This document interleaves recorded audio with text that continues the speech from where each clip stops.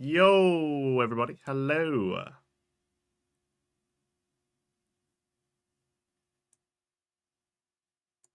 Welcome to the stream.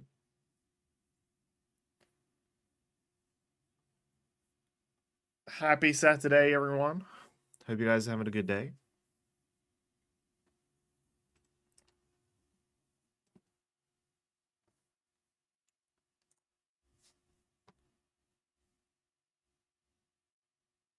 The plan for today is a little bit different from what I was discussing yesterday on stream when I was going through my schedule of stuff that was happening.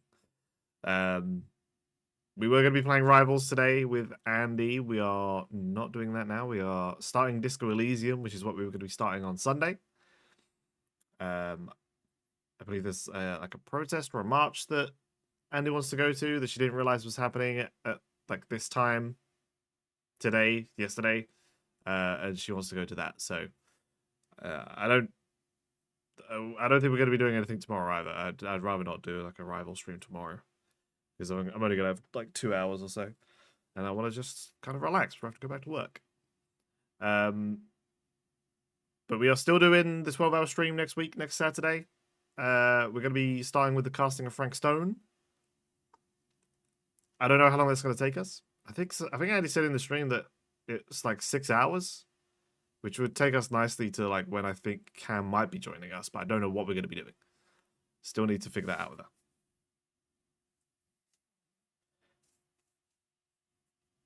So yeah, today was going to be a bit more of a intense stream with a competitive multiplayer game like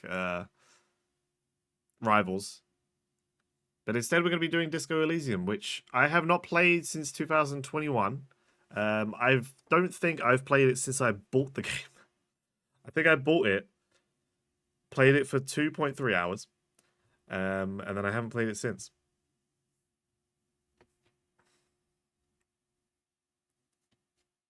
And it might have just been a game that's like, because I mean, I've got ADHD brain. Like, I can't play one thing for a long amount of time before I'm like, okay, I'm happy to put this down and start something else. So I think at that point I was definitely like, it's a slow game. So I don't think it like grabbed my attention. But I mean that's the thing with streaming is that I can kind of pick games that I wasn't able to get myself into, and I'm kind of like forcing myself into them. Sometimes it doesn't pay off. Sometimes it does. And I mean, I was looking through my entire Steam library, and I couldn't really find anything else that I wanted to try. So I'm taking a little bit of a gamble, trying out Disco Elysium today. I realized that yesterday my stream had no game sound, the entire thing. Nobody in chat mentioned that there wasn't any game sound. Not that it was like a massive difference because I was just playing Skate, so it's just the Skate sound effects. But yeah, I've got a whole stream there that has no game sound. So in the VOD, there's also no music because it's my Spotify playlist. So it's just silence and me talking as I play. But it is what it is.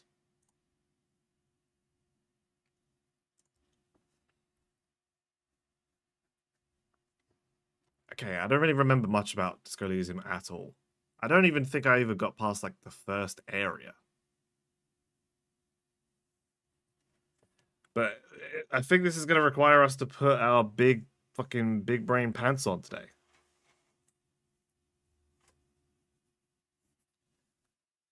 And I don't know if I'm ready for that.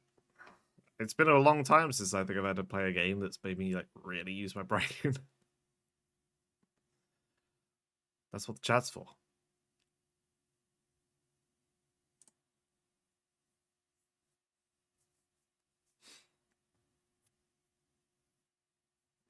All right, let's do this.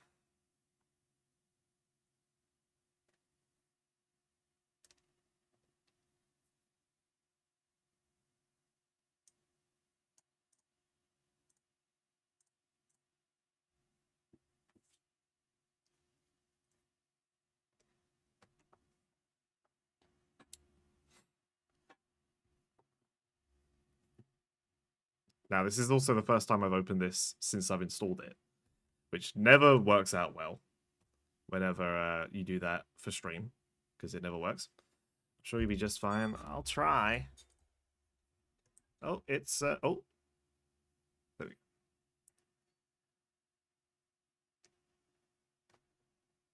Should there be sound with this?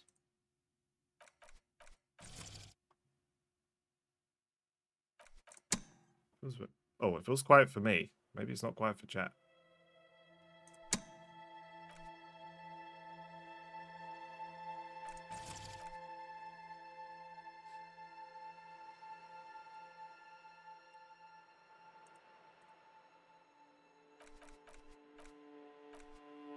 I might just have to get into the game and then see if I can change the sound settings and stuff, because I'm not really sure how it's sounding at the moment. Like, if I change this, if I go like... That sounds a little bit loud, but...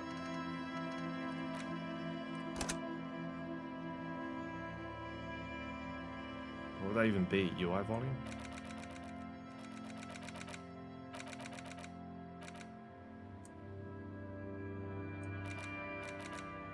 We'll see. We'll see. You need to tell me how it is. So I can't figure it out for you. I can't do everything.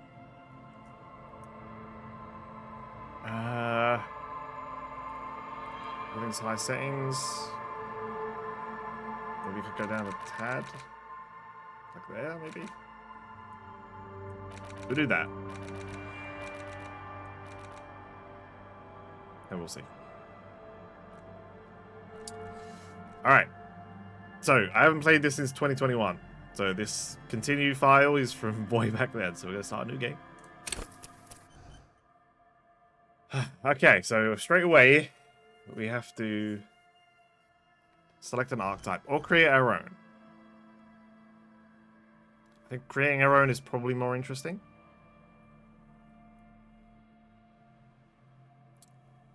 From what I can remember, we're a detective.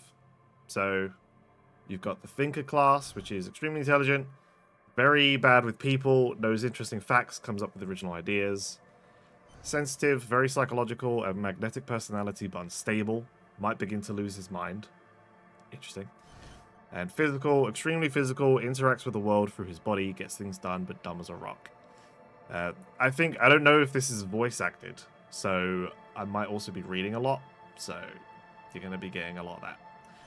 But yeah, I think we should create.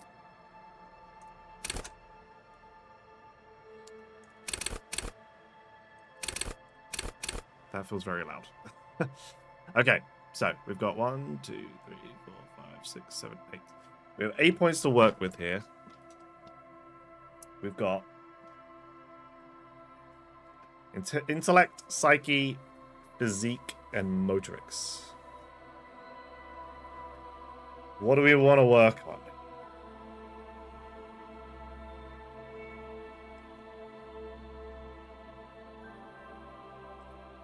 I mean, we are a detective, so I feel like intellect is a good place to start.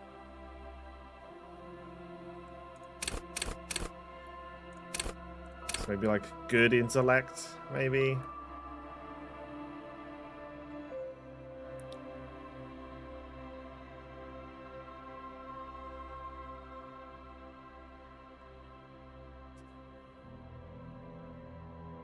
Should I base this off of myself? If that's the case. 2 down the line to start. Okay, that leaves us with 4 points.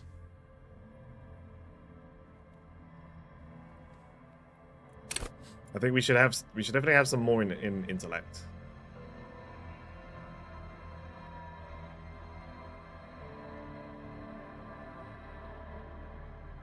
I think we ignore psyche a little bit more than the others, personally.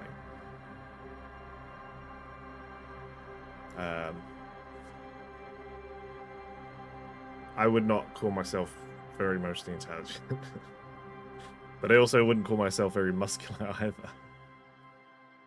With at least a physique? But I want to get shit done.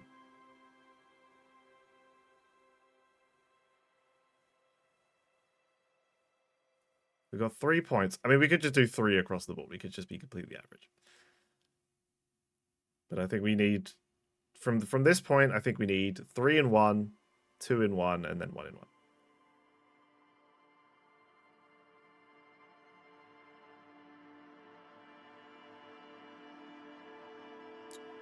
Well, I mean, we need to add 2 to 1, and then add 1 to 1, and then leave 1. Your senses, how agile you are. Musculature, how strong you are. How emotionally intelligent you are. Maybe we should bump up intellect.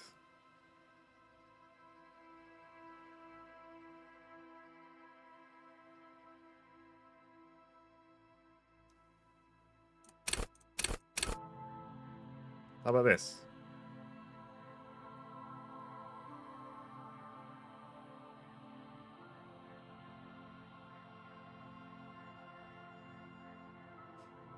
I think that's okay.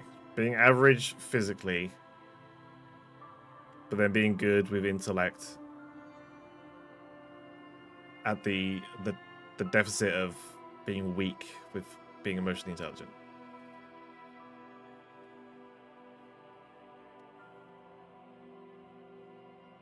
We're not good with people, but we're smart and we're average physique.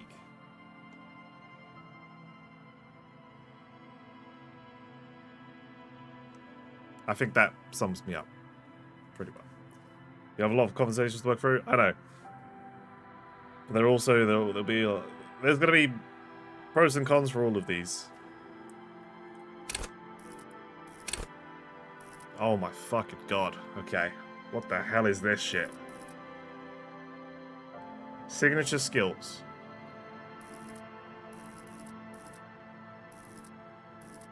So do I only get one of these?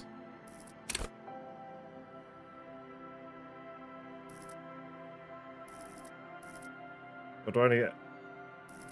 Oh, I thought I get one in each. But maybe we only get one in general.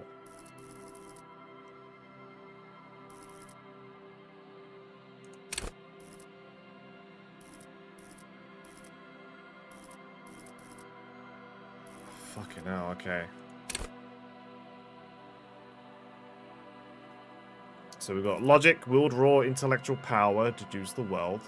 Encyclopedia, call upon your knowledge, produce fascinating trivia. Rhetoric, practice the art of persuasion, enjoy rigorous intellectual discourse. Drama, play the actor, lie and detect lies. Conceptualization, understand creativity, see art in the world. Visual calculus, reconstruct crime scenes, make laws of physics work for the law. Psyche, we've got volition, hold yourself together, keep your morale up. Inland Empire, hunches and gut feelings, dreams of waking life. Empathy, understand others. Intimidate the public. I can't bother to go through all these. But I'm guessing we only get one. I'm afraid to click set signature. In case it's going to, like, continue. So let's pick one that we want first before we do this. So this is all kind of like health related stuff. So take the blows, shrug off the pain, flex powerful muscles,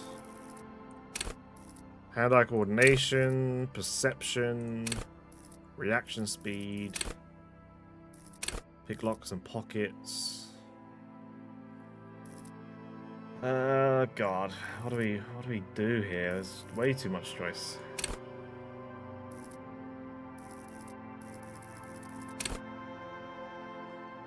Go to party planet, love and be loved by drugs.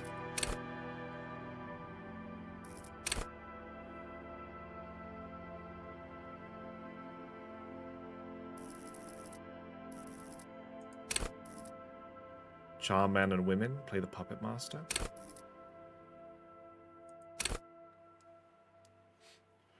Rhetoric and hand-eye coordination. That seems like, I mean, ready, aim, fire. That sounds like if we're going to get involved with guns and stuff. Rhetoric. I mean, usually when I play games that involve social stuff, I like to always put points in persuasion. So we could go with that.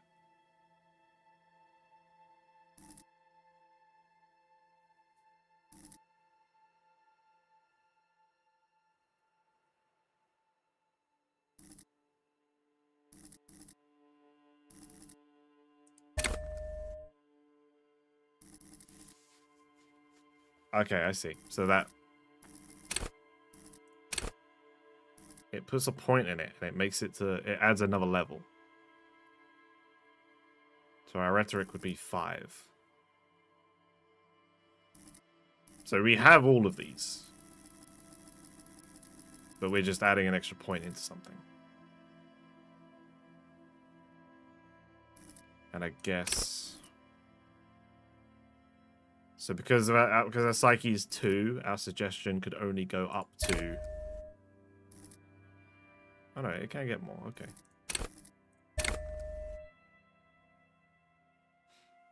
Okay, I don't want to think about it too much. But sure. I always tend to go with persuasion. I guess that would probably be more like suggestion. Although that's getting them to like do what I want them to do.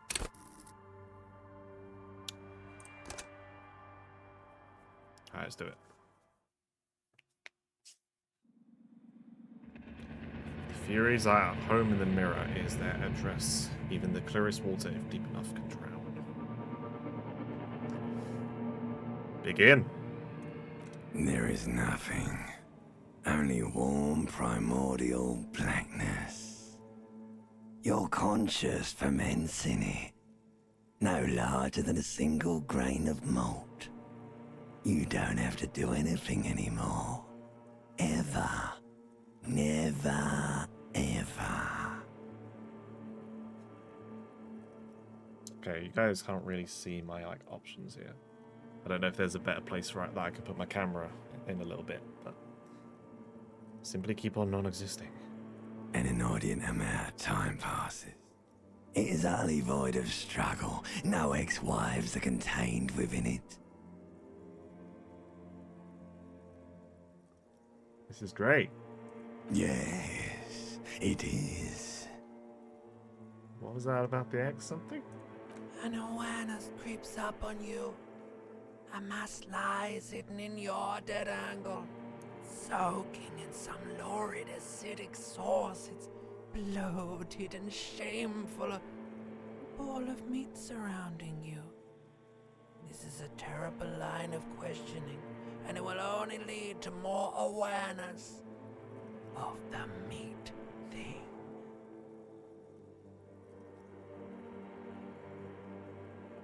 I wanted to know about the X something. Ex-love, ex-tenderness. It is foolish of you to resurface to the loss. Not after all the damage you've suffered to get here. Some of it irreversible. Stay. Sail with me through the abyss of pelagic zone. I think this game felt like way too big brain for me, so that's why I didn't carry on. No, I want to get off now. I like pain and burning light and wanting things from people who don't want to give them to me.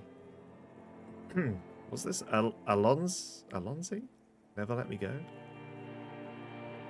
Alright, nothing town to fuck all borough.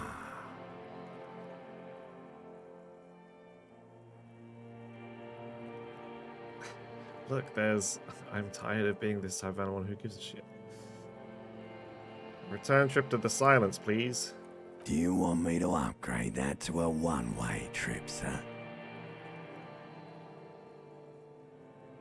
What the fuck is going on here? Don't stop, keep singing, sing me the song of death? Wait, no, I need to belittle myself instead. Do you really?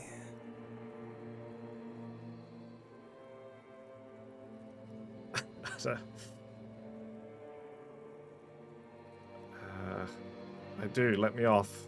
You wouldn't like it if I told you what was back there. Why'd you think you had to bludgeon yourself into oblivion? Or did you not sense yourself marinating? Poured so much on yourself, got a bit carried away, did we, Chef? Fear and apprehension. You should ask what's out there first. Our Inland Empire skill succeeded. Fear and apprehension, you should ask what's out there first. What's waiting for me? There's this giant ball there. And evil apes. And the evil apes are juking it out on the ball. You're one of them. It's basically all just evil apes juking it out on a giant ball. How small are the apes? Infinitesimally small. How big is the ball? You can't even make out it's a ball when you're joking it out. It's that large. And this juking it out I keep hearing about. What's that? Vying for resources. It's just a stupid expression you picked up somewhere. The part of the presentation you want to take home with you is this. You have to beat the other evil apes in the face, or you lose. That's sad. Yes, it is. And you drowned in that sadness a long time ago. What do you mean drowned? You lost.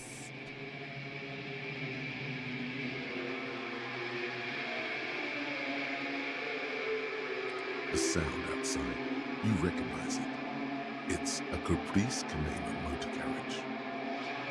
Open your eyes.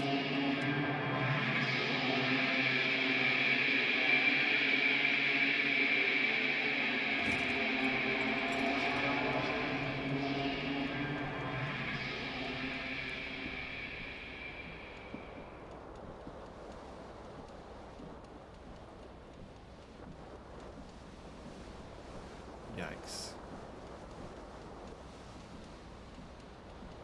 Oh, look at my portrait. It's fucking weird.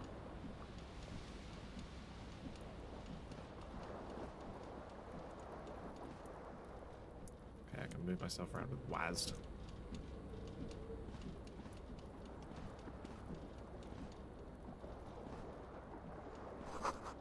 See bottles in the bathtub, wine, beer, and sweet liquors. Ah.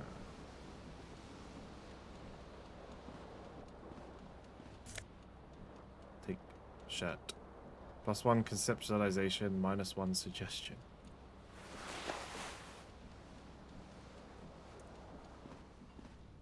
A mirror hangs above a bent and broken sink. In a fierce discharge of masculine energy, someone has ripped half the faucet off. Hot water sprays from the base, and steam covers the mirror. You cannot see yourself, just the outline of a man. Suddenly, you realize you have no memory of the face that awaits you there, underneath the soft vapor. Wipe the mirror. As you slowly reach your hand towards the surface of the mirror. Abort. You clearly have not thought this through. You won't like what you see there, and you will never unbecome it. I feel like I need to move my camera. Should we go like top left or something?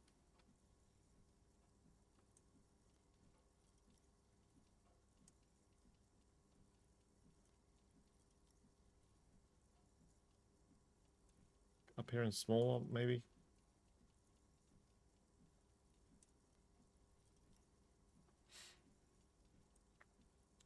Inland Empire.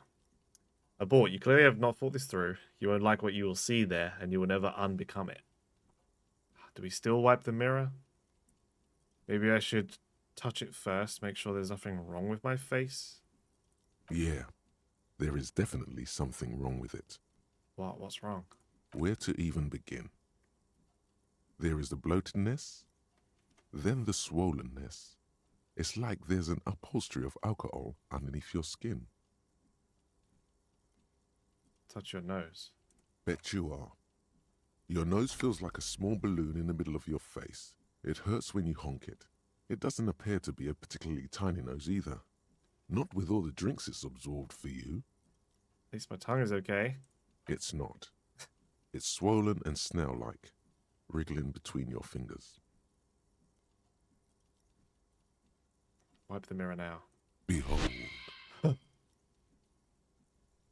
You have no idea who this thing is, do you?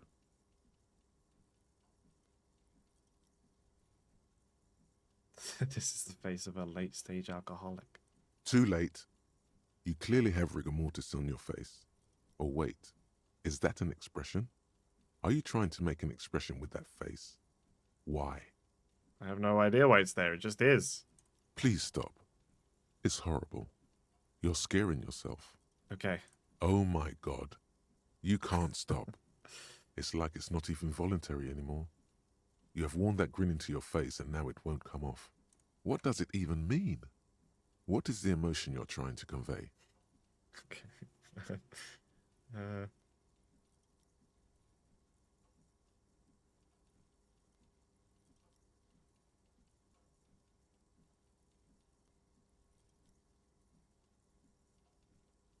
I don't know. It's indescribable. You should check yourself for a pulse, because from here it looks like a cadaverous spasm. Check for pulse. You find no sign of life on your swollen neck. However, putting your hand on your chest reveals an irregular heartbeat. You appear to be alive, for now. Okay, so there's rolls I could do here. This is a white check. You may retry it. So there's a 28% chance I could do an encyclopedia check. Dig deep into your mind to locate the source of the expression. And then a 3% chance of trying to stop it from happening. Sure. We'll try and dig deep into our mind to locate the source of the expression. Like the rest of you, Ooh, it double comes ones, from we a failed. bad place, somewhere in the Literally past. roll double ones. That's all you First know roll of for the now. stream. Critical failure. Sick. I mean, it doesn't hurt to do it, right? Like, we can try to do this one. You never know. It's too late. Nope. Like an image on film. The expression belongs to your primary motor cortex. It would take a minor neurological miracle for you to cease producing it. Let the mirror be for now.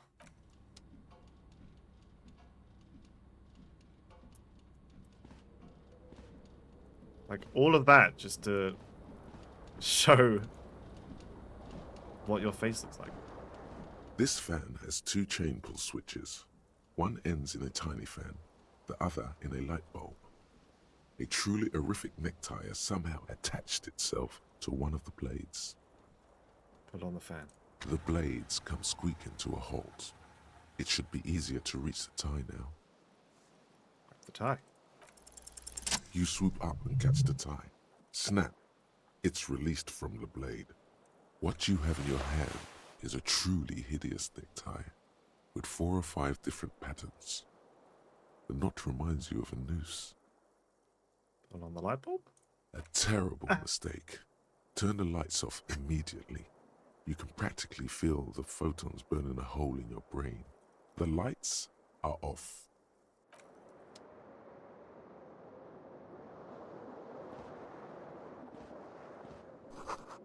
Magnum-sized bottle of Commodore Red.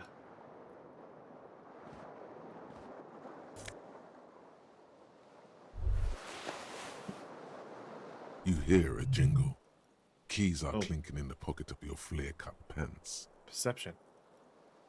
It Just have the says keys. whirling in rags on the aluminium key ring. There is a single key on the ring. The number 1 is etched on it. It should open the door. We'll put on our hideous blazer first. Say tab was to see things I could check? Yeah. A broken window. The window stands broken in its frame. Cold wind blows in. Assess the damage. The shards face outward. Whatever broke this window came from the inside. Did I break it with my own hands? /me looks at them. A fine web of scarring covers the back of your right hand, but none of it is recent. What did this then? More likely a projectile than a held object. There are no fragments on the floor from pulling a tool back in after impact. Assess the size of the impact. It is too large for a bullet, yet too small for a piece of furniture. You're looking for something heavy and larger than your fist, like the green shoe that's on the hat rack in the corner, which, coincidentally, is missing its friend. Congratulations, you smashed the window with your own shoe. Now you only have one. If you're lucky, you can still find the other on the balcony outside. The door to it should be outside your room. I should go and get that shoe. A cool wind gushes in. Your toes curl up from the cold.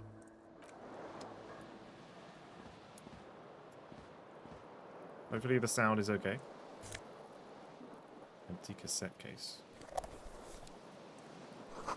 This reel-to-reel tape player is still on, rolling empty. Looks like someone tore out the tape while the song was playing.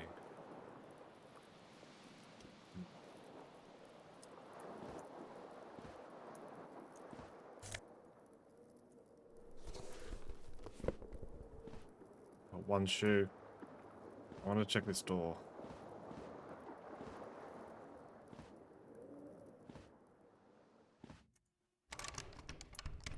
Nope.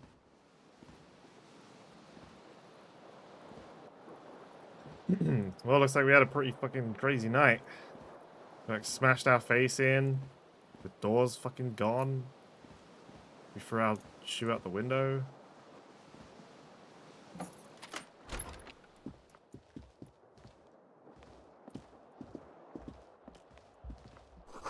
Something on the table. Money.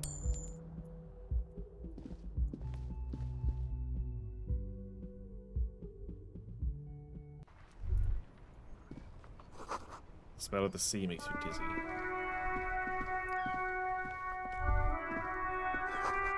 Guess the briny wind washes over you. There they both are. Two identical shoes. Both copiously green and indiscriminately snakeskin, reunited on your feet, like two baby crocodiles. How do they fit? Good, they're balanced, comfy. Feels like the only good thing about you right now, truth be told.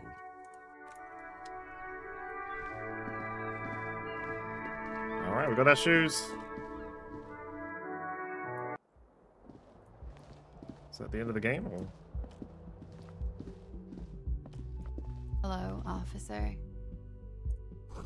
Kind of says March. The year is 51. The young woman raises a cigarette to her lips. Her eyes are brown and her face is speckled with birthmarks. She can't be more than 28. Officer, am I military personnel? No. Oh, she seems perplexed by your question. Then why did you call me an officer? Because you're a police officer, sir. She pulls on a cigarette. Are you sure? I am, yes. Unless you've been feeding us a set of very well-rehearsed lies all this time. She takes another drag. All this time? You've been here for 3 days. On official police business, no less. And what business is that? Couldn't say. In truth, so far, mostly drinking. Try the expression on her. Let her know you want her physically. Why don't I remember being a cop or anything else? Could it be because of the drinking? She raises an eyebrow, the cigarette sizzles. I should get going now. Of course. She puts out a Be cigarette. careful, officer. They don't like the police around here. Good to know. Something stirs in you as she's about to go. Call it an instinct, a need. The need to ask questions. It's like you said the words a million times before. She looks back at you, a light glinting off her eyes. Before you go, I have some questions for you. Yes. What is it that they have against the police here? The dock workers are pretty cocky. They think they're police enough. At least here on the coast. I can't say about the rest of the city. Where exactly is here? Where am I? You're in a hostel, sir. No, where are we? Where in the world? We are in Revachol. Revachol is the disgraced former capital of the world, divided into zones of control under foreign occupation. Half a century after a failed world revolution, she is central to our moment in time. Revachol forever. Does that mean something to me? You sure look like you're from Revachol. Revachol parties. Her accent suggests she is not from around here. She's from Aranier, another part of the world. Tell me, is it 51 now? It's 51. What century? The current century? And what's that? What number? Centuries don't have numbers. They have names. And this is the current one. How many centuries have there been then? Civilization has existed for 8,000 years, sir. She grins. What's so funny? You're right. There is nothing funny about civilization. Your room is almost next to mine. Did you hear anything last night? There was the usual ruckus. Loud disco music. Did I have any visitors? I couldn't say. It's impossible to hear people speaking from over here. She does towards room 3. Loud disco music? Oh, yes. Various artists. Ostentatious orchestration prime among them. She raises an eyebrow, waiting for the name to connect with you. Oh, that. Yeah. Whoa. The less said about OO, the better. OO were huge where I come from. I was very young then, of course. Like 7. Life gets hard, but we go on. It mostly just gets hard, doesn't it? It would appear so. At around 2 o'clock, the disco stopped and there was a change of pace. What happened? A slow, sad song started playing, like organ music on repeat. That went on for quite a while. Some of the time, you were yelling along to it. Was I singing this? Show her the empty case of the smallest church in St. Sains? Yes, there was a church in there. A really small church. Like the smallest, saddest church in the whole world. It was about that. And also, What else? that it doesn't matter anymore and that we're alone now. It was difficult to tell. The song itself was very quiet and soft, but you sounded like a winded boar, sir. It was hard to understand what you were singing on top of it. When you say wounded, you mean that in a cool way? I'm sorry. Don't be. I was going out later anyway. It didn't bother me. Then what happened? Then you started screaming and trashed the place. That's so me. What did I do? A window was smashed. The tape player, probably. The song stopped. And furniture, too. A real destructathon. There was screaming. Then I think you passed out. Please tell me there wasn't anything else. There was. I think you screamed that you didn't want to be this type of animal anymore. I may have misheard, but it was sort of memorable. I went out afterwards. Everything was quiet by then, around 4 or 5. And that was it. Okay, you can go now. Glad to have been of assistance.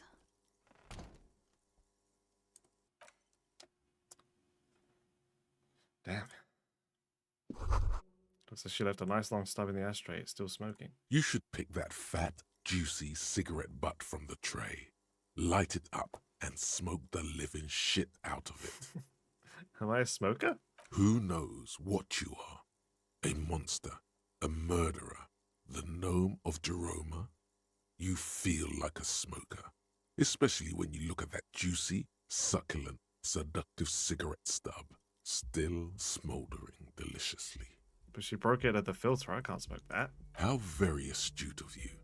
This renders it ineffectual. You should look for a whole cigarette, or better yet, an entire pack. Strike that. A carton.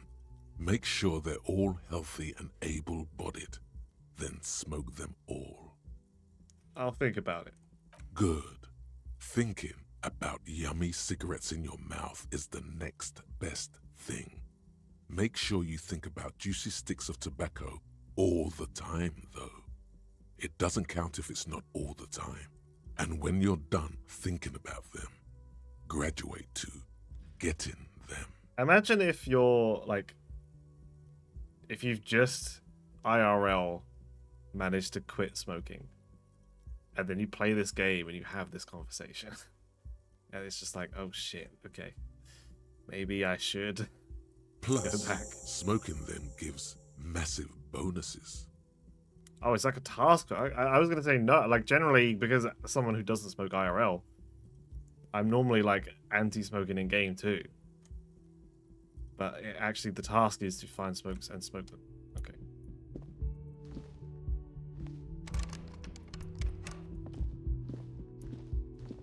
I guess I have no choice. I am a smoker. It's the weekend edition of the satirical newspaper Trompe le Monde.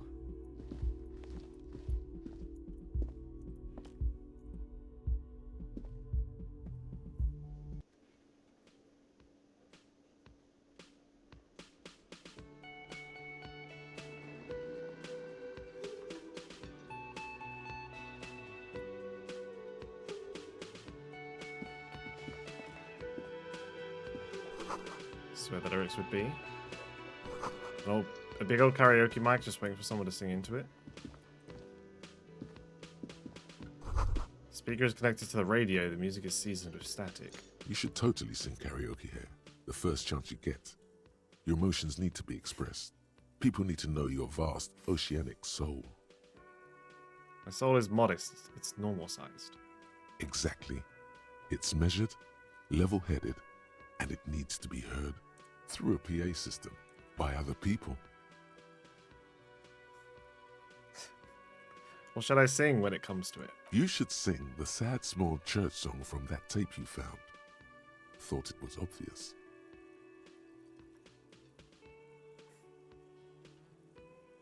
Of course, they'll really get a gauge on my soul with that one. Serves them right. Wipe that smirk off their face with your sad, tragic, small church song. Who's laughing now? No one. You would need another copy of the tape first, though. The one upstairs is destroyed. It's actually a task for me to sing karaoke. Okay.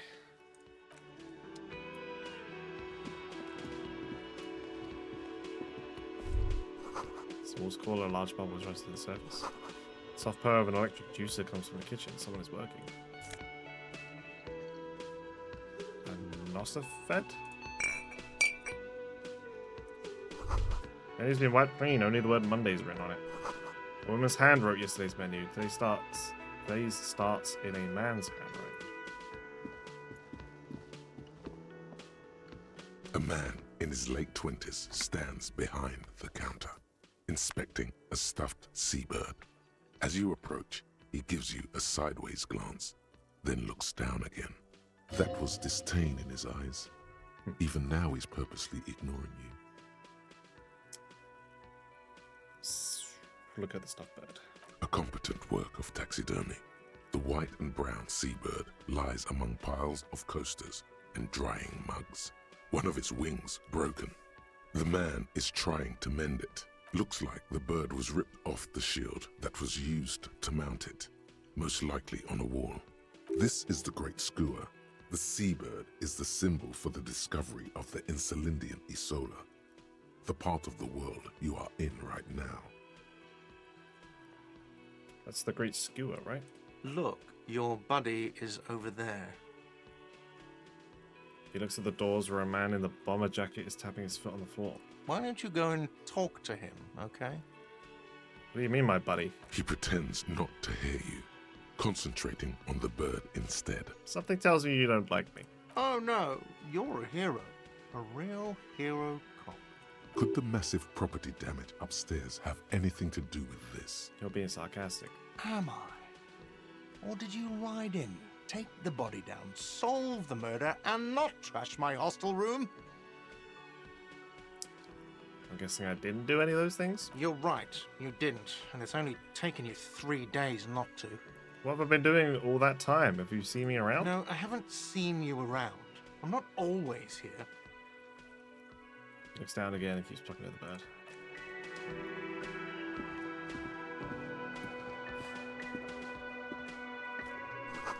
Door is bolted. A sign reads kitchen reserved for personnel until 1 p.m.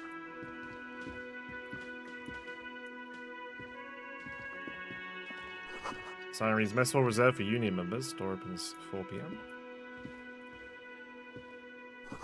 A royal pinball machine is unplugged. Hello, sweetie. Lena, the cryptozoologist's wife. You shouldn't keep your colleague waiting. She nods towards the man in the orange bomber jacket. Alright, fine. A bespectacled man in an orange bomber jacket is tapping his foot on the floor. Looks like he's waiting for someone. As you approach, he narrows his eyes and extends his hand in greeting. Shake his hand. Hello. I'm Kim Kitsuragi, Lieutenant, Precinct 57. You must be from the 41st. You realize he's waiting for your name.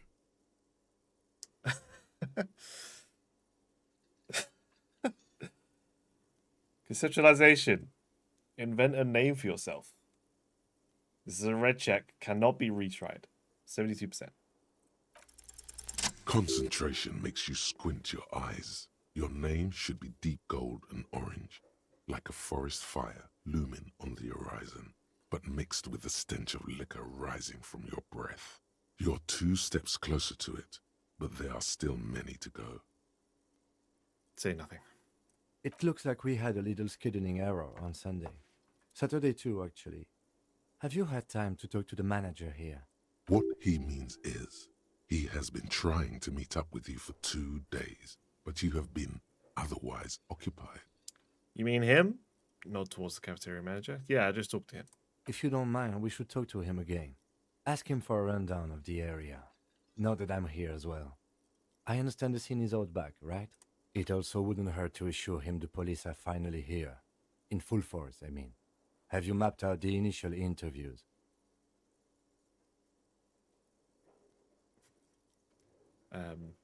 What interviews? At the 57th, we like to prepare an initial list of persons of interest, and then just skim the surface. Prepare the field, get to know the players. You don't do that? Maybe it's not an inter-district practice. I haven't. Okay, we'll have time for that after we take a look at the coroner's case. Have you removed the dead body from the tree? I don't like that. No. So, the body is still in the tree. This is the first time you detect a weariness in the lieutenant's voice. It is obvious he would have preferred for the body to no longer be in the tree. Where it has been hanging for 7 days straight. We should go there as soon as we are done talking to the owner.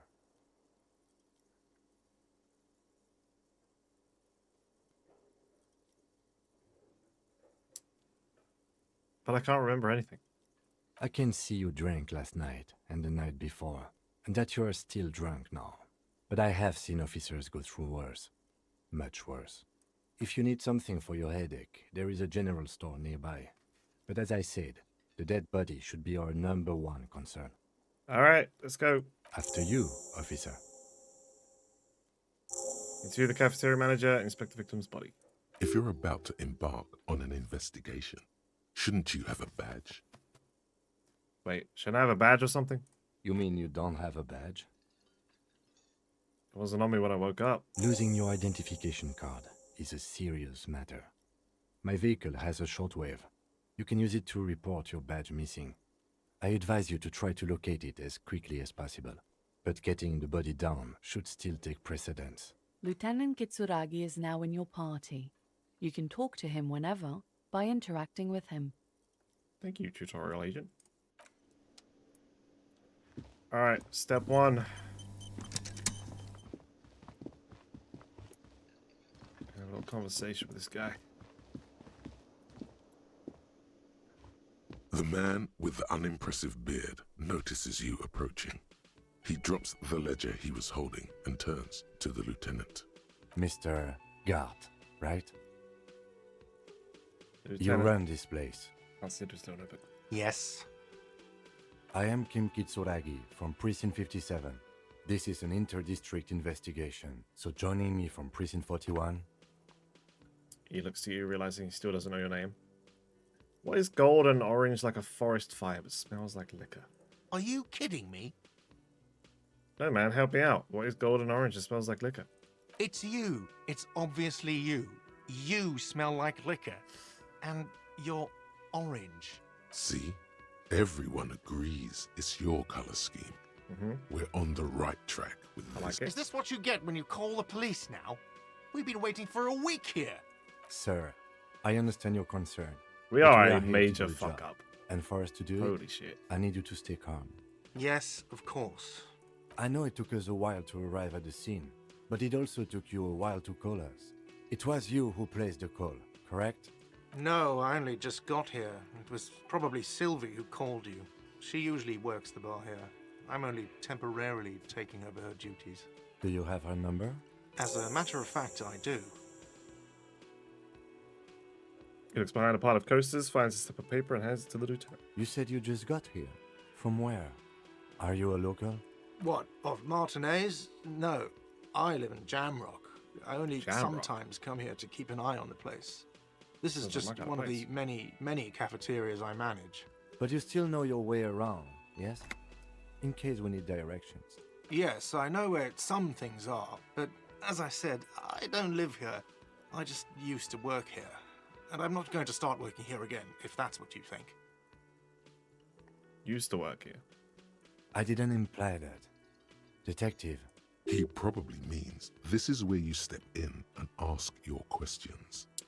Right then, questions. I got this. His face expresses profound doubt in your having this. Ask him about the body's location before asking if he killed him. People give up information in the more innocuous questions, which you can later use in the more sinister ones, not vice versa. Okay, so get information about everything before I say that I think someone did it. Where exactly is the body? Behind this building, there's a courtyard. They hoisted him up on a tree there. And how do we get there? That's easy. See that door there? First you exit through that. Then to your right, you should see a big hole in the fence. A really big one. You can get to the courtyard through there. No need for the keys. The hole is big enough for the Franco-Nigerian cavalry to fit through. Why did Sylvie go away? She went away because none of your business. Have they not been telling you you're a cop? Am I not a cop? Everything is my business. Okay, you got me. She went away because of the dead body out back. And because I asked for her number. That's why Sylvie went away. I hope you appreciate that. thank you.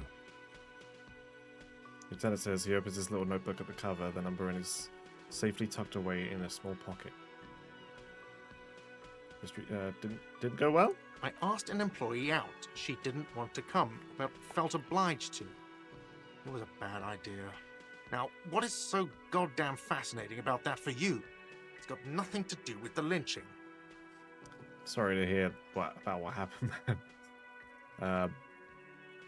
This stuff gets on my nerves. I'm a feminist. Everything has something to do with everything. Good for you. Was there something else? I'd like to get back to what I was doing. Are you the bartender? No, I'm not the bartender. I'm the cafeteria manager. You look like a bartender. That period of my life is over. Not everyone who stands behind a counter is a bartender, okay? I'm the cafeteria manager. What's the difference? I have 3 cafeterias I manage. 3. Get over it. Who killed him? I don't know who killed him. I'm not the police. That's your job. This is it. He said they hoisted him up on a tree. Who is this they, if he doesn't know? What? How do you draw that conclusion? He said they hoisted him up on a tree. Who is this they if he doesn't know? Before you said they hoisted him up on a tree. Who did you mean by they? Oh, people are saying it was the union dock workers, that it was a lynching. Who exactly is saying that? The locals, the customers, the people who eat here, a lot of dock workers eat here. Sylvie told me everyone knows the dock workers did it. Did the debarders themselves tell her this, or is it a rumor? I don't really know. You'll have to ask her. Why would the dock workers lynch this man? I would suppose it's because they have nothing better to do. You mean the strike? Yes, the strike. The man they hanged was a security guard for the harbour company, I hear. A mercenary. The unionistas probably thought they'd send a message. Did you kill him? What are you, crazy? Of course I didn't kill him. Okay. I have The another question. lieutenant turns the page in the little notebook he's been scribbling in. Just kidding, that's all. Let's go. Not so fast. You owe me 130 real. What's Real? Oh, excuse me. You owe me 130 real. He pronounces the R with a mock aristocratic accent. The IIR, or Inter-Isolary Real, is the global reserve currency. Whatever part of the world you're in right now, it's safe to assume he means you owe him some money. Oh, I understand. You mean I owe you money? Wow, you're a genius. Yes, that's right, money. You owe this establishment 130 real. He points to the red ledger on the counter. What do I owe this place for? Let's see. 3 nights at a tariff of 20 real comes to 60 real. Then there's the window you annihilated. The hole in the window was the first thing I saw when I came to work. So don't try to tell me you didn't. That will be 40 real in damages. Another thing you've annihilated is half the bar. You've run a tab of 30 real. Actually more, but we'll round it down to 30 for your hard work maintaining the stability and order of Revachol. That's 60 plus 40 plus 30 equals 130 real. And yes, real is still money. But what exactly is money? What are you, a philosopher? I might be. Money is what grown-up people use to pay for things. Things like this hostel room or 8 bottles of potent blend and 9 packs of Royal Extra. We use it for everything, really. Why do I need it? For survival, to pay me. Unless you want to become a hobo. Do you want to become a hobo? There's nowhere else to stay in Martinez, and it's a cold spring outside. Money doesn't make you happy, but it lets you be unhappy for a while longer. If you run out of money, you die. It's like that for all of us. Me too. That's why I need you to pay me. I'm not an asshole. Proceed and show him the coins you found. Is this money? Yes, it is.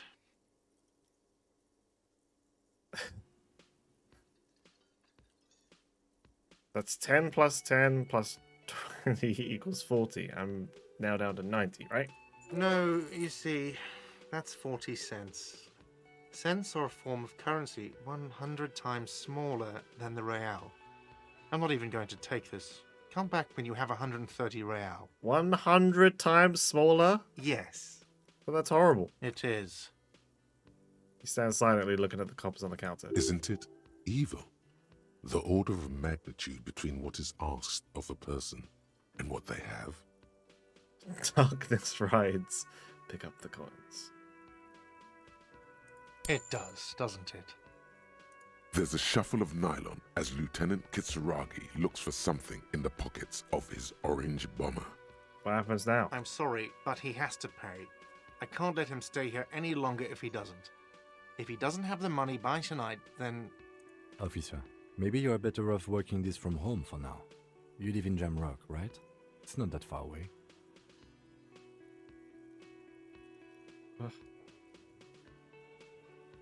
I don't remember where my home is. Officer, you really need to take this up with your station. I have a shortwave radio in my car. Call them, ask for assistance. We have to get this investigation started now. good luck. Oh, damn it. By Should have way, tried to slip where out when I had the is chance. home? The address is coming up blank, and this place sure isn't it. I really don't remember. But you've been at this hostel cafeteria for only 3 nights. Where were you before? You had to be somewhere. Far away? In time or space? In space. That doesn't sound like somewhere you can stay if you run out of money. I'll live in a dumpster. I don't care. Fuck everything. Hobocop. Can I trace the way back somehow to the exact street, the exact number on the building? You can try. Run some addresses in your head when you get the time. Thought game. Maybe a street or an apartment will appear. All right.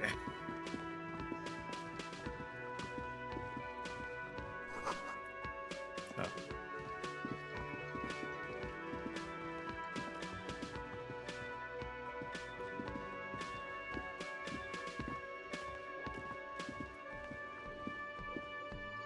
Hello, sweetie. Wait, who's Sweetie? Who's Sweetie? Why, you are, officer. Maybe I am. And have you found anyone to be sweet to? I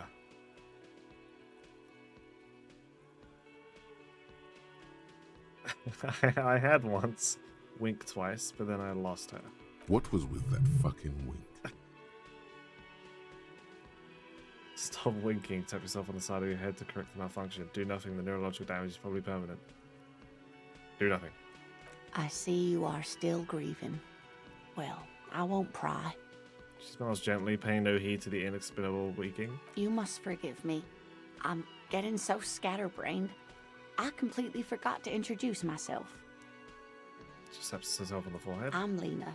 My husband Morel and I are staying with our friend Gary just down the street, but I come here for tea when they're away. Her eyes glitter over the rims of her glasses as she looks up smiling. This Lena is wacky enough for the motley crew. Hire her on the spot.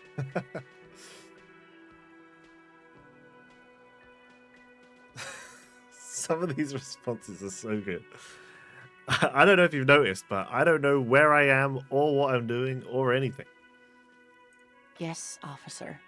You look rather dazed. Like a stunned fox. But surely things can't be that bad. Her eyes follow your movements with some concern. I hope you're right. I hope it's not too bad. You know where we are, right? We're in Revachol. That's right. In a hostel called the Whirling in Rags, to be precise. Revachol is the disgraced capital of the world, something like that. Yes, great. See? We're getting somewhere. What else do you know about our city of splendor? Tattered as she may be. Honestly, I don't know diddly squat about Revachol. What kind of place is this? How would I even begin to tell you? Revachol is the most beautiful city in the world. We're fortunate to be here, you and I. I haven't seen very many other cities personally, but everyone says so. Revachol is a rare jewel. This city used to rule the world, though it has seen better days. There's a pause as she studies your expression. You must look quite lost. Speaking of history, you know what year it is, yes? The spring of 51. That's right, dear. How splendid. Here, take this pen. Knowledge should always be rewarded. Hey! Her relief is palpable. She was getting pretty worried about you there, but now she relaxes her shoulders. I can tell that this is taxing for you, so I'll just ask one more question. What regime are we living under? What mode of government? Some kind of democracy, maybe. I'd like to think it's the dictatorship of the proletariat, but something tells me it's not. Our leaders are fierce warriors who traverse the plains on steeds. Civilization cowers before us. We are governed by intelligent machines that perform calculations to determine the freest market. Everyone hustles and grinds like a badass visionary. Radios are being used to control people's minds and distort perception of reality, concealing our true masters, foreigners, and women. Cop, we are living under the cop regime. I like to think it's a dictatorship of the proletariat, but something tells me it's not. Oh, sweetie. It's really not. There used to be people who thought that way. Other people who wanted those things, but they all went extinct. Revachol is a zone of control led by an alliance of foreign powers called the Coalition. We have almost no government of our own, and certainly no dictatorship of the proletariat. But they still have cops. If there's no government, how come there are cops? Oh dear. And you were doing so well. There aren't any cops in Rivershell, not in the traditional sense. The status of law enforcement has been a complicated matter since the revolution. But we should stop for today, sweetie. You look like you need a break. Besides, I'm not the best person to explain the big things to anyone. She's scared now. She's realized you really are brain damaged. So how did I do? You were doing quite well up until the end, dear. It does look like you're having trouble remembering things. History and places. Remembering reality in a word. It's very odd. A sigh. The lieutenant buries his nose in his notebook. But maybe a fresh set of eyes is what the world needs. And while I'm no doctor, such bouts of amnesia are often temporary, so I wouldn't worry too much. What's the revolution you mentioned? A defeat, I'm afraid. The people of this archipelago tried to build something new, something different. The rest of the world didn't like it, so they came and ended it. This was 42 years ago. But I'm a cop. Whatever it was hasn't stopped me. Of course, sweetie. I really don't know how to explain it better. You could tell me more. Someone more educated in sweeping matters. Maybe you should ask. She turns to the lieutenant. No. I'm not an encyclopedia. I won't be a guide either. I'm a detective. Of course. Then Get I a don't reality know. lowdown. Someone rich, maybe? Wealthy people are educated. Though I don't know where you would find a wealthy person in Martinez. I gotta get going now. Of course, dear. Good luck with your case. Thanks, Lena. She seems nice. Alright.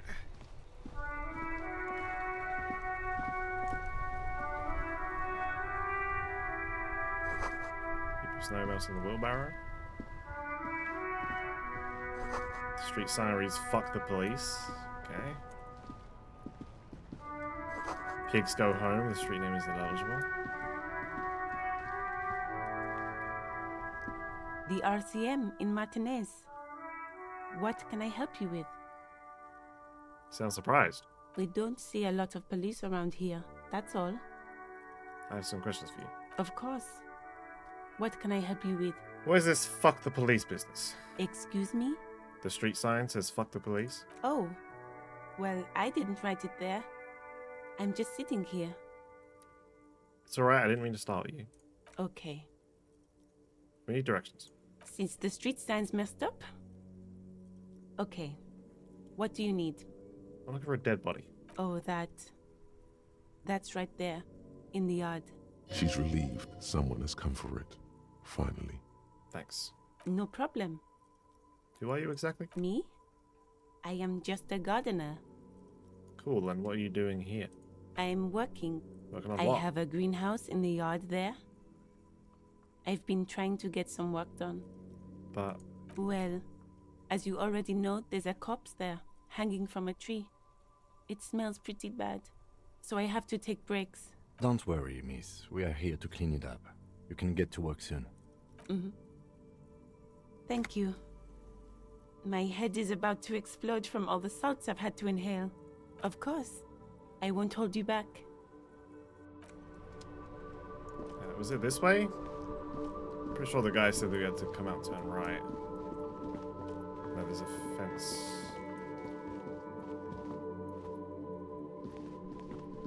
Oh, caps lock is run.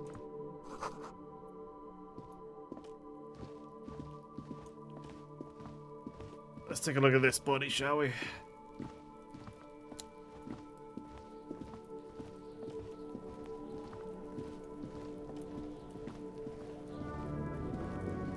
Hey. Smells like spoiled meat and curdled dairy. A human being decomposes. Kuno's got this.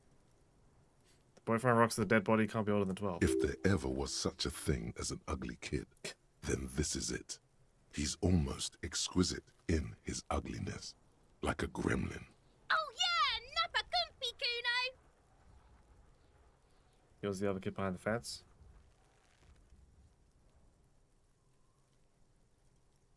A moment of your time, please. Can't talk, pig. Shit's coming up strong. Throwing rocks. Shit coming up strong. That sounds good. Joyous. You should hang out with this kid and see what that juicy shit is all about. Juicy what now? I mean drugs. The kid's on drugs. Yeah, Kuno, ride the lightning, Kuno. Kuno's riding it, see? He wipes sweat from his brow and sends another rock flying. The rake, Kuno. You should throw the rake at him, Kuno. The fuck does Kuno know what a rake is? Kuno's not a gardener. Kid, you want to hang out? I'm not a narc. You kids siblings? The fuck are you talking about? He's calling us Kuno. He says we're fucking each other. Whoa, whoa, whoa, whoa. No. That's not what I said. Kim, what do we do? We shouldn't do anything. I don't tempt such forces. What forces? You will see. The language these kids are using, pure unfettered id. There will be no reasoning with those creatures. Look, I have questions for you. Alright, entertain the Kuno. Show me what you got. What you got there? What you got, huh? Show me what you got. Who is Kuno? Kuno's Kuno, pig. The boy points to his chest with both thumbs. It's always Kuno, never I. Clearly the kid's using the third-person perspective as a shield. You refer to yourself in the third person? The fuck are you calling a third person? Kuno's the fucking first person? Watch out, Kuno. He's trying to fiddle you. I'm not trying to fiddle. On you. I'm not trying to fiddle anyone. The thing behind the fence starts squealing, shrill and violent like a fire alarm. Help! Pig's got Kuno! Help! Ray! What? I'm not doing nothing. I promise. Help! He's got the Kuno, help! I'm not doing anything, see? Everybody, please! He's sticking his dick out! What the fuck? Escalate, Kuno! His dick is out! You're afraid!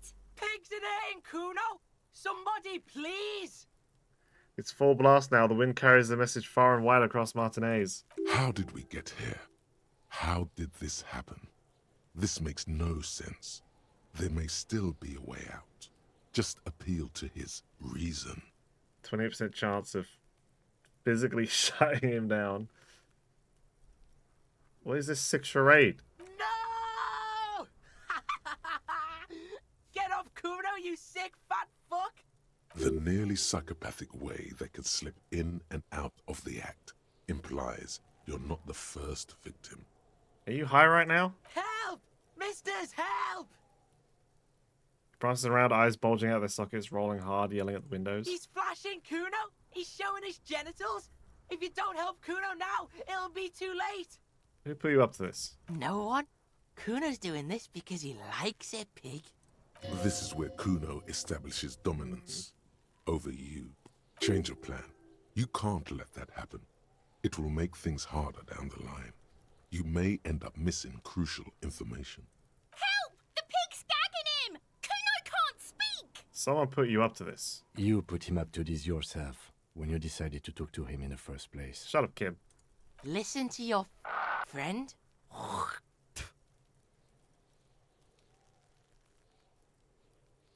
Did Garte put you up to this? Kuno owns the fat ass. Help! The RCM is trying to fuck Kuno! Be logical, kid. I haven't done anything to you. Fucking logical! Help! The logical pig is fiddling Kuno! It's not worth it. Don't punch him. It's a bad idea. Look. Kuno whispers even softer than before, vanishing silent. For emphasis, a ghost is saying this. A shit-eating psychopathic ghost with an ace up his sleeve. I know you wanted to hit me. You got that I'm gonna fuck that Kuno up look that Kuno's dad gets. The murder look. The rage look. Relax. He can't read your mind. He doesn't know you were thinking that. No, yes, but I didn't act on it. It was just a fantasy. Yes, how did I get back? How do I get back to it? I want to go back to that thought. How do you know that? You can't see inside my head. Whisper, can you read my mind, Kuno? No. I know what you thought.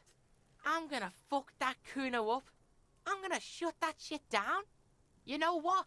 You should have, because now He raises his voice again. you're nothing. You're a joke to Kuno. Kuno laughs at you. King Kuno! Kuno turned you into his prison, bitch! You're gonna be in this shit with Kuno! No, you're not. We can just leave. Bitch, you're gonna be in this shit with Kuno forever! Pipo-headed critter doesn't let him finish. A peepo is a type of hat, Peepo. by the way. Nice Peepo. You don't talk to me about my fucking peeper! You don't know where I come from! You're just Kuno's bottom bitch! Well, I have some questions about the crime scene. Okay. Kuno is kind to his bitch. Ask your questions, but remember, this changes shit. Click, click, click, click! Goes the little Peepo wearing asshole behind the fence. Legendary empathy. Figure out what's going on with this kid. 3%. -1 because I backed down from him. Fuck. The body, what do you know about it? Shitload pig. What's your question? Don't tell the pig shit, Kuno! Pig's choking! He's totally choking! Kim, help me out here. What do we want to know? If I were to want to waste my time, which I do not, I would ask them who he is, how he got there, and the usual. The usual being, have you seen anything out of the ordinary? Or have you seen anything suspicious? Do you know who he was? Kuno's fuck imp. Kuno uses the fuck imp for target practice. He's trying to hide the fact that he doesn't know. So you don't know anything. Kuno knows all kinds of shit. Kuno's not a snitch, that's all. Trying to make the Kuno sing into the popo phone. Do you know how it got up there? Probably climbed. Kuno was busy down the road when that shit went down. So you didn't see it happening? You heard Kuno. Kuno wasn't even in Martinez. Kuno wasn't in Revachol. Kuno wasn't regional. Okay, where did you go then? I don't know. Some fucking Mesk or I don't know. Some other place. Night City. Kuno was in fucking Night City. There is no Night City anywhere. That sounds like the name of a city in some pulp science fiction novel. I mean, that's cyberpunk. That's a fictional city name. Night City doesn't exist. Why you gotta be riding Kuno's ass? You haven't been where Kuno's been. You haven't been in Kuno's head. You wanna know where Kuno was? You wanna know what Kuno's been fucking up to? Don't tell him that, Kuno! It's lame! It's not fucking lame. Kuno's building Kuno's city. Night City. Rage City. The City of Rage. That's it. And it's not lame. Lame! That's the name of Kuno's city, bitch. Get the fuck off Kuno's back. This shit ain't about that. It's impossible to deduce what it is about, at least for the moment. If it's important, it'll come up later. Focus on the case. Have you seen anyone suspicious around? Just a couple of pigs sniffing around in the dirt. That seems pretty fucking suspicious to Kuno. Yeah, you tell the faggoty, Kuno! Whoa. Looks like you're a fagari now, whatever that means. The suspicious question doesn't really work in antagonistic situations. More on this later. Right now, let's talk about something else. You're testing Kuno's patience here. Get lost,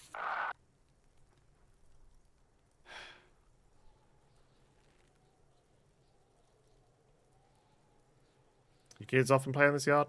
Right, pig. This is where Kuno plays with his little wooden choo-choo. Fuck do you want with it? I might have questions later. For now, let's talk about something else. Yeah, okay? whatever. Kuno doesn't give a shit. I want to discuss the body with you again. The fuck about it? Okay, You're nothing. Get lost, Alright, I'm off. Kuno doesn't fucking care. Jesus Christ, these fucking kids. It's like a 28% chance of decking him. It wasn't worth it. The letter R wears a crown on the ribbon below, a light above descending. It's the logo of the municipality of Revachol.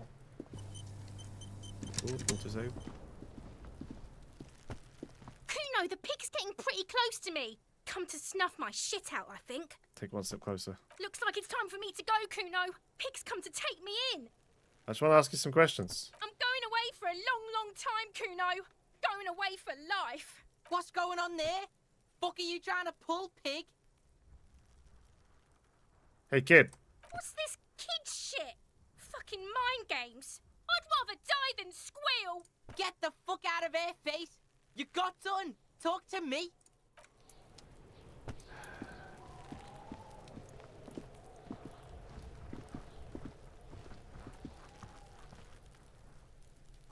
Someone's trying to grow herbs in the greenhouse.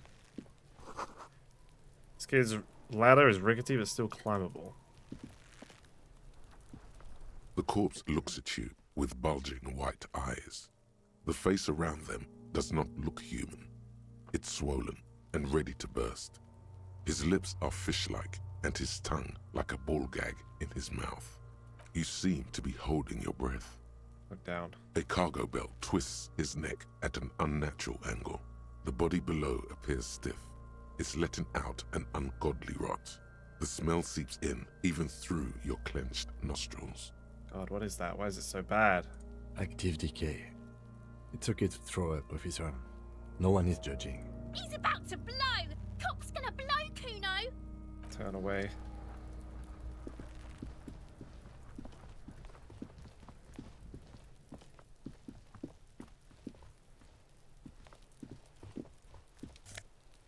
Money. And magnesium.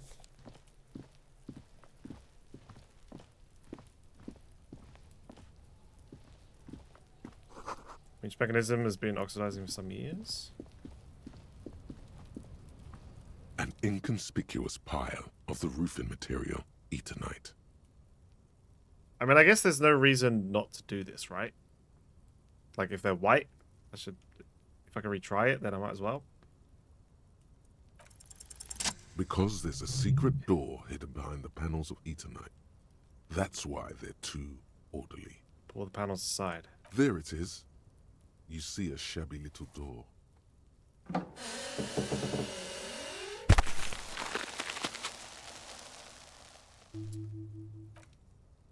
What is this, then? A tool shed? Let's investigate. Is this Night City?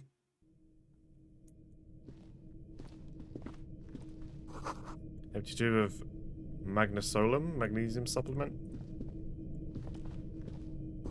Silver plate with traces of bone yellow powder. Be still, my beating heart. It's amphetamine. Sweet amphetamine. The lieutenant isn't studying the powder in the mirror. He's studying you. There's a good, vague way to ask where he stands on drug use. Professionally, I mean. I've heard amphetamines make you a really good detective. Are you a really good detective?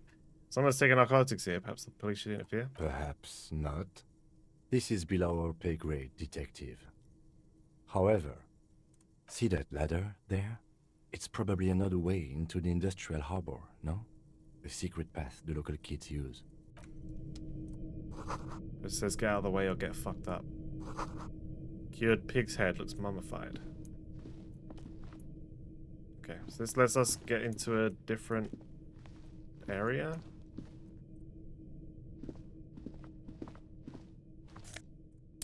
Money? I'm guessing at some point we're going to need to get to a different area, and that will probably be the way we can do it.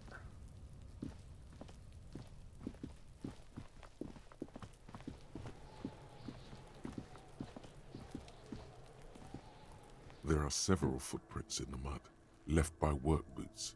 Anywhere from 6 to 12 pairs have walked here. Maybe more than 12. No, 8 pairs of boots have shuffled back and forth in the mud. 8 pairs of boots. Go over them one by one. 1. Standard work boot, steel reinforced toes, number 46. 2. Standard work boot, steel reinforced toes, number 44. Why do I feel like I should be... Actually, fucking, you know what? If we're doing this... We're doing this right.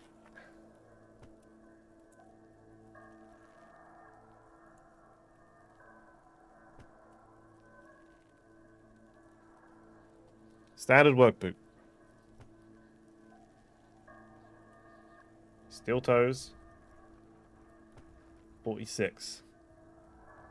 Standard. Steel toes. 44. 3. Hobnailed work boot, steel reinforced toes, number 43. Hobnailed, steel, 43. 4. Standard work boot, number 45 or 46. I don't know if I even need to be doing this, but... Wait, which is it? You don't know. It's a miracle you can tell the prints apart as it is. The cold must have preserved them. 5. Another standard work boot. Standard. Steel reinforced toes. Steel. Number 44. 44. 6. An aberration. Light as air. Even pace. Same make of boot, but number 41. So, standard. Steel toe, 41. Male or female? Impossible to tell. Could also have been an adolescent. The gait is undeveloped. I'm pretty good at this, ain't I? You're not bad. It's as if the whole world darkens. Everything else has a thin film of unimportance on it, and the tracks burn in the middle of it, in a strange, beautiful way. 7. The glowing outline of a standard work boot. Standard. Number 46. 46. But the imprints are twice as deep as the others. The weight exceeds 200 kilograms. That would be the person that took the body there. If they were carrying the body. Right?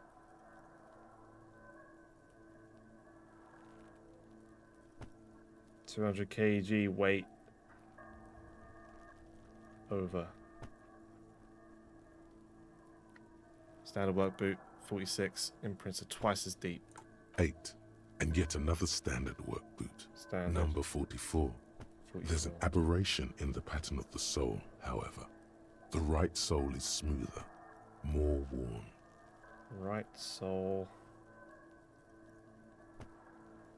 More worn. How many?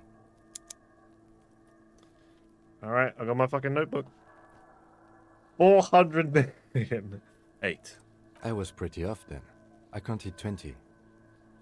Same guys going back and forth. I never got the hang of it. Hyperopia. Do you see anything out of the ordinary? A heavy one. 200 kilogram imprint. 200? Could it be the combined weight of two people, one carrying the other who's tied up? Let's say a heavily built worker carrying a similarly built, soon-to-be-dead man. He might be right. 200 kilograms of what I'm living saying. weight is unlikely. Could have been an extremely obese person. One of them was carrying him over. Possibly, yes. Lieutenant marks something down in his notebook. Yeah, well, me too, motherfucker. Alright? Kim? You think you're hot shit? With your notebook? Two can play at that game. But why? You're thinking, why did they have to carry him? Yes, they could have used a makeshift stretcher or just march him up to the gallows. Maybe the victim wasn't conscious.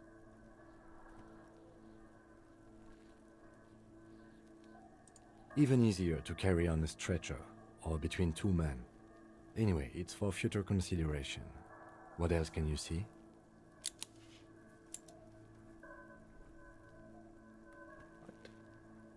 Step. Number 41, light step. A woman? Or a kid? Could be a kid. Okay. How do you know? He knows it's hard to discern sex from a person's gait.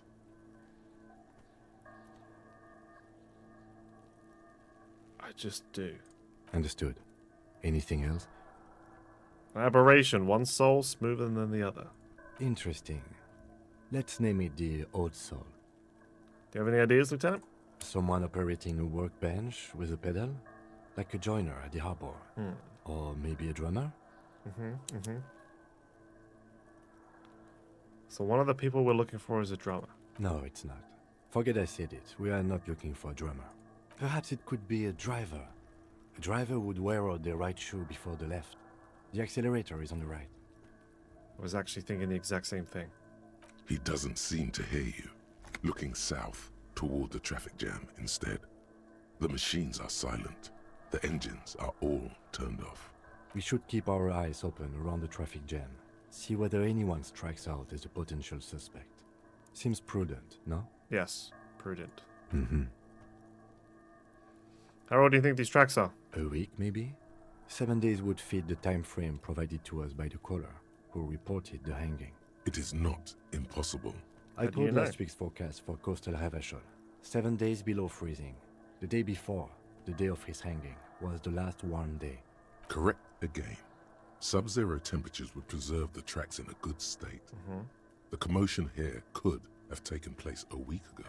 What do you think happened here? What do I think? A mob of people brought something heavy to the tree. One of them was carrying the victim. They shuffled around, especially under the tree. Then, after hoisting him up, they stood in a semicircle facing his direction.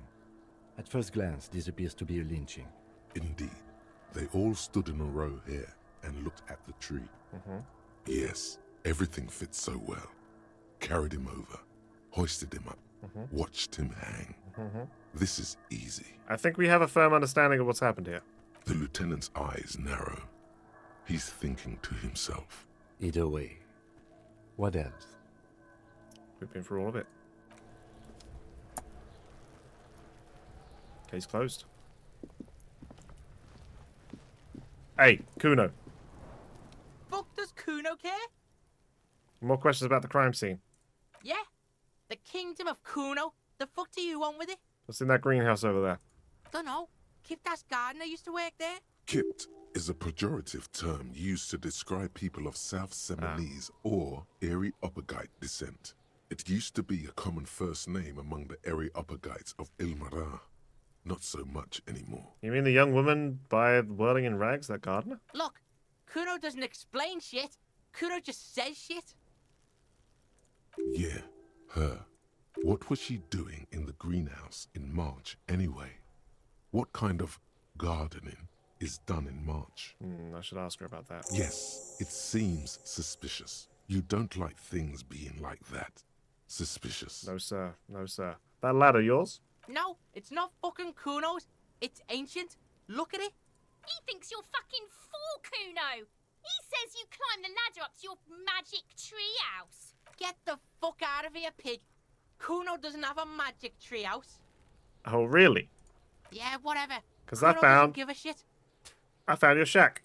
You found Kuno's secret door to Kuno's secret shack. It was closed for 5,000 years. How the fuck did you get in? I pushed the panels aside, Kuno. And then what? You fucking there. You fucking Kuno's kingdom. He's trying to fuck at you again, Kuno. I found a plate covered in powder residue. Do you know anything about that? That's where Kuno gets his daily hit of electric. Kuno Shazam. Kuno rides the fucking lightning in there, pig. Bet you'd like to ride the lightning too, wouldn't you? No. You feel tired and old, but you could have that sparkle in your eyes. What was with the pig head? Oh, that?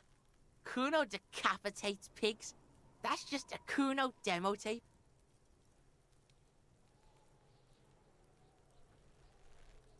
Cool pig head. I liked it. I got one too. This one points to your head. It's shit. What?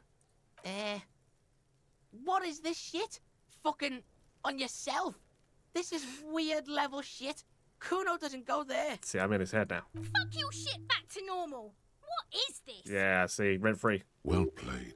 No one See? saw that coming. Got him. What's with the tube of magnesolum, Kuno? It's a vitamin, pig. Don't you know anything? He looks at you like you just pointed at the sun and asked what it was. You could use some. Oh, shit. I failed. That's my first failure. It's magnesium, right? Yeah, it's the mag. You fucking need that shit to stay on top of your game. Kuno goes through like a tube a day, rips mag like a motherfucker, and you could use a bottle.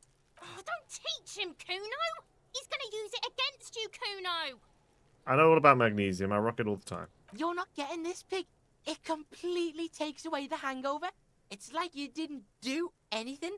Like you stayed home playing with your choo-choo. Fuck you, pig. Don't do mag. You're gonna OD and you're gonna fucking die. Can I get into the harbour from the roof?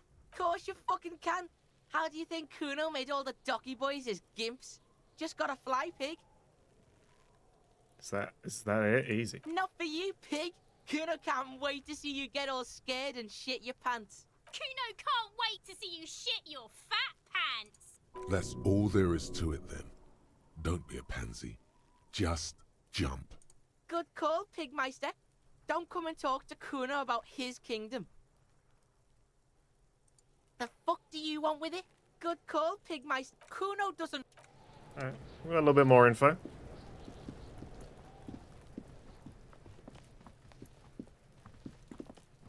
We're gonna go have a word with the gardener.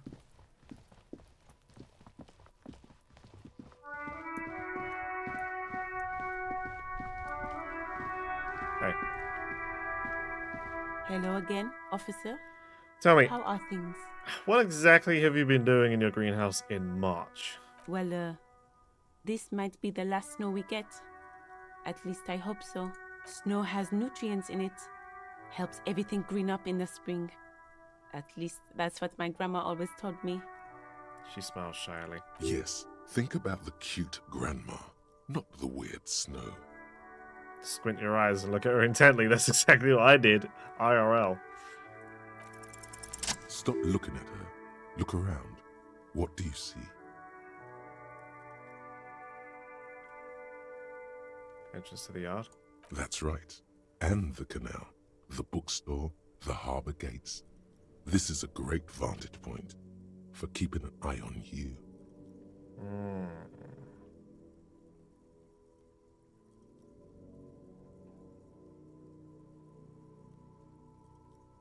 Are you by any chance keeping an eye on us? No, of course not. I don't understand what this is about. The kid did this, right? The red-haired rat? Can't say a sentence without or kipped. He's always giving me trouble. I was talking to him, yes. Maybe you shouldn't be. I mean, you do your job, but that kid is beyond help. And he certainly won't help you. She shakes her head. You've been resting here for quite a while, haven't you? The lieutenant intervenes, looking at her intently. Yes, I'm tired. I understand. The RCM isn't welcome here, and the locals want to keep an eye on us. There's silence, the smallest of smiles. That's okay, miss. Do what you have to do. I think we're done here. Let's go. Okay. I'm keeping my eye on you. Before you stands a motor carriage. The bodywork is covered in blue and white livery, bearing the number 57. Vapor emanates from the large engine on the back of the vehicle. It hasn't had time to cool off yet. This must be the infernal machine that tore you from oblivion. The Caprice Kinema motor carriage. In the cabin, you are welcomed by a set of steering levers, a radio microphone on a hook, a pull-out toolbox under the seat, and the soft glow of the fuel preheater gauge. Tap on the fuel preheater gauge. As you tap on the gauge, the indicator pin jerks as if startled. It's in the large orange sector, indicating the engine is warm. Next to the gauge is a red switch labeled heat. There's no use pressing the heat button. It won't start without the ignition key. Translation: we're not going anywhere right now. Alternative translation: don't even think you can drive my MC.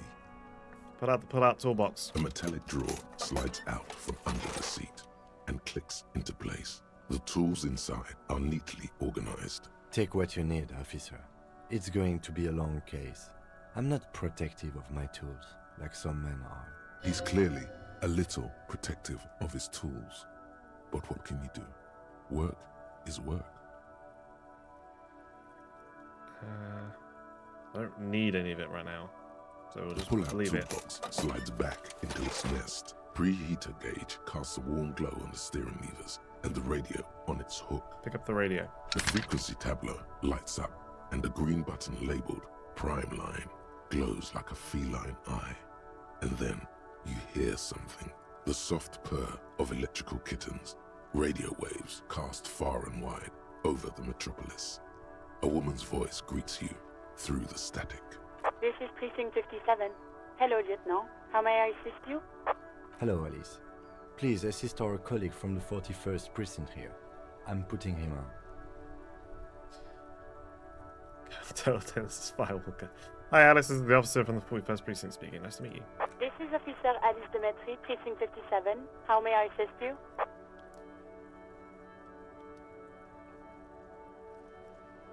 Could you connect me to the 41st precinct? I have something I need to report. Just a second, officer. Supposed to be on hold. The static crackling softly like a bonfire. After a while, you hear an old man greet you from the radio. His rattly voice is oddly familiar. 10-2, 10-5. This is 41st. Come in. Over. The man uses relay code. You got this. You're a cop, and cops know relay code. 10-4 station 41. I got an urgent business, over. 10-4, message received. 10-5, relay message. What's your status? Over. Just reporting in, over. 10-18, state your message, sir.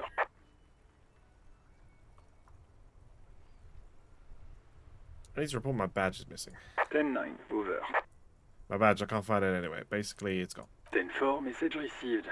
This is a very serious situation. I need to 10-22 the captain. Over. Is it him? What does he want? Oh no. Says he lost his badge and needs to report it. He what? He lost his badge? Who Say lost nothing. his badge? Dick fucking Mullen. Who do you think? It's Officer Dick Mullen from the bestseller Dick Mullen and the Lost Identity. He says, fighting off laughter. Dick Mullen is not your name. Okay. It's the name of a fictional detective who would not lose his badge. Defend yourself. Immediately. They're laughing at you.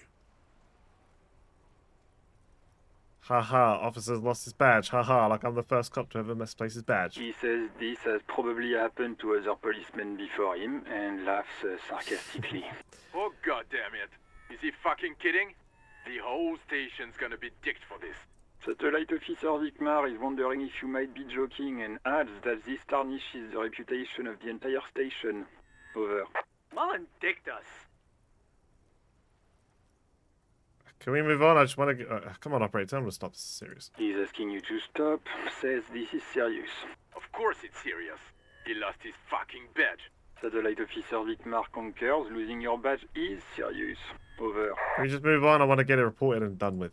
10-4, I hear you, officer. I'm just going to make a note here that you are in pursuit of your misplaced badge. Over. Fuck me. Mac, come here. You've got to hear this. Dick Mullen lost his badge. What's going on? Super Cop here lost his badge. Shut up, Chester. He lost his what now? His badge. He lost his goddamn fucking badge. Guys, come on. Could you all just please stop saying lost his badge for a moment? He asks you to please stop saying he lost his badge. Why? Did he find it? The room at the other end of the line erupts in volcanic laughter. Sergeant Orson was wondering if you found your badge yet. Over. You don't have a comeback. Sorry. It's hard to think like this. Say nothing. He's not replying. Looks like he's still looking for it. You can hear laughter in the background. Enough of this now. I have other things to discuss. 10-9, come again. I didn't get that. Over. Animated conversation in the back speaking. New heights even for Captain Sober. Ask him. Ask him if he's lost his gun, too. Wait.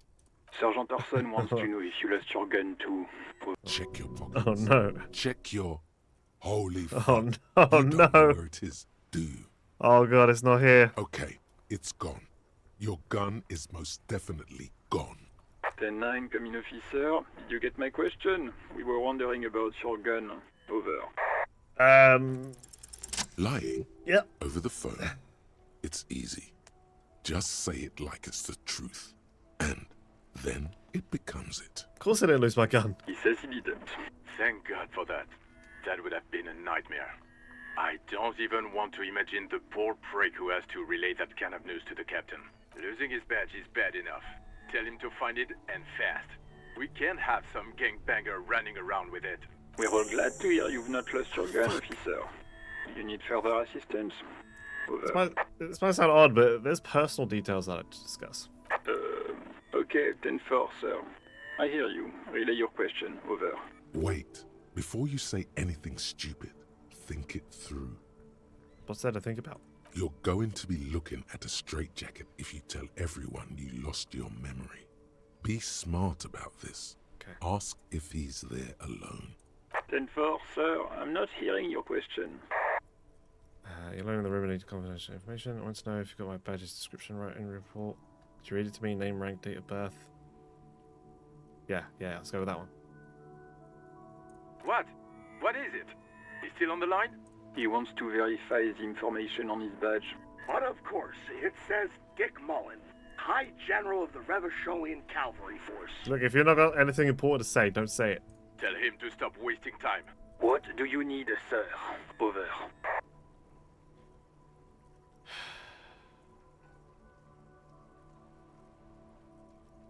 Are you alone in the room? That's a negative, sir. I got 10-12 visitors present here. Over. Any news about my family? 10. Excuse me, sir. I just thought you might have heard of them as all. No, sir, I haven't.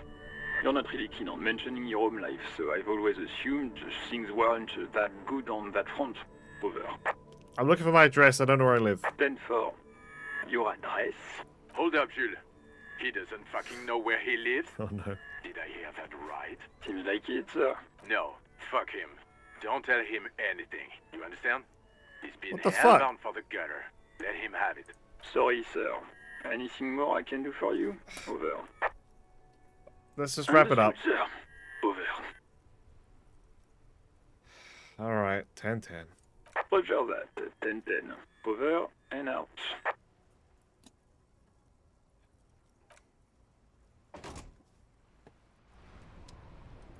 I gotta find my fucking gun. Oh shit, man. Some great tectonic forces crack the pavement like an eggshell.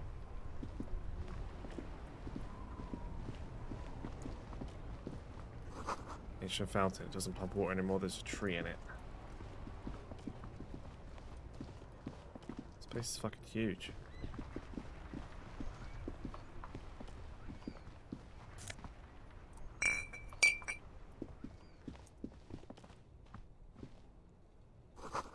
Roy's Pawn Shop. Fast cash for faster times.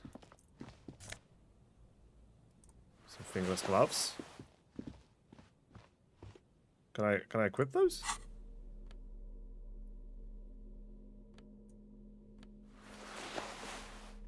Yeah, cool. I mean, why not, right?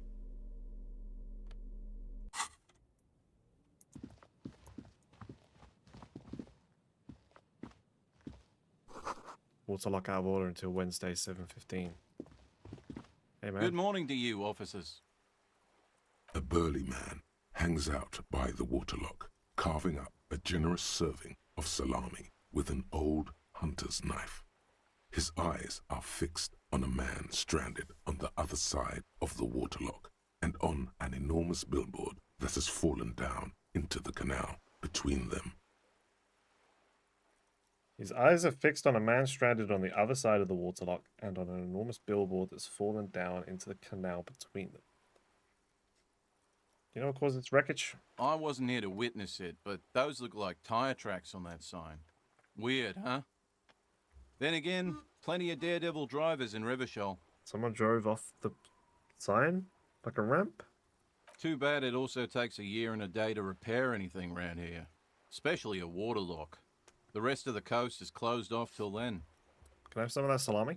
Sure thing. Want some too, officer? Turns to the lieutenant. Why not?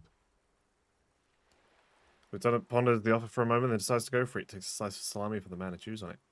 Do you know what's further down the coast? Well, there's the fishing village, an abandoned fish market, a bizarro church. Not much use to the congregation, though. There always seems to be something wrong with it. Yeah, not really much else. Just bombed out ruins.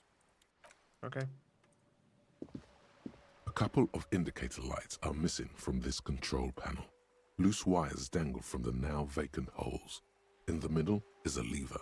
Beneath it, a small metal plaque. This panel usually closes the waterlock, turning it into a bridge that lets you cross the canal. But there's a crashed salmon butter sign in the way. Pulling the lever probably won't do anything. Okay. So we've got to move the sign if we want to get across there.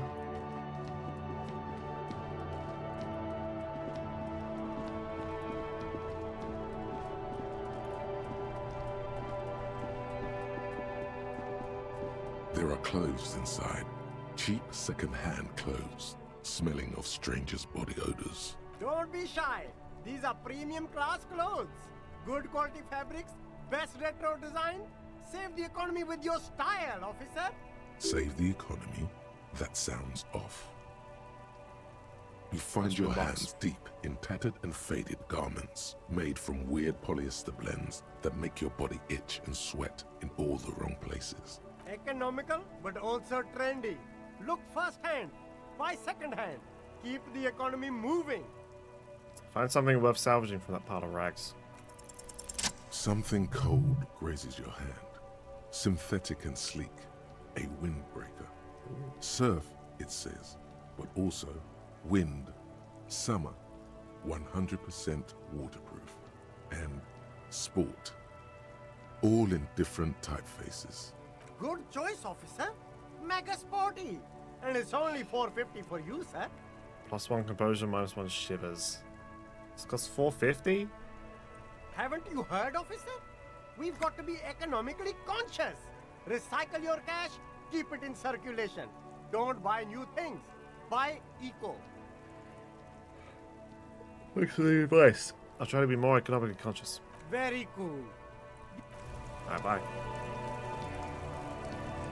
You see two lowly, defeated speakers, thralls, slaves basically, perched atop them like conquerors surveying the land. A pair of found, durable wear sneakers, ultra serious. I can see you've a taste for luxury, officer. Can't keep your eyes off those sneakers? A pair of found ultras. The design is impossibly sleek and simple. A futuristic silhouette with a sleek monochrome colorway, a jet black upper, and a silver-lined midsole. Those sneakers, mister. Those sneakers are the latest found sneakers. Super air, super fine, super cool. Only 50 real. Only? That's madness. Found ultra. We're the future. You remember the slogan from some magazine. 50? +1 reaction speed, +1 hand-eye coordination, -1 encyclopedia. These once respectable speakers have been conquered, reduced to a mere prop by the indomitable found ultras atop them. No, don't look at the speakers, officer. Look at the sneakers. The sneakers are the stars here. I already looked at the sneakers. Then look at them again. These are the premium lifestyle sneakers, officer. The best on the market. Can't I just buy the sad conquered Samoan speakers? No way, officer. These aren't for sale. They're bad speakers. Low-fi socialist junk. That's why I want them. I think I might be lo-fi socialist junk myself. No, officer. You're a high-class policeman who accepts nothing less than the best. Lucky for you, I've got the best on sale. You don't know what I am. I don't even know it myself. I want the speakers. Well, if you want them... But see, they are the pedestal for my sneakers. If I let go of the speakers, where will the sneakers go? I can't leave premium lifestyle sneakers on the ground. If, on the other hand, you wanted to buy the sneakers too, I could maybe throw in the speakers for little extra. 50 cents? Damn, so you have to buy the sneakers first. How am I going to make that much money? It's crazy. You see a Samaran street vendor surrounded by a motley assemblage of goods. When he realizes you're looking at him, his face breaks into a wide, welcoming grin. The name Sileng is embroidered over his breast pocket. Happy shopping, officer.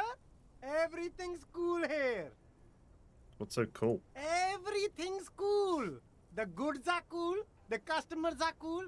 The place is cool. And one more thing, officer. You're very cool. Bang, bang, bang, bang. Makes both hands into finger pistols and fires a few finger bullets into the air. I'm not cool. What? No. I can't believe you said that. You got personal style. You know what you like. You like premium menswear. Look around and browse.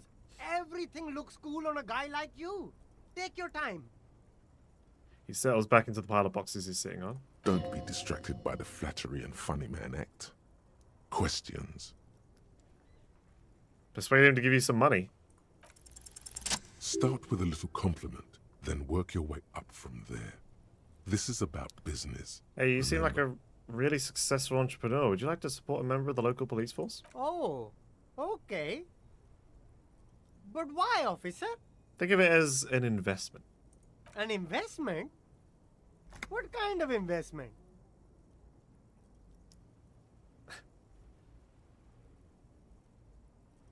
I don't think they'll appreciate me saying that I'm a policeman. The guy told me I need money to live, otherwise it's game over and I don't want to die. A bold move. Let's see if it pays off. Officer?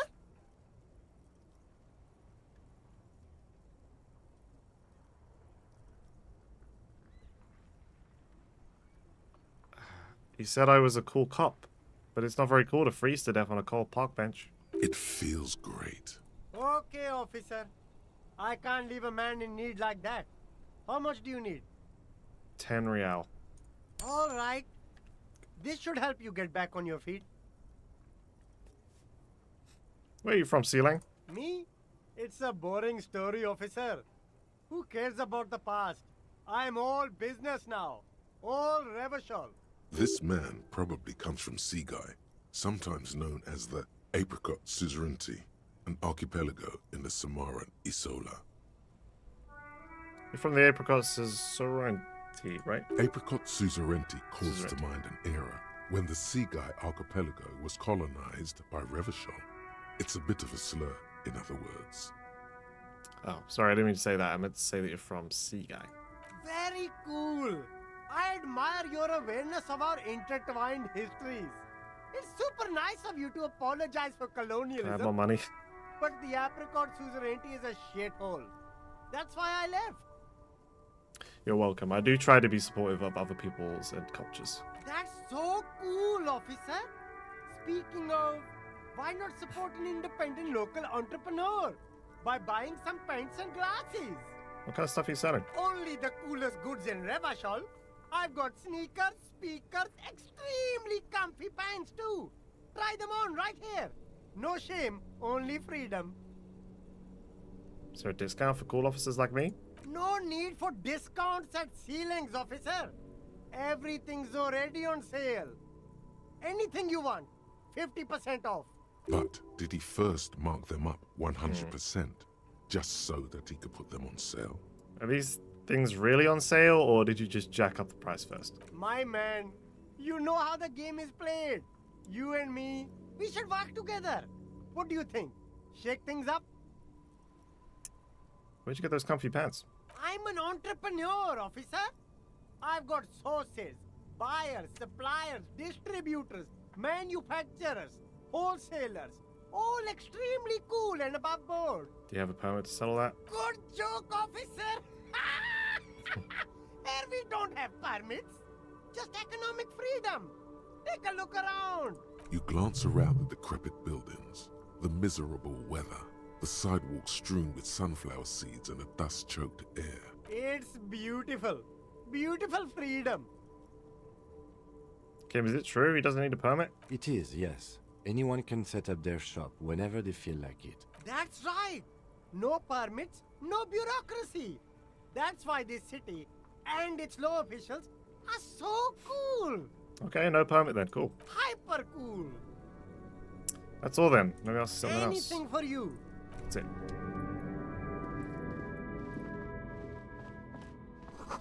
Helpline to the company that controls the drawbridge. Oh, this is the glasses he was talking about? There's a pile of cheap sunglasses in a small box, a variety of shapes and colors. You like sunglasses, officer? I've got the latest styles right here. Rummage through the box. These are all boring.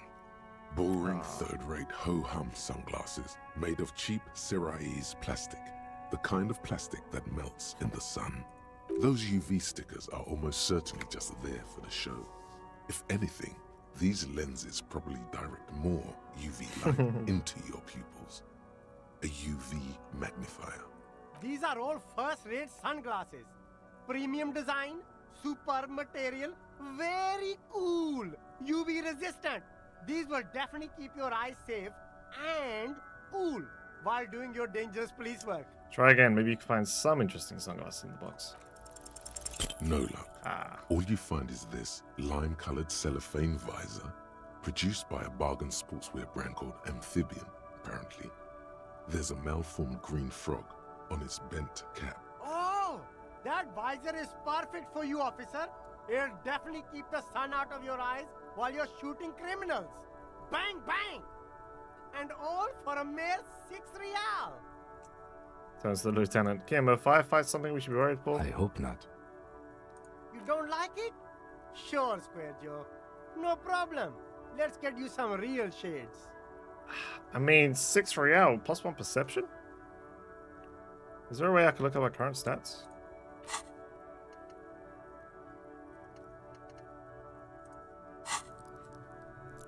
Current perception is 3. We can also level up.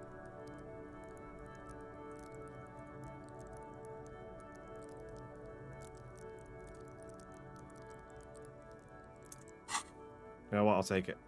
Sporty and practical, officer. Good choice. Hell yeah.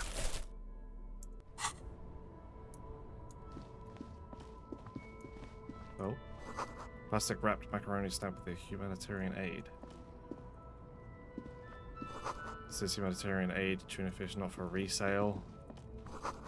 Food gift from the people of Messina. Speakers from the people of Samara. Wait, did you steal all this shit? Everything's still cool The here, food packages officer. they're selling have humanitarian aid written on them. How come? You mean these delicious pre-packaged shelf-stable meal kits? Really easy to cook, no hassle, really cheap too. Buy some, try them out. No hassle. There's a little of a hassle here, it appears. A moral hassle.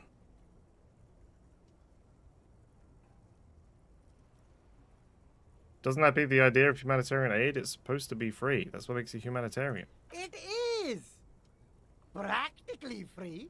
Yours for 5 cents a piece. Rock that tuna. Why not some macaroni too? I think one said not for resale on the packaging. No problem here, officer. I get all this from one of my suppliers, an extremely reputable guy. And who is your supplier exactly? Oh, he's a good guy. I think you'd get along. I'll let you know the next time he's around. Interesting. I'll leave you for now. I just when I thought we were going to get along, Sealang, the hat that you sold me ratted you out. I rise up from the sewer, sour, acidic, and strangely comforting.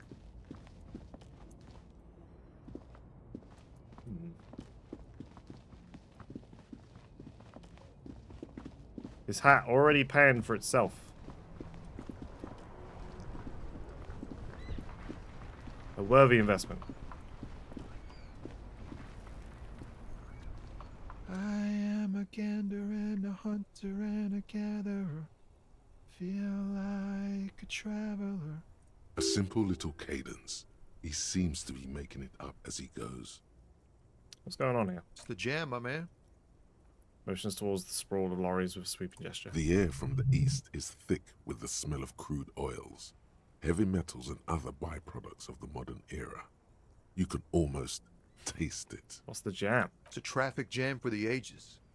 Harbor gates up the street are shut tight. No explanation given. Workers on strike, scabs agitating, an all-around clusterfuck.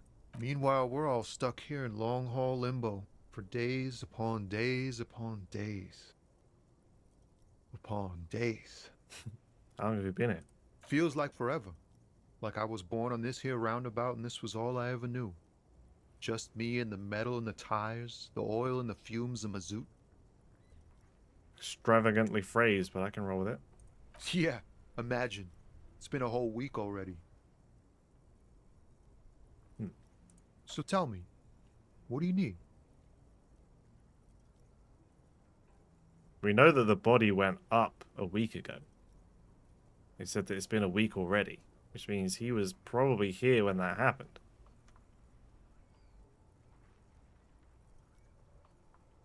Got any smokes? Nope. Don't smoke. He nods toward the big lorry behind him. Some of the other drivers do, though. There's still a few around, waiting for the jam to disperse. Or waiting for the sweet release of death. Yup. Nothing wrong with that statement. Your senses have nothing to add. You'll have to ask around elsewhere. Okay.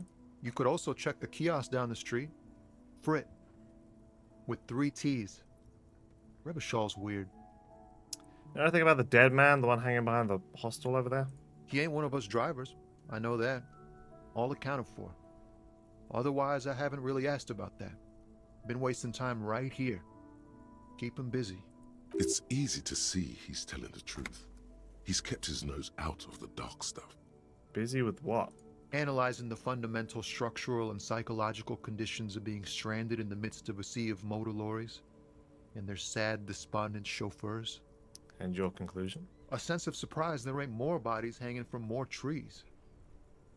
What are you hauling anyway? Oh, high-grade narcotics, illegal firearms, stuff like that. Relax. He's merely joking. Okay, what are you actually hauling? Can't even get a few jokes past you, my man. I've got another haul of found cargo. Mostly sporting goods, tracksuits, and that kind of thing.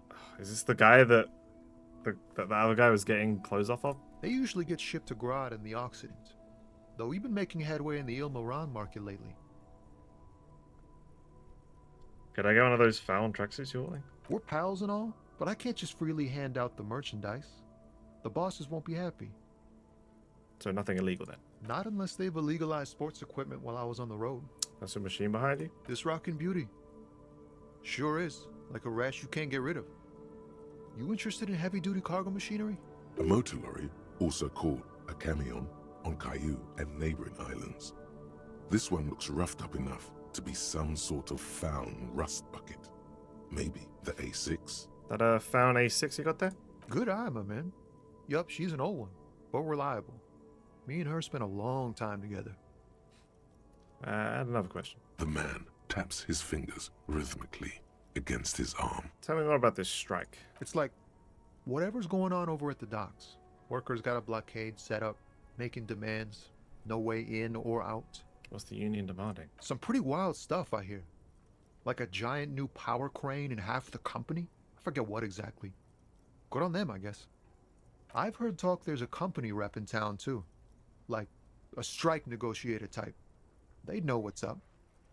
Precise demands and so on. Ah, yes. From the Wild Pines. We'll meet her soon enough, I'm sure. What do you think the company wants? They want to keep that money flowing in, my man. Ka-ching. He doesn't blame them, but he's not on their side. That's for sure. Anything else I should know? Anything else? Yeah, this ain't really my area of expertise. I just do my job and get paid. I have things to do and places to be. All of us do. All of who? Us lorry drivers. Camionneurs. You still hang around here waiting for this mess to end. Most have scurried off somewhere to get drunk or high. Or laid. Not that I blame them, really. Not you? Not my thing. Chasing transient pleasures is a drag these days. I prefer the examined life now. Thinking, reflecting, observing. He glances down the road towards the horizon, a glint of something in his eyes. What's better than chasing transient pleasures? The more transient, the better.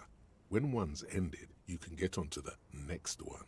He tries his best to look nonchalant, but there's a rigidity in him, as if trying to conceal something warm and deep beneath a cool exterior. Ah, it's because my social skills are so bad. 8%?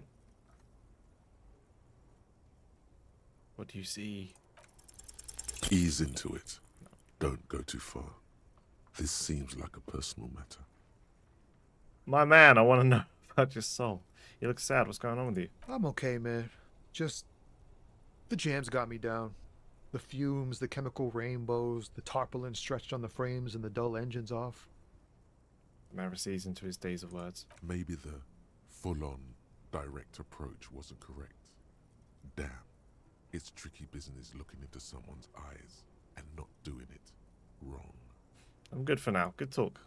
Don't be a stranger. Thanks, man.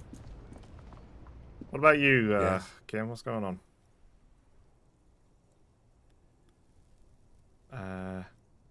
Tell me about the case. What do you want to know? If we're on different precincts, why are we on the same case? I'm afraid you and I are pawns in a pissing competition. What do you mean? You don't know? I assumed you were in on it. I don't remember being in on anything. That's good. You know why I'm in on? Retrograde amnesia. Better still than an imbecilic cop-off. Cop-off? It's just stupidity. We shouldn't waste any more time on it. If you want my take, ask me after we've inspected the victim. You should tell me now. This seems relevant. Later. Was there anything else you wanted to know about the case? Would you say this is a mysterious case? No, it's not a particularly mysterious case. Why not? The deceased is a security guard for a corporation involved in a labor dispute. It doesn't take a DeLorean polymath to put the pieces together. I just don't see the case getting more mysterious than that.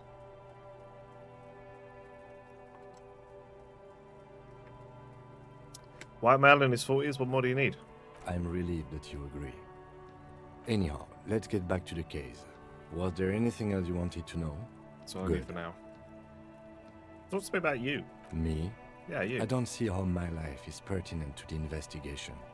Come on, Lieutenant, open up a little. If you insist. What do you want to know? You're wearing glasses. That's correct. You feel a slight urge to put the lieutenant down for this. Legendary failure. But you can't quite muster enough testosterone. Glasses are cool, I guess. Are they? They're mostly just cumbersome. You don't look like other people around here. That's because I'm half Seolite, or quarter. My father's father was from Seoul. So was my grandmother, but from my mother's side. It's not an interesting topic. What's Seoul? It's a part of the world, officer. A geopolitical entity and a geographic division. I told you it wouldn't be interesting. Seoul is a protectionist, isolationist, pan-Isolari state west of the Insulindian Isola. Actually, it's quite interesting. Some would even say mysterious. Cool. You're not making it sound uninteresting. I still want to know more about Seoul. You're barking up the wrong tree. I don't speak a word of Seolite. I've never met either one of my grandparents, and I've never been to Seoul. I'm a regular Revacholier. A point of pride to him. Tell me a secret about yourself. No. Okay. The lieutenant nods. Do you ever talk with yourself? What do you mean? You know, when you're thinking, do you ever have conversations with, like, your brain? I have no idea what you're talking about. The lieutenant's conceptualization skills must be rather rudimentary. So you're saying your brain never just chimes in with advice or warnings or anything? I can't say that it does, no. When I need to think, I just use my notebook. The lieutenant produces his small blue notebook and idly thumbs through a few pages. We all have our different mediums. His is written. You're super lucid, yet psychedelic. You don't need office supplies to connect to your nervous system. You're special. Yeah. Good. Let's change the subject. All right.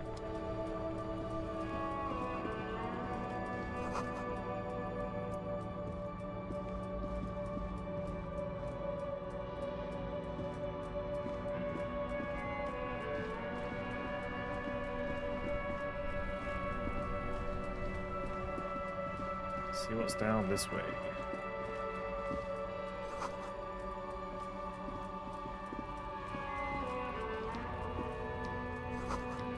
Jump jams. What's the magazine? Most able-bodied men. This is Schuster's top 10 list. Welcome to Revachol. Announces the rotund man. The remark isn't addressed to you, it's addressed to the lieutenant. Racist lorry driver, okay. Why are you addressing my partner like that? Don't you welcome to Revachol me. My grandfather came here from a 3,000-year-old racist isolationist culture. While your ancestors came to this island a mere 300 years ago, every school of thought and government has failed in the city, but I love it nonetheless. It belongs to me as much as it belongs to you. You tell him. It's men like you who keep Revachol divided, making it that much harder for everyone to alright, climb calm out down, of Kim. this post-war limbo. What he means is, fixation on the Revacholian nation makes it harder for Revachol to actually attain self-determination. He's right. You're undermining our best shot at real self-determination. Oh, come on, man. I just said, welcome to Revachol. It's a lorry driver thing. I know exactly what you meant. You think my kind doesn't belong here, that I should watch myself. I just and imagine the lorry driver just behave. listening to that whole conversation. Well, with me and Kim saying like, yeah, sometimes you ever just, have conversations with yourself in your head. But you see, I'm an officer of the RCM. It's actually my job to make sure you behave. I would advise you to remember that. Tell him again. Silence. The air between them becomes tense. Your partner needs backup. Now's your moment to shine. Well, I think we all learned something here. I haven't learned anything I didn't know before. The lieutenant exhales and resumes his regular Now that that's settled, we have a couple of questions. Whatever you say, officers. He waits impassively, cigarette smoldering between his fingers. He smells of heavy motor oils, and his breath of high tar content cigarettes, probably Astra Whites. What are you hauling? Oh, not much anymore. I'm here to pick up some cargo, but the dock workers are on strike, so it's a sit and wait on your ass situation. How long has this been going on for? The strike? Oh, they've been at it for a while. A month. 2 months, maybe. But this here is just the last week or so. What kind of cargo are you supposed to pick up? Apples. Apples is exactly the kind of thing you'd say if you had something to hide. Apples? Yeah, apples. I take it you had other questions? Got a smoke? No. He's got a smoke right there in his fucking hand. Snatch that shit out of his fat fingers. You need it after listening to his garbage. I'm smoking one right now. It's my last one. You hiding smokes from me? Why would I do that? I'm an honest man. Puts a cigarette. He puts out his cigarette and flicks the tiny stub towards the street. Cool. I changed my mind anyway. I bet. Sorry I couldn't be of any help. We're done for now.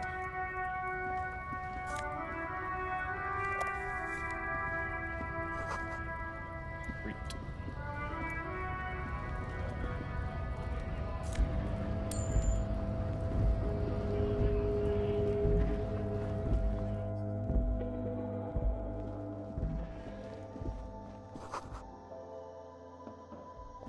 The tear machine stands in the corner. A sign says, 1 bottle equals 10 cents. Where's this machine? Oh, that's the tear machine. But what is it? It's a machine for tear. You know, you find tear outside, like bottles or whatever, and put it in the machine, then it gives you money. I see. And how do I pick up tear for the tear machine? You need a bag, I guess. We used to have some, but we gave them all out, so feel free to use it if you find a bag, though. I'm sure there are some out there, somewhere. Damn, I need to find one of those. You see several packaged raincoats fill a low shelf beneath a display of croissants and juice bottles. The raincoats are transparent, except for the big Fritta slogan on the back. +1 endurance. Guessing I'm already wearing a coat though, no? I need to level up too. What is that? Point to the raincoat. What is what? It's a raincoat. If you want to buy one, then it's only 4 real. I mean, we could afford it. But I am already wearing a jacket. Get +1 esprit de corps. That's communication with the cops. I see. Yeah, we need to level. I'm guessing whatever I'm about to pick is leveling up. What do we seem to be using a lot of? I see a lot of logic, I see a lot of encyclopedia.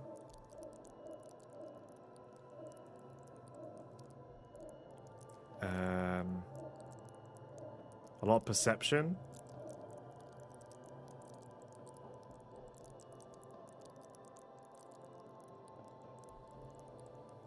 I've already got +1 perception though.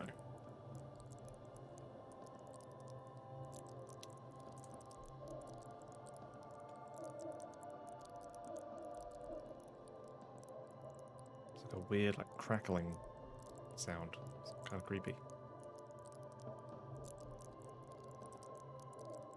+1 conceptualization as well.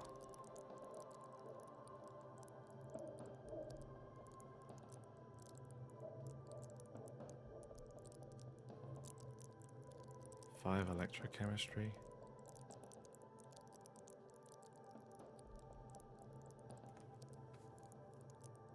What do we level up here?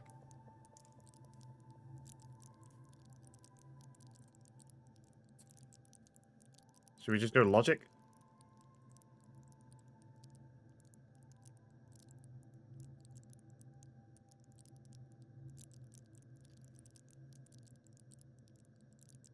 Or maybe we should level up something in psyche because that's where we're lacking the most.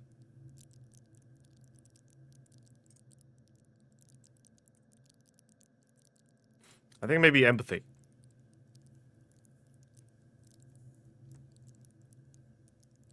Because that's where we failed when we talked to the driver.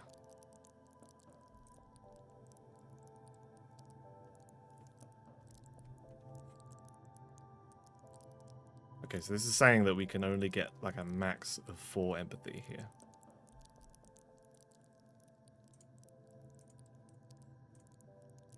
And that works. What is this? Temporary research bonus, +1 encyclopedia. Takes 6.5 hours. Let's rewind. Let's trace your drunken steps back home. Jump across the raised channel bridge southwest of here. Fall over, get up, get off the asphalt in 20 minutes. Shuffle your feet through courtyards, scaring little children. Go under the great raised motor track, the 881, until you reach Le Domaine Eminent in North Jamrock. Streets are frozen this time of year, caked with ice. Walk down Main to Perdition. There's a side alley there and your footprints in the mud. Eternalize.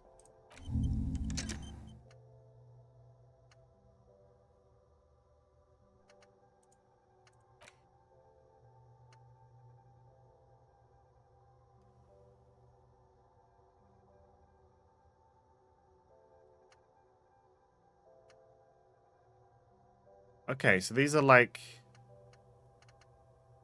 While I'm researching them, I get buffs. I think.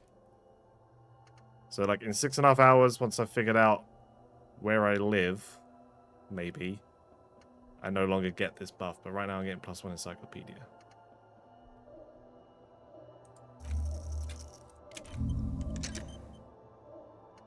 I think.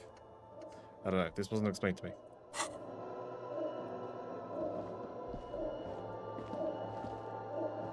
Welcome to Frit. Feel free to look around or something. Everything is out on the shelves. What's that magazine she's reading? What's the magazine you're reading? You mean this? She looks at the cover, boasting a colourful photo of 2 girls kissing. This is Pop Stars. It's got, like, famous people in it. It's not for sale. Looks like it also has something called Police de la Mode, featured on page 34. This speaks to you. I approve of this. Very futuristic. Tap on the girls kissing. She pops her raspberry-flavored bubblegum and nods, her shoulders tense. She shuffles back, only slightly. Bewilderment and repulsion root her in place. The lieutenant frowns at you, What? Before turning to the clerk with an apologetic half-smile. What did I do? Can I have some questions for you? Okay. I'm not really supposed to be chatting to anyone, but Can you tell me about the body? I don't really know anything. I mean, I know it's there, but I haven't seen it, so How long's it been there? I don't know really long. Do you know the man who died? Not really. Not really? Does that mean you knew him a little? No. I didn't know him at all. What do you think happened? I don't know. No need to worry. It's just standard procedure for us to ask around. If you hear anything, let us know, okay? Okay. Thanks for your help. Can you tell me about this reality we're in? Reality? You mean what reality? Economic reality or? She is like a student unexpectedly called upon by a teacher. Can she answer the classroom question? Tell me about the economic reality. I don't really know anything. I mean, I'm 15. 15 isn't an excellent time to learn about the economic reality. Yeah, that's why I'm working my arse off in Frit. So I guess, like, that's economic. What about the physical reality then? I don't know. What about it? Where are we? We're in Frit No, I mean, where are we on a larger scale? as mankind or as a nation or... What will her essay prompt be? As a mankind. in a good place. I mean, science is doing great, and this radio computer thing seems to be kinda big. I don't know. Okay, I won't bother you with this nonsense. Cool. 5 XP. Cool.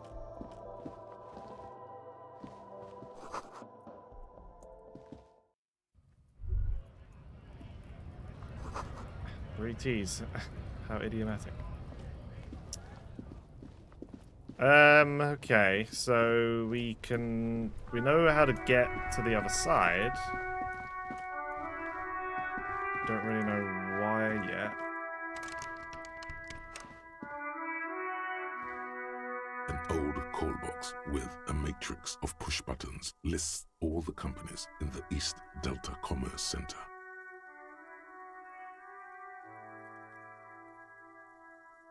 This button looks new, but someone has removed the name card.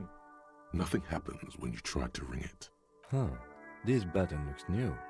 It's probably not connected yet.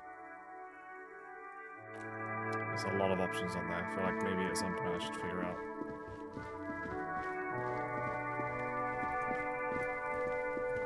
Alright, Kuno. See if I've got anything else for you. Does Kuno care? I talked to the gardener, she said not to listen to you. Pig, do you have any idea how fucking stupid that sounds? Kuno's cruising his bitch on the town, and the bitch comes back griefing to the Kuno. What is up with that? Get the fuck out of here, fat ass. Oh. Those pants are too small for you. Ah, -1 morale. The pants are totally okay. Don't listen to her. She's trying to give you body image problems. Kuno doesn't fucking care. What the fuck? A ladder's for kids. It wouldn't hold the weight of a grown man. What oh, this? Oh, the kids. Yeah. Okay. Fuck does Kuno care? Kuno does... Can we get this body down? There he still is, looking. How the fuck do we get this body down? There's a ladder in here, but it wouldn't let me move it.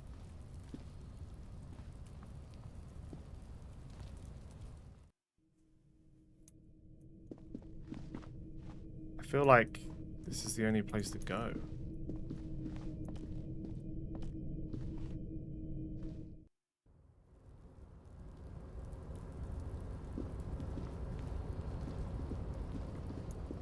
Where are you going?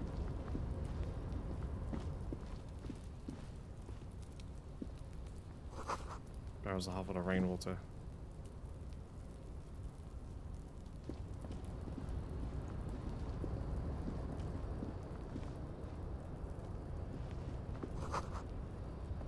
Story's gonna collapse soon. Restoration pillars keep the ruins together. Postcard, Grand Coron. So all we really know is that a bunch of people grabbed the guy, took him to the tree and hung him. That was about a week ago. And all of the traffic to the docks have been there for a week. So I'm assuming the two are connected.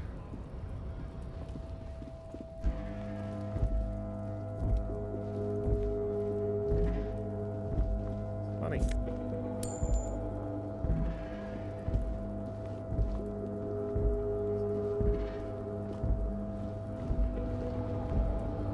Is there nothing else for me up here?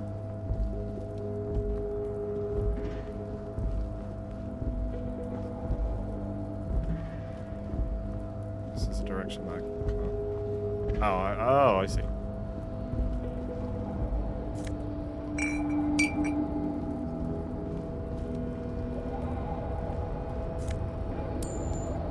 Making a hell of money now, 730.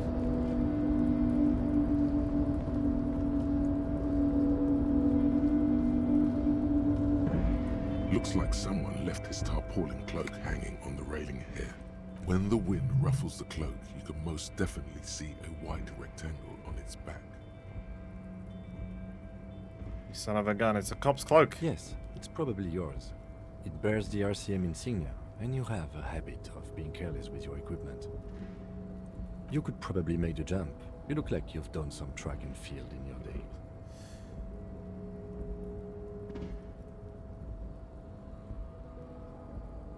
The wind is aggressive up here. The lieutenant looks at the enormous crane towering in the distance over the container yard. Then he turns back to the sad piece of fabric flapping in the wind. What exactly are we doing up here? What are we doing?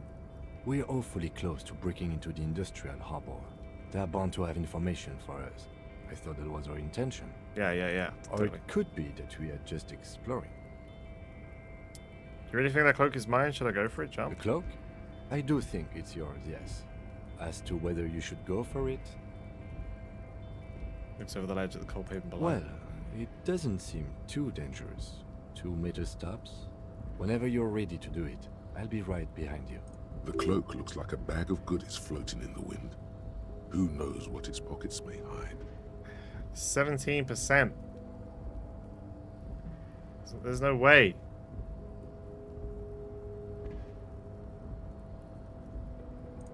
Not right now.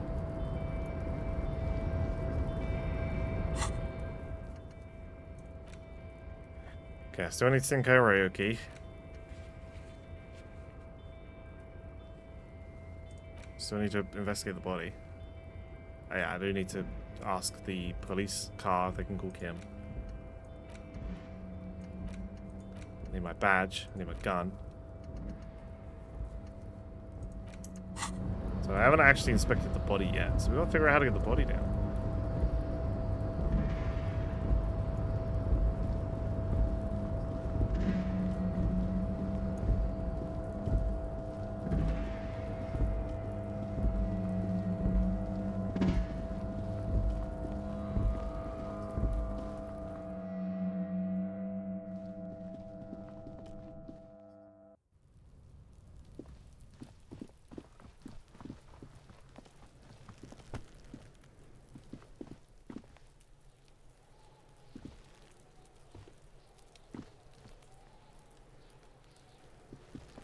There he still is, looking right through you with his white go over your nose eyes. without throwing up. The body below. The smell is repulsive. It pushes in from your mouth. I More think this is a bad instant idea. and more familiar than anything you'd expected. More fever than odor. Try to walk away. It fills your mind.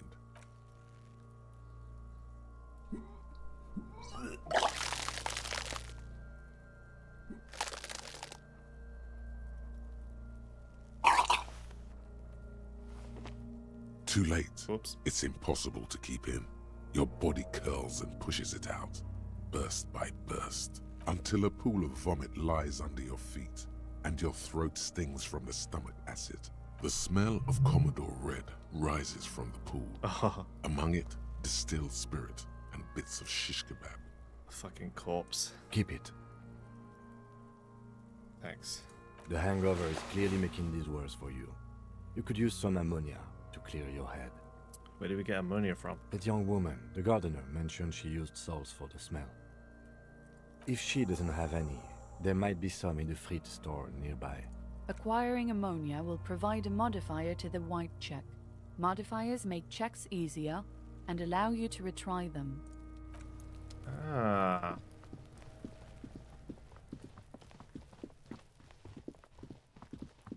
So it was worth doing that and failing. So yeah, I think it's any white checks. It's probably a good idea to just do it. I didn't go this way. This Post Lavantorie mail collection box has been heavily vandalized with graffito. A closer inspection reveals 2 bullet holes in the front. A faint sticker on the side reads, RCM Emergencies Desk number 8102, with a slogan, Mankind, be vigilant. Good mail delivery box. Pat the box.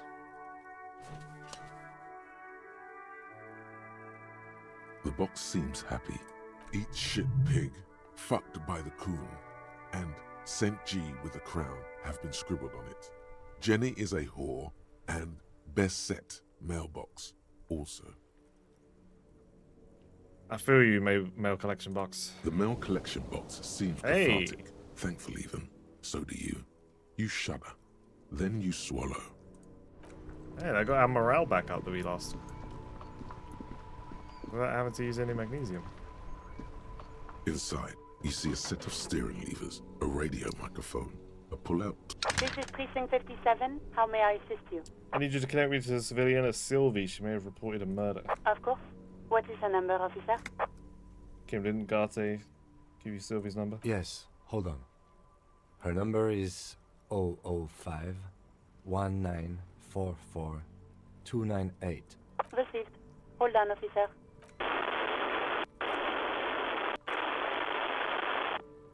Lieutenant Kitsuragi slowly begins to tap a little rhythm with his right foot. Quite a lot of time has passed. Officer, I have Sylvie Malaika on the line for you. Yes, hello? If my voice greets you through static, it sounds like she's a million miles away from here. This is the police calling. I have some questions for you about your last days at work. Oh, right. Hello, officer. What can I do for you? There is no resentment in her tone. She wants you to ask her out. No question about it. Was it you who called the police? No, not me. But why didn't you call? Didn't a corpse behind your workplace bother you? What? Of course it bothered me. But I thought the union already knew about the corpse. What does this union have to do with anything? No one calls the police. The union would get angry. What do you mean by that? You know, what the union says goes. People listen to them and they take care of their own, which is like everyone here.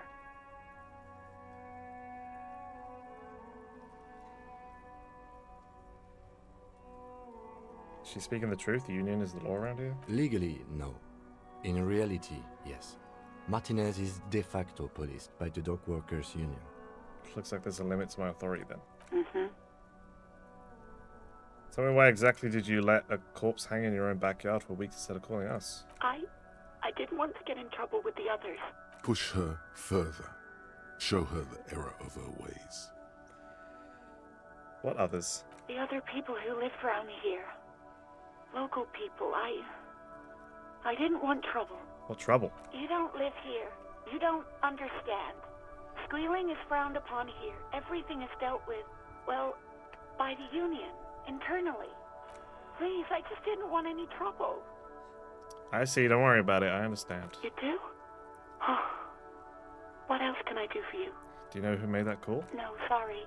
I don't. Not a lot of people have phones around here. Copper thieves take the wires. People don't have the money to have the cables put in again. They use the union's phone, or the one on the coast. Okay, so either the union called the police, or someone on the coast called the police. So the union has a phone, and there's one further down the coast. Got it. It was someone else. We'll find them sooner or later, officer. It just might take a while. Okay, next question. Yeah, go on. You quit your job at the Whirling. Why? You mean why did I leave the bar? Honestly, I'm not really comfortable discussing it with you, sir. Why not? Why aren't you comfortable discussing it with me? Let's just say I left because I needed to get away from someone. Did you leave because of Gart? What? No, why would you even think that? He told me he asked you out. Are you saying it didn't happen? Please, don't bring Gart into this. It's none of your business. God, why can't you just mind your own business? She mutters. I already said I don't want to talk about this. You're messing everything up again. What? We're messing everything up again. Have you seen my badge? Yes, I know who you are. You're a police officer. The law. This exact conversation has happened before. Establishing authority before this young girl seems to have been important to you in the past. Don't go there again. My badge is missing. Have you seen it anywhere? Oh, no, I haven't, sorry. Real policemen have uniforms too, by the way. Where's yours? Kim doesn't have a uniform and he seems real to me. He's in plain clothes, voluntarily. It's different from not knowing where your uniform is. Have you seen my policeman uniform? Uniform? I never saw you in any uniform. You had your things on. Have you seen my gun? Things. Please, no. Not this again. Everyone saw your cool gun, detective. I showed you my gun. When did that happen? You were trying to impress some people with it. Everyone was eating, and What did I do? you were waving it around in everyone's face, begging them to describe it. You said it calms you, and then you started making suicide jokes. Oh. It got pretty graphic. Oh. Oh, those again. I have been trying to wean you off them. Off of what? You know, when you put your gun, your actual gun, on your temple and pretend to shoot your brains out, off of that, people don't like that. I remember this. You were screaming things like, "My brains are all over the wall, painting them red. I won't be seeing it, 'cause these are my brains. I can't see without my brains." Very nice visuals there. Okay, I don't know what to say. Me neither.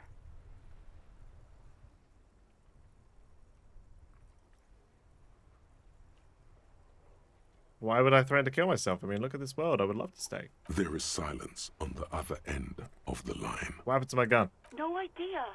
All I know is next you were waving around money instead, saying things like my God. big bucks cannot lie and guns can't Big buy bucks money, cannot but lie. money can always buy guns. It almost looked like you pawned it, but believe me, I did not I ask. pawned it. Alright, thanks, Sylvie. I do hope so. Please don't call me again. Bye. Why does she seem angry with you? Yes, you have obviously done something to upset her at the Whirling in Rags, when she was still working there. Wait, before you go, you're mad at me, right? Tell me, what did I do? I can't remember anything. I'm not mad. It's just you were so drunk and so emotional all the time, and then the skua thing happened. It just made me want to quit. What skua thing? The stuffed bird, the great skua. You threw it against the wall while screaming, "Fuck that bird," and laughing like a maniac. I think you said it had been giving you shit ever since you got there. Bitch bird was coming to. Sounds like me, alright. Didn't seem like you had fun doing it, though. You're telling me that I was the one that made you want to quit? Yes, obviously. You were the worst client I've ever seen. And I have seen so many assholes in this place. I've had sailors fighting, union guys grabbing my ass, kids stealing booze. Once a guy was glued to the karaoke machine every night for 2 months. But you... Go on, I want to know what I did. Well, you were worse than all of them. Honestly, you were getting borderline aggressive. Even about little things like not turning down the volume at 3 a.m. I even liked one of those songs you kept listening to on repeat. No more. I hate it now. Which song? We Go On by the O.O. I can't listen to it anymore. You've turned it into a parody. Sorry about the song. To hell with that song. Then there was your room. Your project. An experiment to see how bad it can get in there. I tried to send the cleaner, but you wouldn't let me. Threatened to make me understand. I had no idea what you meant, and I don't want to know. And then screamed something about how you're a piece of shit human being, and why does anyone even let you work as a policeman? That you'd fire yourself, but you can't even do that. I'm sorry. And then I had to deal with your toilet. The one you clogged with police documents, causing water damage downstairs in the kitchen. I won't even mention you waving your gun around, harassing customers, threatening to sing karaoke, threatening to kill yourself. Police documents? The ones I had to wrench out of your toilet. What happened to them? Damn it, I don't remember what I did to your damn papers. I don't remember every little thing I do. Resentment gives way to concern in her voice. Especially when there's a hurricane loose. It's your fault for losing them, not mine. Something in you wants to immediately forget about this, as if there was a reason you threw them away. Okay, I get it. I wasn't a very good tenant. No, you really weren't. You were simply the worst.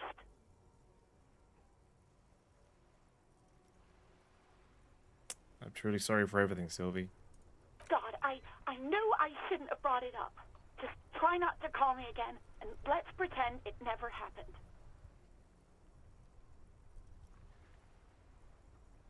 What else did I sing besides the OO? I'm looking for a song. All sorts of things. From disco, rock too.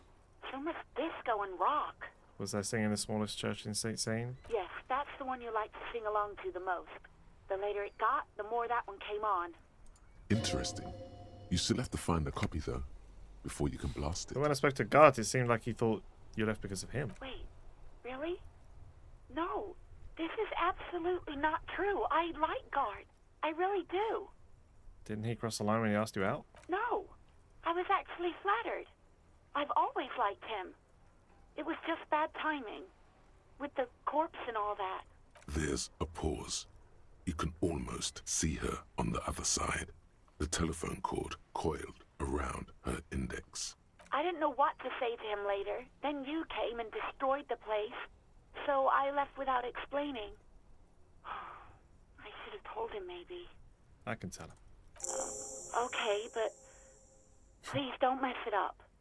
Please don't take out your gun or something. Thank you for talking with me. You hear a sigh of relief on the other end of the radio. Wordless, the call breaks. Then, the already familiar voice. Anything else I can help you with, officer? I'm done. 57's over and out. In the cabin, you see a set of steering. Hey, so we've been monitoring you internally, and now we know your copo type. There are copo types? Yes. Guess what's yours?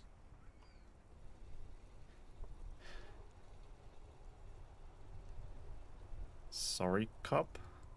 I'm sorry, I'm not sure. Yes, sorry cop. The cop who's sorriest. Let's make it official then, shall we? Oh, is it because I kept saying sorry to her?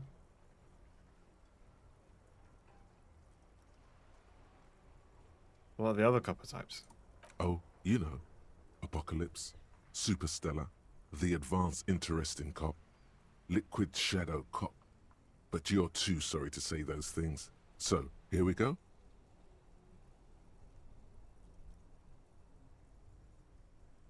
I'm sorry. Of course you are. It's okay. See if you can get something out of this, like info.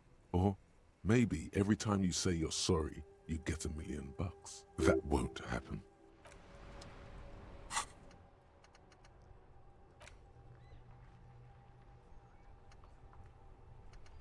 Oh, okay, so you can get minuses as well. But I guess you get something at the end. So, like, you're thinking about the problem and then eventually you get a solution for it.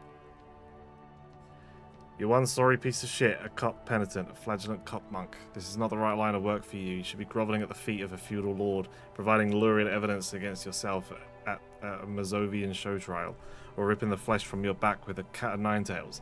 Whoever made you this way, you can be damn sure it was your own fault. Do it. Really criticize yourself. Who knows? You might uncover something of importance from your guilt-ridden past. -1 authority. What am I on now?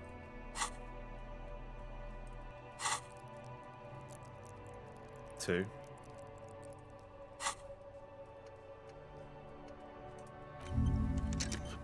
Sure. We can do two things at once, I guess.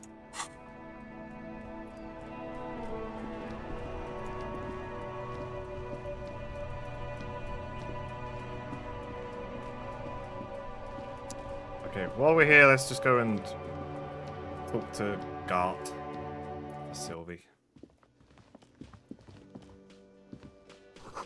So, did you catch a glimpse of Union paraphernalia, strike posters, and red pennants? Oh, we can go in there now? Can I help you? I talked to Sylvie. She left because of me, not you. Wait, what? But what about the bird? The bird? Yes, the bird. I found it lying on the floor with a broken wing the morning she left. She didn't break it. I did. I threw it against the wall. You broke the skewer! I assure you it was him. Why on earth did you have to break the skewer? I just break things. It's the way I am. I can't believe it. I was so sure it was Sylvie. Even worse, I thought she was trying to send me a message. Symbol of hope and all. A tender type of hope. Something stirs in you. Perhaps this is why you broke it. All right. Did she say anything else? About me, you know? Did she say anything about me? She said she was flattered. It was just bad timing. Really? I should give her a call then. The man doesn't know what to say. He wipes his brow and stares at the counter. Thanks, I guess. Was there anything else you wanted, or...? I've seen something here at the Whirling Gart. A thing I need to talk to you about. What thing? I saw a sign that said the mess hall is reserved for the Union. Yes, not the whole damn Union, thank God. Just the nastiest and loudest faction. They come here in the evenings. Dumb, unruly types. Think they're big shit. But they're good customers. They place big orders and always pay on time. We should find out who this Lord faction is, occupying the booth.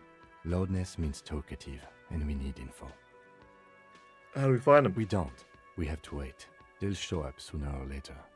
Men get hungry, even striking men. If not today, then they'll be here tomorrow. There are these things called days. You sleep between them. He's saying they'll come after you've slept. Just making clear you got that. What? By the way, you should come back to this thing-based questionnaire if you see anything interesting in the whirling later. Goodbye.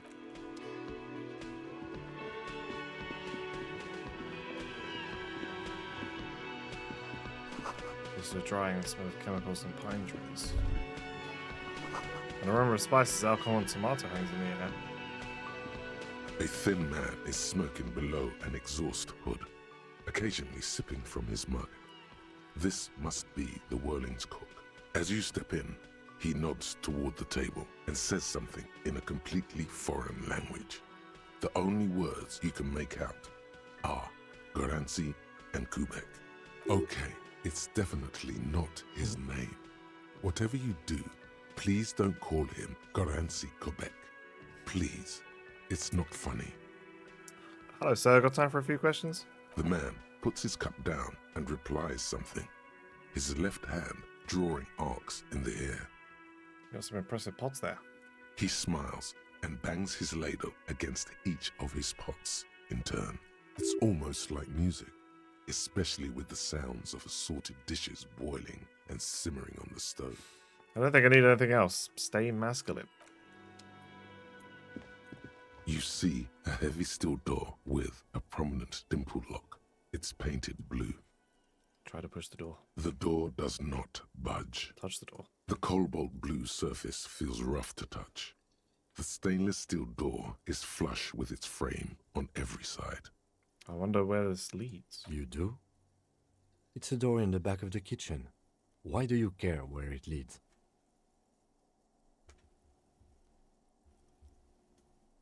It's part of the whirling in rags. There's something about this place that makes me want to know. Eccentric. But okay, I suppose we could look into it. As a side investigation. Yes, a mini side investigation. Gart is the person to ask about this.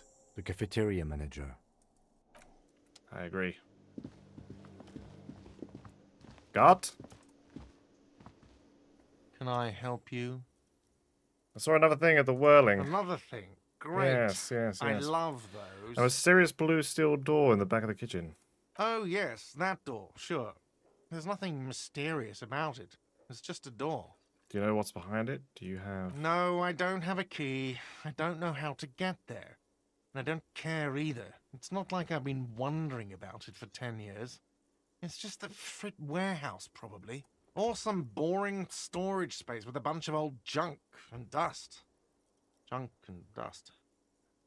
He's attempting to maintain an air of indifference. It's absolutely not convincing. I think you'd like to know what's back there. Fine, okay, a little. But my job doesn't leave me time for wondering about one locked door in one of the cafeterias I manage. Alright, we get it. You've got several cafeterias. So, I haven't opened it. I have cleaned the whole place 100 times over, though, after the animals. And I haven't found a key, so good luck with that. Yes?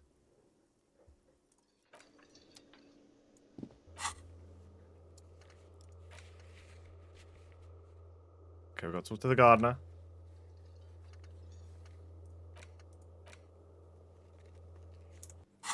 Okay. We're getting a lot of, like, side missions. But we're not really completing any of Hello them. again, sweetie. Let's talk to the gardener. Kim, move out the way, please. Hello again, officer. Do you still have your salts? How I are think I things? could use some. Sure. I'm done with them. Go easy on that stuff. It gave me a terrible headache. Thank you.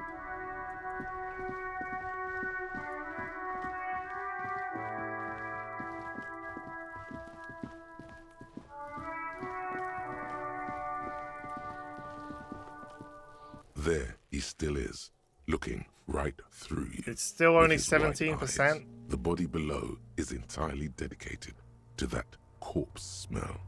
Emitting it is all. The ammonia only makes it worse. The combination forces tears out of your ducts. You manage to keep it in once. The second time, not so much. When the vomiting is done, your cheeks are wet with tears.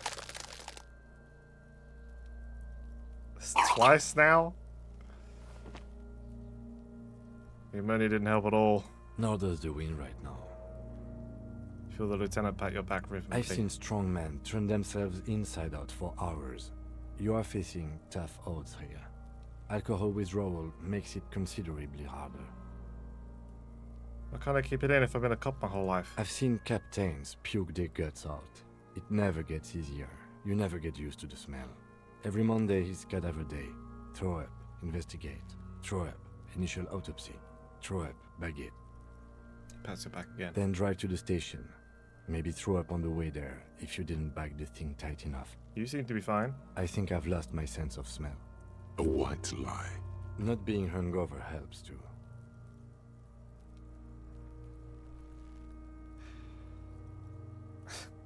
Do without me, I just can't keep it down. No. This is a two-man assignment because it needs 2 officers to complete. I need your help. He withdraws his hand and looks you in the eye. You need to get your shit together. Okay. We should go talk to the locals. Find something else to do while the wind changes. It's pretty bad right now. You've gained a thought. When this dialogue is over, go to your thought cabinet and internalize it for special bonuses and effects. Give it half an hour. Get yourself together. Then come back and have another go. Okay. Another internal thought. Volumetric shit compressor. Your shit is apart, and it's rather unbecoming of a cop and a human being. It's supposed to be the opposite of that, together.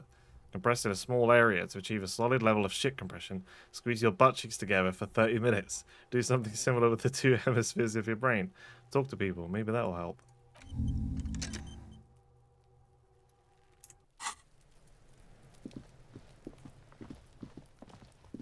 Well, I guess we can look at this area to the left that we haven't really explored.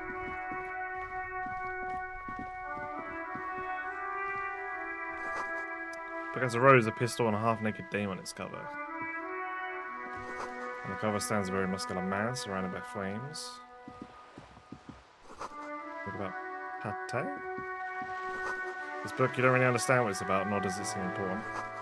Book about Boydero culture. It promotes freedom and roaming upstream.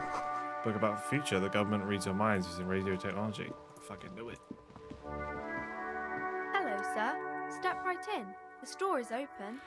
A young girl with chubby red cheeks waves at you, smiling. Her nose is also red from the cold. Hello. Are you interested in a new and exciting book? She stomps her feet to feel warmer. What kind of store is this anyway? It's a bookstore, sir. We sell books, postcards, and some board games. It's called Crime, Romance, and Biographies of Famous People. Whoa, whoa, whoa, whoa.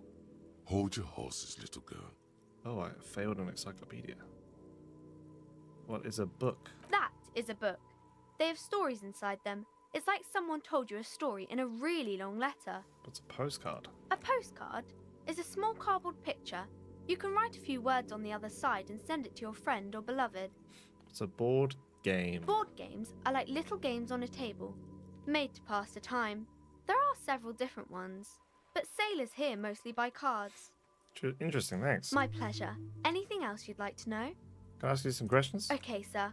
I'll try to answer any questions you have. I hope they're about books. What's your name? My name is Annette, sir. My mum, her name is Plaisance. She owns the store. Plaisance. She's inside minding the My mother is register Plaisance. or organising the stock. Girl gazes at the window, then suddenly jolts her eyes wide as if recalling something. Feel free to step in and browse our wares. And you're standing out here in the cold I'm because... signalling that the store is open.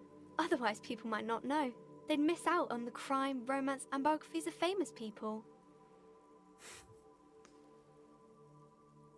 I should have a word with the store owner, maybe? Oh, no, sir. I'm happy to help Mum by luring in customers. Besides, I have some hot juice in my vacuum bottle to keep warm. Shouldn't you be at school or something? I do my studies at home at the moment. I have to help Mum keep this place running. Isn't going to school more important than this? Mum says it's necessary to do both because it builds character. Mum says a proper worker is dutiful. That's how you get ahead in life. You succeed. There is stress and unease behind these words. She's reciting etiquette. How's the business going? Mum says it's peachy. She was a little afraid at first. There's talk about this house being cursed. Cursed in what way? Cursed in the way that makes them say that no business has ever really thrived here, sir. That they all go... Ass up. I wouldn't really say it like that, but I guess so. It sounds rather serious. I should probably look into this. We can go into the bookstore and ask about the case, but I don't see much more to look into here. Lieutenant makes a note in his notebook. Yes, please do look at our wares inside. The postcards and board games you asked about are also there, sir. What do you know about the other failed businesses? Nothing really, sir. Mum doesn't allow me to sneak around in the back rooms or the cellar. I don't really know what's there. How does this curse manifest itself? It does not manifest itself in any way. It does not exist. I liked it better when we were talking about whether it's appropriate to stand out in the freezing weather. Fine, I'll show you. Anything else you wanted to talk about, sir? Enough about the curse for now. Maybe I can tell you about some of our books instead. What is this crime business? Crime fiction is about murders or burglaries or things like that, and the work of a policeman or a private detective who's trying to solve a crime and catch the criminals.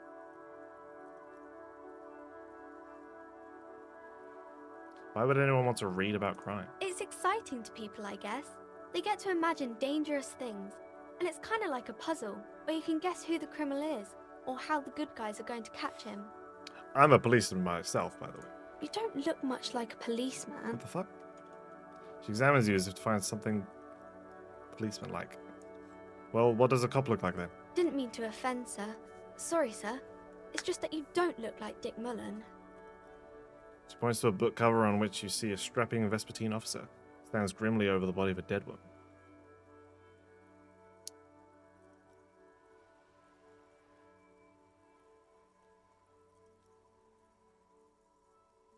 It's not your body that's important in police work anyway, it's your... Head? Yes. Not head, child. Heads. Flexibility. There are millions of different people out there, and you have to get in their heads. Sometimes you gotta be the killer to catch the killer. Isn't that very dangerous? Policemen live and breathe danger, little girl. Mullen obviously lacks the chameleonic skill. Unlike you, sir. He's just a fictional character. He's no match for you. Maybe you can show me some real police work, sir. Like in the books. It wasn't snowing before, was it? Is it just started snowing? What is romance? It's the type of book where there's a rich lady and she has to choose between the good man and the bad man.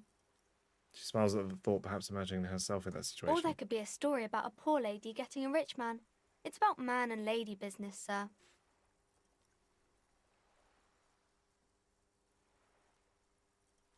What about a book where the man and lady business doesn't work out at all? I haven't read many of those. Maybe you should ask Mum. Yeah? You think she has one about an excruciatingly painful breakup? I don't think it's a romance story if the main characters break up, though. No, think about it. One where they plunge into a torrid spiral of pain and recrimination. Only it's really long and drawn out, scarred for life, phantom limb. No, I don't know. Doesn't ring any bells? Okay. I'll ask her Yes, she knows books. Definitely. What was that? An idea for an unfinished novel stuck somewhere in your forebrain? Later, when you get the chance, you should address these issues by getting drunk. Yes. That'll show them. Thank you, electrochemistry. That's enough about romance. Maybe some about other books? Okay, I'm going to deduce something now. The girl keeps her hands folded, hidden. Why is that? Why do you keep your hands folded? What do you mean, sir? You can show them to me. She looks around anxiously. Her hands remain folded in front of her. She doesn't want to show them. The lieutenant stands by, looking at the two of you with little interest. It's okay. She brings out her reddened hands, her nails frayed, nearly chewed down to the flesh. You bite your nails. And you knew this from me keeping my hands folded? Yes. Well, that proves nothing. Anyone could do an easy deduction like that. Her eyes flash with defiance. She's not impressed. Want more? Bet I can figure out why you bite your nails. I've got a few reasons in mind. She nods, half provocative, half enthusiastic. You're uptight because of your mother and the pressure she's putting on you. Maybe so, sir. Okay, I know it's a bad habit, and I shouldn't. Either way, another ace deduction by the #1 detective in town. It was okay, sir. She's still got a rebellious streak. There's more that can be achieved here. Ask her to do the same. You think so? Fine, do better. Do something about me. You're quite sober. Wow. The lieutenant does not flinch at the comment. He does not flinch even a single bit. He is intensely not flinching. It takes effort. Wait, how do you know I'm usually not? Because you usually aren't. I'm also sad and my head hurts. I'm sorry, sir. I hope things get better soon. She looks you in the eye, a gleam of sympathy on her face. There she stands, swaying on her feet, assaulted by the early spring breeze. She smiles at you. The whole situation suddenly feels familiar. Somehow, there's something you're missing. Oh, fucking hell.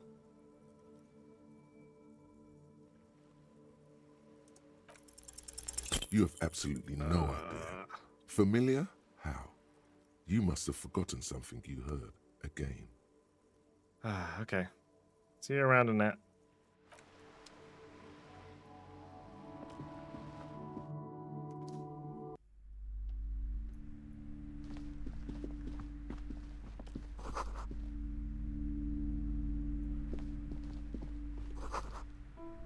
collects the national recipes of Arda.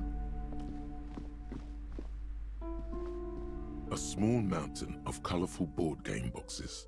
There are numerous types of games for all ages. A lot of shelf space seems to be taken up by Wirral-related merchandise. Storekeep, what board games do you have here? Wonderful board games, sir. The Viticulturist is a classic for sure, or perhaps you'd like Archipelagos of Insulinda, a very educational game for those interested in geography. Browbritter is a fun game of economic competition, but can get quite intense after a while. We have games for the whole family. You can play with your children. Yes, kids, friends, chicks, I have all of those. I don't feel as if I have any kids. Friends are technically like family. She feels with a pen and thinking. For playing with friends, I'd recommend Suzerainty. It's a civilization building game where you build a civilization, then set off to brutally colonize and repress other civilizations. Oh, lovely. It'll cost 12 real. An endless variety of source books, lore books, and codices litter the Where's table. D&D? The topmost book is titled Welkin Compendium, 2nd edition. There's also a large hardbound tome with intricate cover art, The Hunters of Katawak, Boreal Creature Compendium, and a Pick Your Path adventure game book titled Oh, there you go. Tales of Wirral, Cavern of Velkrag. Books in a board game section? Who wants to read books? Anything that really catches my eye? There's a box that says Wirral, 3rd edition Mega Setting Supplements Module. The side panel notes, a fantastique adventure board game, new maps and miniatures. A sticker on it displays So 25 much money. real. That price is steep, but then it's the 3rd edition Mega Setting Supplement, so it makes sense. True. You have a point. Brain. The display rack is brimming with worn paperbacks featuring an extremely muscular, sword-wielding barbarian on the cover. Nearly all the titles contain the word Heimdall somewhere. Rows and rows of Heimdall men blur your vision. You make out some titles. Man from Heimdall and the Mammoth Riders. Man from Heimdall, Return to Heimdall.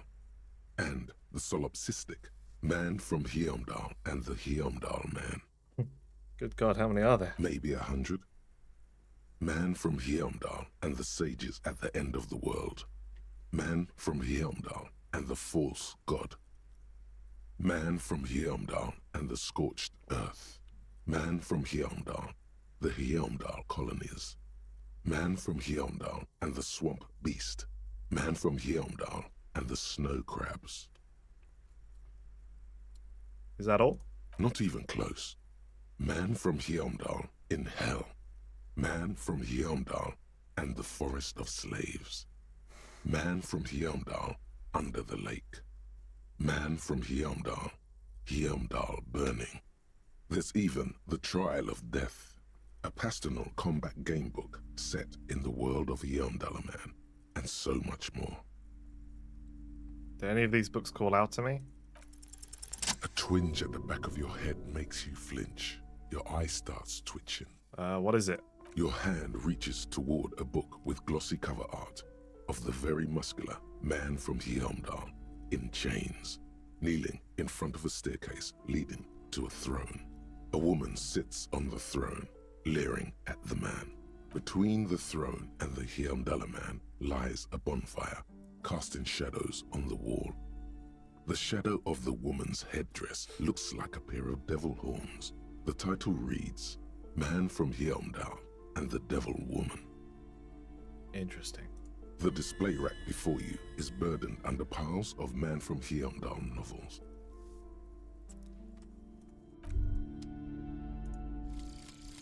Volumetric. Volumetric shit compressor. Book complete. Bizarre scientific news from Revachol West today, where a police officer's shit has been observed at a pressure of around 495 gigadecimals. These metallic hydrogen levels of shit togetherness were thought to exist only at the center of collapsing stars, not law officials. It remains to be seen how long the shit singularity lasts. We got our shit together. All endurance white checks unlocked. Learning cap for endurance raised to 4.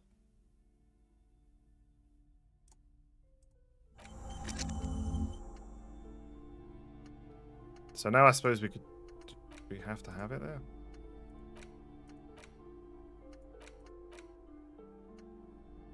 Okay. All endurance white checks unlocked. Learning cap for endurance raised to 4.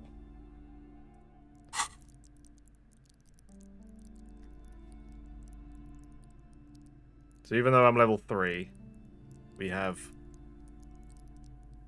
Our cap is up to 4. Oh, we can level up too. Okay. Is there anything else we want to put a point into?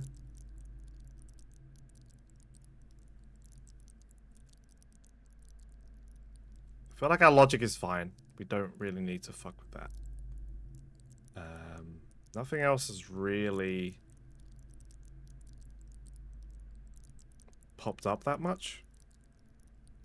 Our physique is fine. There's a couple of like ones.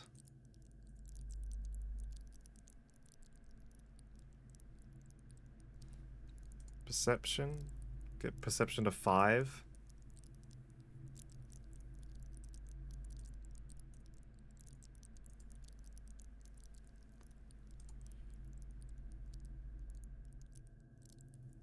I think perception is just giving me those little like green dots and stuff so I can recognize things better.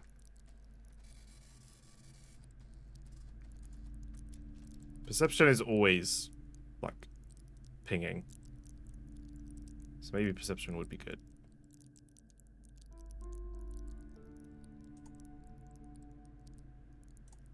Our authority is only 1. It's currently only 1 because of one of the thoughts that we're having. So when that's finished, that should be back up to 2. Authority hasn't really popped up that much, I don't think. Maybe when we were talking to the kid.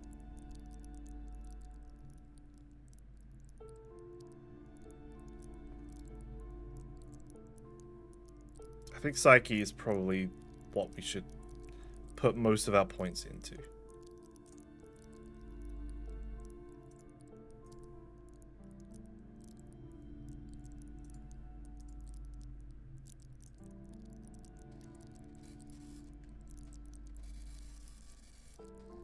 Pretty happy with... I mean, maybe endurance would just be a good one to have decent points in.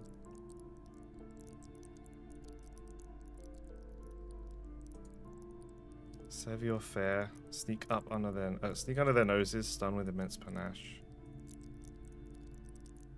I haven't really done anything with interfacing yet.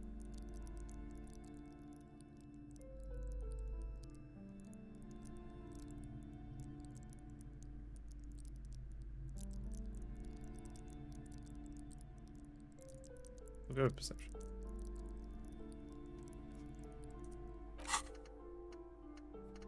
So we've still got a little ways to go. Oh, we can use a skill point from leveling up to open up another one of these. We don't have any more thoughts at the moment. Head empty. Welcome to Crime, Romance, and Biographies of Famous People. My name is Plaisance. Be welcome, and please take responsibility for the energy you bring into this space. So you're the owner of the store? I am. The proudest owner of our little shop of culture. Your daughter is the one standing outside the store, right? Annette, yes, my daughter. I hope she wasn't slacking off again with her nose in science fiction. Tell me, was she at her post doing her job like a proper girl? Yes, of course. Wonderful. Did you talk to her? Yes. Great. On a scale of 1 to 10, how compelled were you to buy books after talking with her? 10. She is certainly very polite and helpful. My precious. Her dedication brings joy to my heart. If you have children, I hope they turn out as great as Mayonette.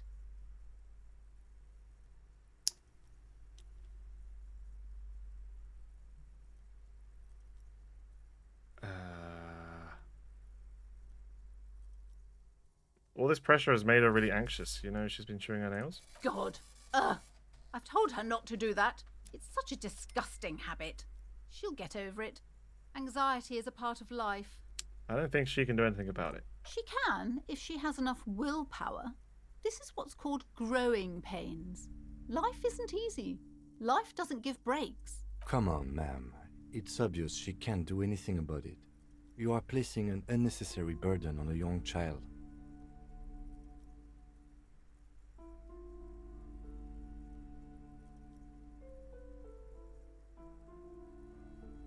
What you're doing is wrong, even I know that, and I usually don't know anything. She stands stiff and severe, silently fuming.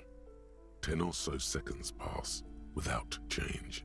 She's looking for one, but there simply aren't any good arguments for being an asshole. Oh no. Hold on. I need to invite her inside and apologise. She must be freezing out there. There. I don't know what to say to you. My husband, he tries to teach me business lessons. I have what my mother called a dull mind. All this stress.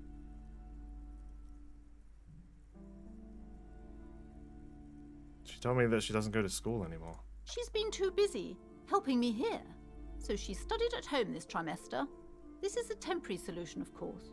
I assure you, I of all people understand the importance of education. She will be back in school the moment the store takes off. And hell freezes over? Never mind. It's not a good topic to get into. Is this husband Annette's father? Yes. My husband is a successful entrepreneur east of the river. If only he were more involved in the business we're running up here. No matter. Soon we'll both be off for Grand Couronne.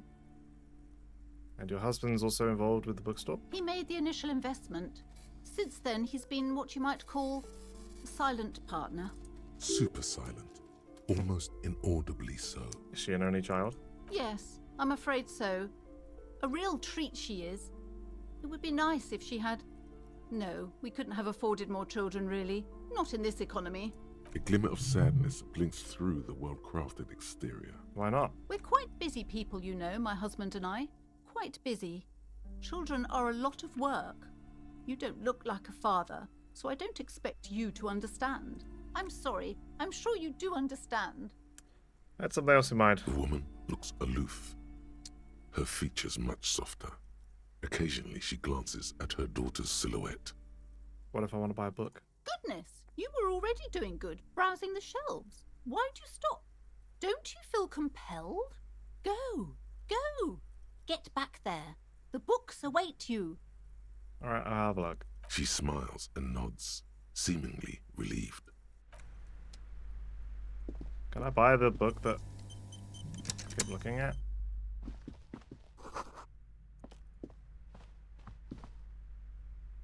The display rack is brimming with worn paperbacks. Oh, I featuring can't. an I extremely need 9 muscular- real.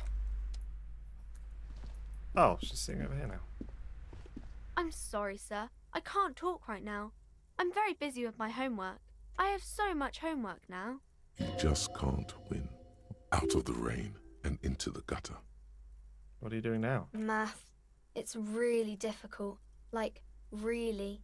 They say you need it to get rich. Better than standing outside in the cold, I guess. Oh, I found something while you were away. What I is it? thought this would fit you. Like, thanks for helping out. Ah. Not me. The city, I mean. Like a detective does. She gives you a hat, almost exactly like one Dick Mullen wears on the covers. A detective hat? Yes, just like the one Dick Mullen wears all the time. You'll look way more serious with that. Right, I have to get back to my homework now, before Mum notices. Man, this is hard. 28%. You have absolutely no idea. Familiar? How? Damn. You must have forgotten something you heard. Again. Something about her I know. Free drinks. +1 encyclopedia or +1 perception. I already have a pretty good encyclopedia. I don't think we need... I don't need 6 encyclopedia. Maybe we'll hold on to it.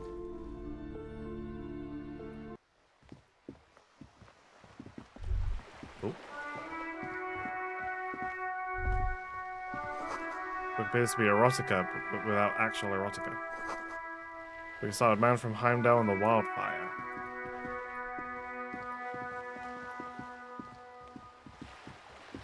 Boring.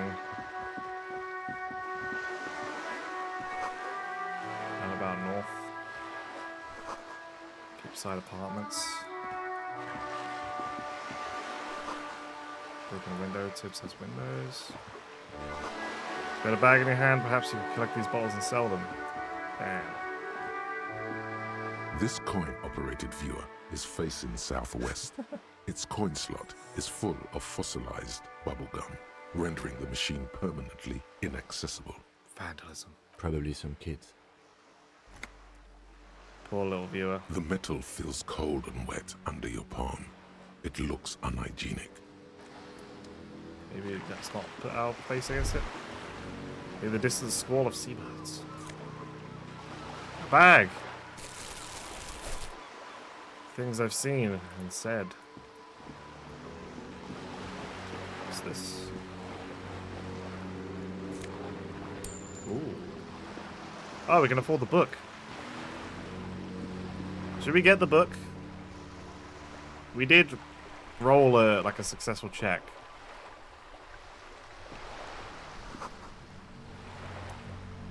And the book spoke to us.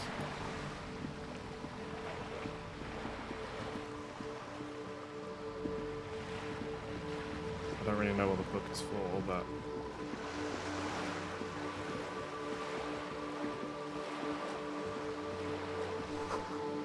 only Cormorant surveys the seas, the different to approach. This place is fucking huge. This is a wall on the side of an apartment building. Whoa. Centralization, 3%. Why am I looking at this wall? You have no clue. It's just a wall. So many walls all over Martinez. Weather-worn, cracked, their paint peeling.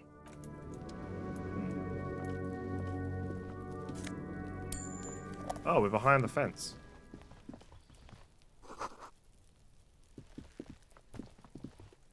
Ah, it's that little kid. Hey. Are you trying to sneak up on me? Come to slit my throat in my sleep? Logic error. She is not sleeping right now. Pig's come to take me out. Trying to snuff me out. Are you sleeping right now? Don't get fucking clever with me, pig. You think you're so clever. Got him.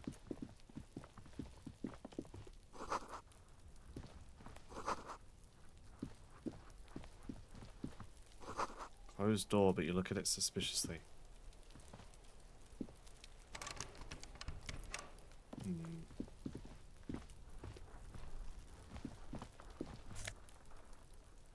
Orange bum hat.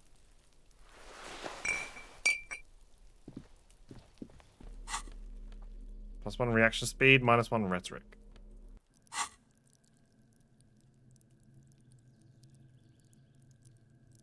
I mean, we do have 5 rhetoric.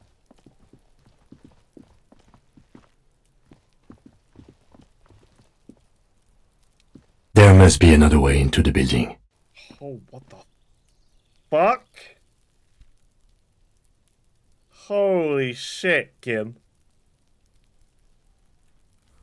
Let's get the fuck out of me. Jesus Christ.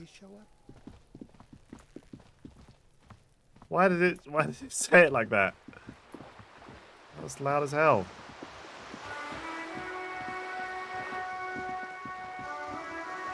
Alright, let's go buy that book.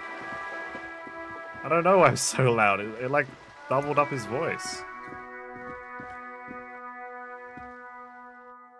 That was so loud. Alright, we'll buy the book. The display rack is brimming with I want to buy a Man from Heimdall and the Devil Woman. It is a bestseller for a reason.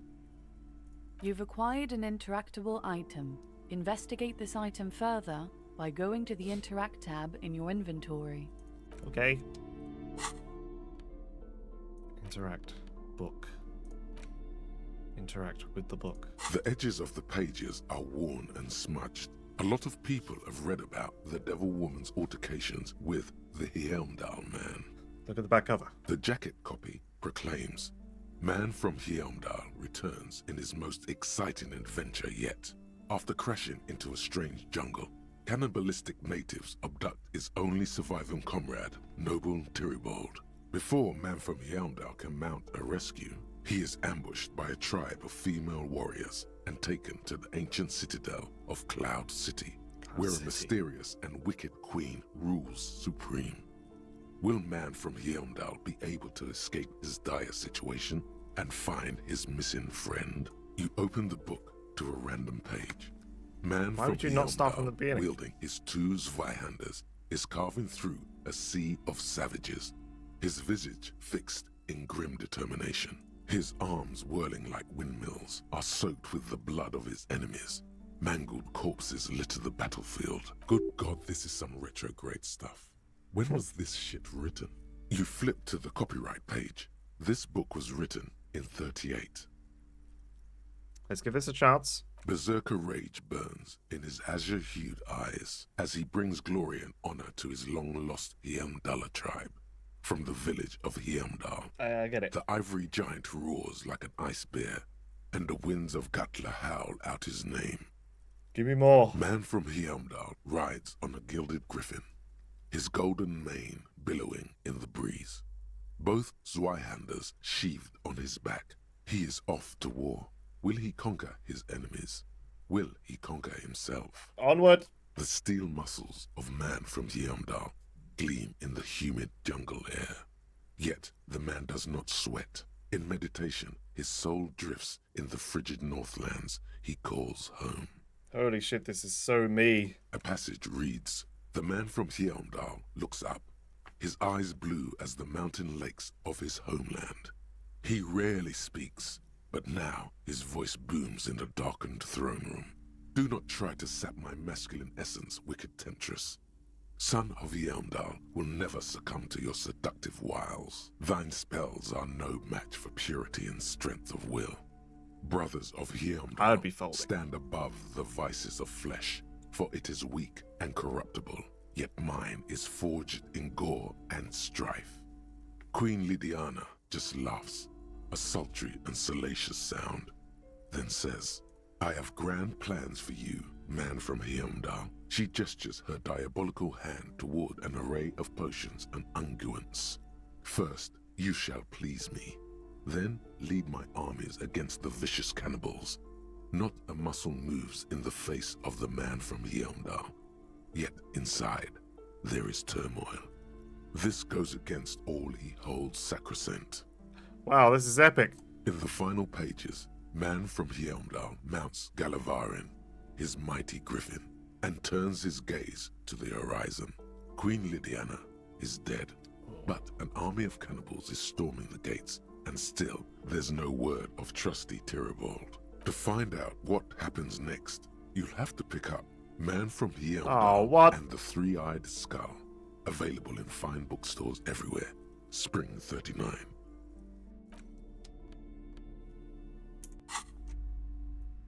I didn't even get anything for that. I didn't get like a skill point or something. You see a set of tattered curtains blocking the way to another room. A strange cage-like trinket dangles from the curtains. Excuse me, officer. The back room is strictly for employees only. Examine the strange cage-like trinket.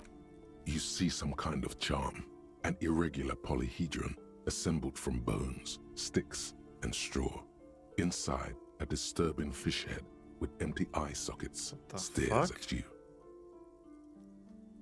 This is a traditional Seminese ward, meant to provide protection against ill luck, bad dreams, curses, and other supernatural scourges. Who are the Seminese? Inhabitants of Ile de Fantôme, the Seminine Islands down south. Aside from poking at it suspiciously, there is nothing else to do with the fish head charm at this time. The curtains remain shut before you. Let's find the curtains. Now please go back to browsing the books. Don't you feel compelled to look at the books? The books are all you care about. She speaks almost as if she's trying to put a spell on you, urging you to buy more books. Oddly enough, the more she tries to draw you away from the curtains, the more alluring they become. Pull over the curtains. Just as you're about to pull apart the curtains, the petrified voice of the shop owner cries out once more. Sir, don't touch that. I told you it's off limits for the customers. Her hand has closed around her pendant, her fingers nervously playing with the talisman. Parapsychologically speaking, we're done if you decide to open them. I won't be held responsible for the consequences. It's too dangerous. She looks away, mumbling. Why is everyone always messing with the curtains? Why can't they just buy books like normal people? It's about the curse, that's why you're afraid.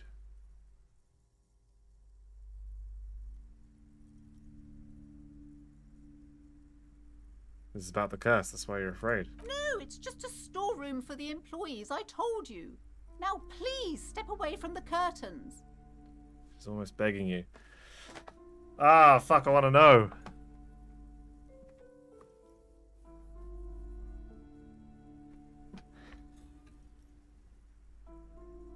I sense this place calling for me. I must investigate beyond the threshold. You do? My God, even more reasons not to mess with the curtains. Just step away, dear sir. Why does she keep holding the pendant?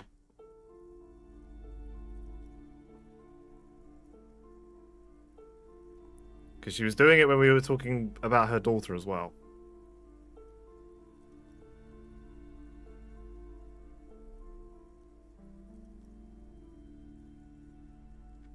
There's the charm there that wards off like bad dreams and stuff. And like bad luck. But why is it in front of the curtain? I have to know. No! Please just talk to me, officer. Come here and let's talk this through before you decide to do anything extreme. Talking is always good. Go see what she has to say.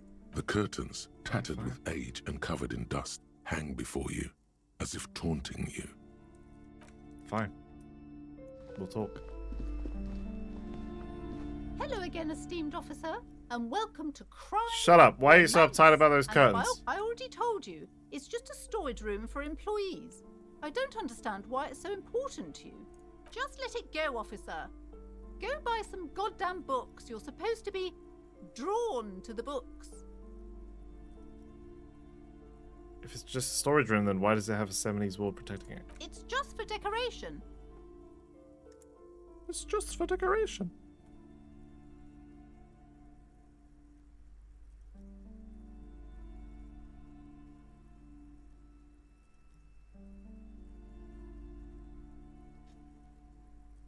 Okay, fine. It's just because this place is cursed, just like everyone said. See? They don't call it the doomed commercial area for nothing. Are you happy now, officer? Happy that you've ruined everything? She closes her eyes and starts mumbling something into a pen. Host of hosts, she prays. Guard me and my honest business venture from the curse that lurks behind the curtains. Have you sought help from anyone? Yes. I've contacted numerous parapsychologists and even a pair of Simonese mediators. They provided me with the wards. She knows that strange cage-like trinkets. The wards help to keep the doom at bay and protect us against the darkness that lies further in the building, even though now I fear it's not enough. Is your pendant part of the wards as well? Oh, this? No, it's a special Himian amulet, blessed by desert pygmy shamans, with a spell of compulsion. It's to compel people to buy books. There are numerous spells cast. I mean, the fuck, store. I did buy a have book. The books anointed with a different inducement spell, for example. Shit, it works. It's guaranteed to boost sales 15%. Desert pygmy shamans. That sounds like a rather questionable way to describe a group of people. Why didn't you just tell me don't tell me right away it's the curse? It's not good to talk about the curse, not in detail. The negativism, it's dangerous. Talking about the void wraiths angers them. Wow. Void raves. You have new words. How does this curse manifest itself? The curse is so much worse than you could imagine. It's a disease, eating at the very foundation. Shiver runs through the woman as she looks around at the dimly lit It's store. the curse. of financial distress, of ruin and bankruptcy. Annette mentioned that previous tenants have experienced some financial troubles. It's not just that, officer. We're dealing with something supernatural here. It's the cacodemons feeding off bad business practices and disappointing income statements. There's something wrong with this building, I can tell you. Ever since I arrived, I've sensed an eerie, lingering presence, as if I was unwanted here. Would you like me to take the case? I can investigate, see if the curse is real. Most certainly not. I don't want anyone who's not familiar with the psychic arts to get involved in this mess. Stay away. Leave the spirits be, so they can return to their slumber. My liege, you know what this case calls for? A para-detective. +2 helped Annette, 92%. Convince her to let you investigate the doomed commercial area. Slither up to her, you silver-tongued fiend. Show her what world-class perfidy looks like. Ma'am, I came here to help. I've handled paranatural situations before. Are you sure? Don't think I haven't seen charlatans before. I've returned from the void, a para-detective from a long line of para-detectives. You're no para-detective. You look nothing like one. And you're clearly a drinker. The fuck? Pardon me for being so blunt, but... You look like one. Hey now, hey. You need the booze to focus, alright? Electrochemistry's right. The lieutenant keeps his usual stony calm. He silently picks out his notebook. I admit I've had my share of drinks, but only because the spectral realm is parapsychologically taxing. How do you know all this? Here we go. Your wards brought me here in the first place. The Seminese blood also runs through me. You're part Simonese. Oh, it means our meeting couldn't have been mere chance. The hand butt. I am not the only one at risk. I have to think of my daughter. You are certain you can help us? Keep us safe? No problem I can't whatsoever. allow any collateral damage to hit us. Family is safe. The phantoms are no match for me. If you promise, good officer, then you might be our last hope. Do you swear it? On my honor. Thank you, sir. There's one more thing I haven't told you about yet. The entity. The entity? Like, from Dead by Daylight? Do not act surprised. You know of these things, sire. Of course. The entity. Close your eyes. I have sensed its presence. You have? The entity takes the form of a woman, a witch probably. I've suspected that she must be connected to the curse ever since I first saw her. Did you know that she lives inside the chimney? Chimney. The passage between heaven and hell, of course. Yes, that chimney is part of the building's central furnace, and it's enormous. She has barricaded herself behind some metal security curtains. God knows what she's doing there. Some unnatural magic, I assume. You should go find the entity and ask what happened to all the companies in the building. What is the source of this curse? Here's the key to the warded door behind the curtains. Take it. Oh, and please do return to me after you've looked round. I'm quite anxious to know what she has to say about the curse. What you discover in there. Unbelievable darkness and ruin. What you discover? Probably just some office space. Don't be scared. Yes. Good.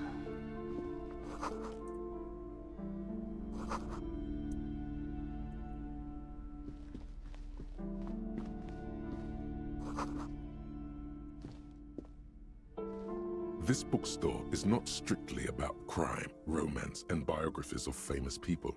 There's also a wide range of Paranatural literature. Amidst the various books, you find one written by someone named Matthias W. Dundas. It's about wholeness, unity, balance. These three things are very important to the working class mind. The point of the book, and many others on this shelf, is to give people medicinal advice in situations where they don't have access to paid health services. How does that work? It serves platitudes, while also telling everyone that traditional medicine, the kind people don't have access to, and which costs more than this book, is garbage, and would only give you cancer anyway, without even curing your cold or anything. Wholeness, unity, balance. on the other hand, can basically take care of anything. Though it is important to note, when it's up to your mind to heal yourself, then it's because of your mind that you're ill in the first place. Does the book say anything else? The book features chapters on topics such as how to find magnesium. It even lists plants you can harvest magnesium from. How to continue drinking if you're an alcoholic who has destroyed his liver. And there's even a chapter on the ancient Seraïs tradition of using duck gallbladder preservatives to treat and prevent sexually transmitted diseases. Pre and post factum apply. Nothing worth buying. What's this? Maps? Several maps have been attached to a bulletin board hidden inside the alcove. They're held up by small pins. The board has come loose from one corner. The maps look old and faded. Your eye catches a map of Insulinda, a map of Revachol, and a map of Martinaise. The north coast of a verdant island is shattered by the delta of a river. It is the River Esperance. Countless bridges put the shards back together, connecting city blocks to river islands. La Delta says a great artificial heart in the center, teeming with life forms and construction. To the east, rolling hillsides, Le Jardin, Stella Marie, the suburbs of Saint-Baptiste, swallowed up into the megacity. They sound rich to you. This is Revachol East. Hudon, it's somewhere to live. Not bad. Then there's Jamrock. It's bad. Jamrock. People shouldn't live there, but they do. Then Forburg. It's almost as bad, and much larger. Then Coal City. It's the worst. It's so small you can't even see it on the map. No, wait. There it is, north of Jamrock, the strip of coast next to the Greater Revachol Industrial Harbour. It looks downright despondent. It's almost Coal City, to be honest. No, this is somewhere to be. This is all you have, but it's still something. Streets and sodium lights, the sky, the world, you're still alive. Everyone knows the most interesting things about fascists was their magic. Alright, let's go behind the curtain, shall we? You see a dimly lit room full of dusty furniture and trash. A doorway stands in the back, covered in dozens of scary little Seminese wards, your shadow looming over it like an omen.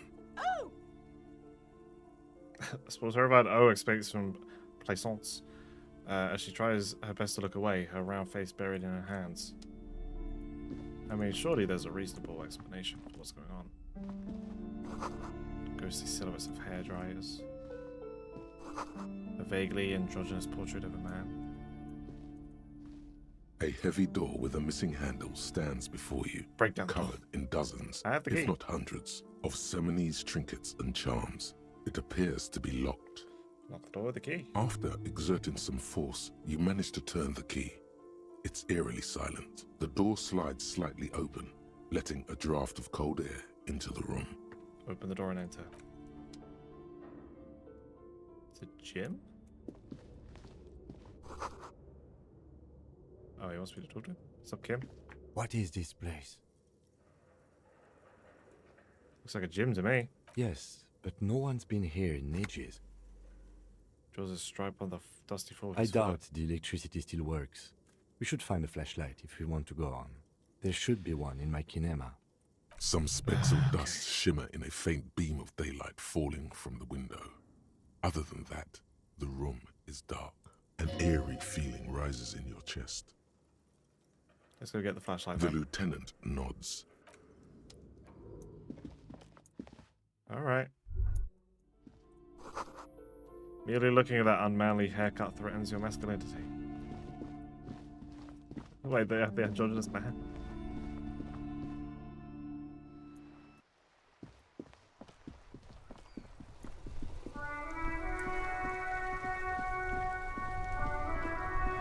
I don't know if this is like the only map in the game or what. Steering levers, a radio microphone. I mean, I've been here almost on a whole day. It's 4:20 p.m. Of the fuel preheater Spoke gauge. up. A metallic drawer is robust, weatherproof, and well-made. Lets you see things in the dark you would otherwise miss. Should I just grab it all? The handles are long and sleek. Snap, snap, go the cutters in your hand. The pry bar feels nice and cold in your hand. Useful for opening all sorts of doors and lids. The pull-out toolbox slides back. Might as well grab it all. Yeah, I can't tell if I've done a lot or done nothing. The body is still hanging, like, in the plaza.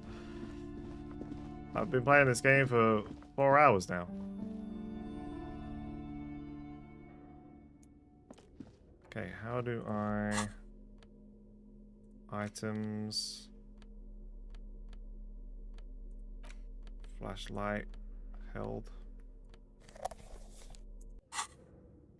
Oh, cool.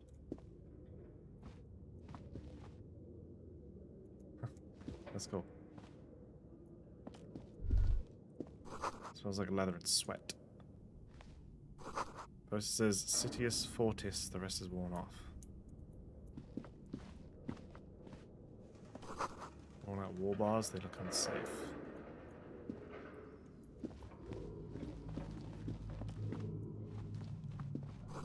Always blocked by old window panes and debris.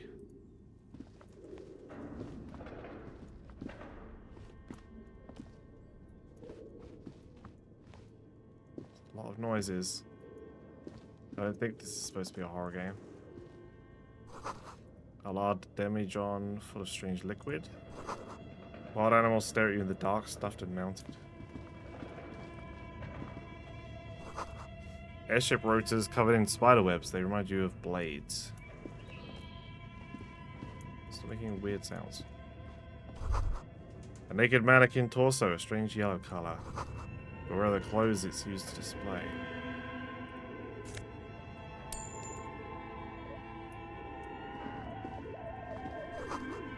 Blue velvet, soft to the touch, moth-bitten.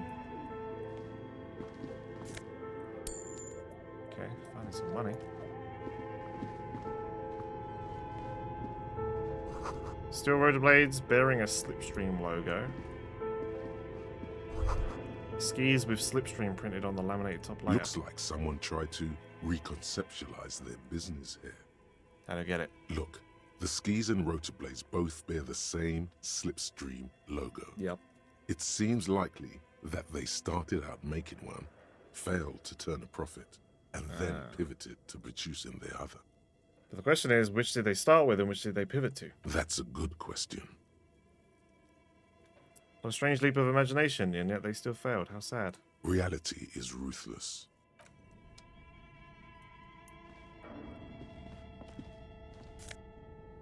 Production schedule filament memory. 50 real. What did we just get? The cube-like crisscross of filaments feels oddly fragile in your hand, its intricate structure covered in dust. Silver tape on the side reads production schedule. Note, this filament contains information that can be read using a radio computer.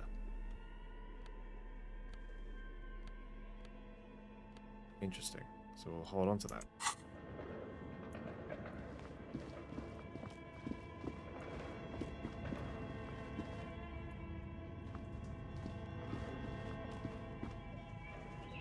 Your flashlight slides over an old green chalkboard covered in scribbles, sketches, and schemes, like some ancient cave mural.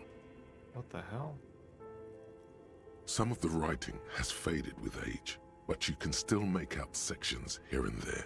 Photos and drawings have been pinned to the board. Inspect the drawings. These lithe, pointy-eared creatures appear to be different types of welkins. You make out autumnal candle welkins, casting wax-based magic. Translucent welkins, with organs shining under their skin, and even ether welkins, hailing from the vast emptiness of sidereal space. You should adopt one of those welkins as your persona. No longer a mere man, but a welkin. One of the welkins, towering among the rest, appears to be different, however. Examine the Welkin, this is important. It's Vara Hamira, a high Welkin, his face white and scarred like cracked marble. This is clearly a Welkin supremacist. The note says, all non-Welkin races will be purged. The Haldor, the Twarg, the humans, and even headless men, all of them, purged. Imagine a world filled only with Welkin, Green Welkin, Dread Welkin, and the High Welkin to rule them all. What? Did someone draw this? An inordinate amount of time has gone into drawing these little Welkin creatures. Why would anyone spend so much time on this? Who are these creatures? Who drew them? Are they real? I have so many questions. One of them is a Welkin supremacist.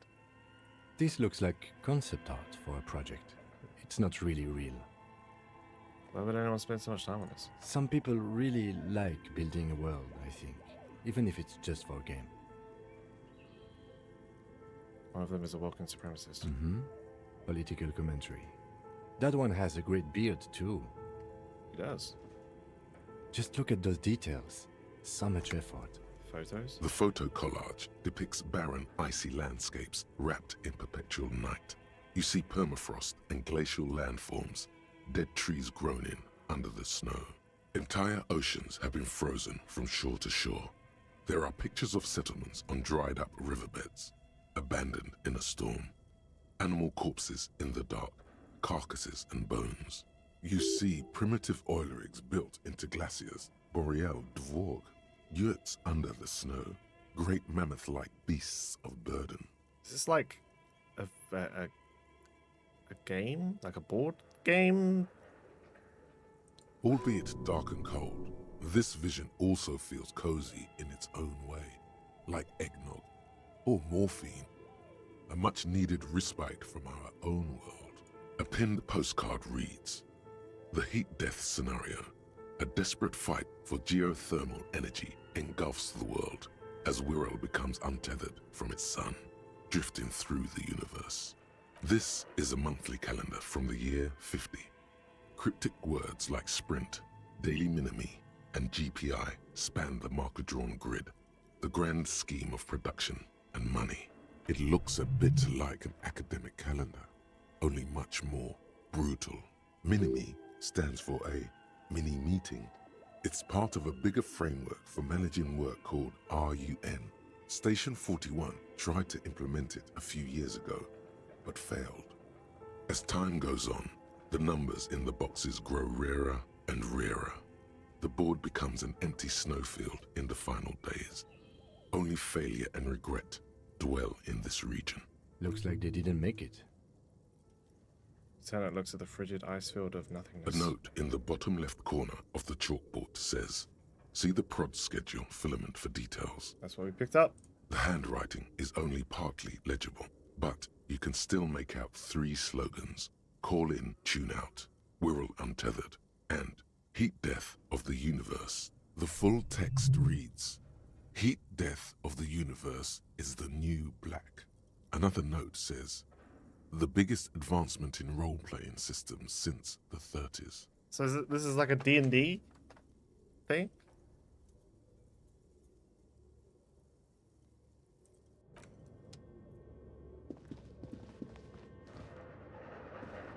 This old fireplace is covered in lines drawn in blue and red marker, the mesh spreading over the stone like blood vessels on alabaster skin. It looks ghostly and strangely ancient. The whole thing resembles Kadran mosaic tiles. Very pedantic. How do I know what Kedron mosaic tiles is supposed to look like? History classes, students with their textbooks open, studying the roots of our civilization. Those aquarelle blue tiles looked beautiful in the sun. What am I looking at? Radio frequencies, it seems. UKV 123.6, UKV 123.7, UKV 123.9. Some written notes, too. Sparse and cryptic. Unclear. Frequencies for what? It looks like a cardiovascular system split into veins and capillaries. Very advanced. So we're dealing with something medical? You think so?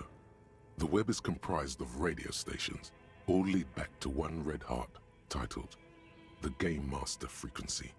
A note says, This one can listen in on any station it wants. Who's the game master? Someone very important. A conductor for the hundreds of story threads that pass through the game master's frequency. If it's a game, then who's playing? Whoever decides to call in to a call-in station, it looks like. A list of names under the stations suggests people across 6 Isolas would be playing. Muindi, Insulinda, Kotla, Grad, Samara, and even Il Mara. There's no way a little basement studio working here could pull anything like this off. We're coming to the end of the stream here because my brain is cooked from all the reading and information I've had to take in. Struggling to understand what's happening here. So there's radio frequencies.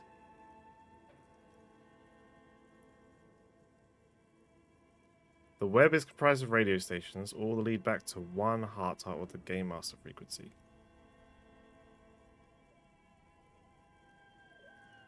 A conductor for the hundreds of story threads that pass through the Game Master's frequency. Whoever decides to call in to a call-in station, it looks like.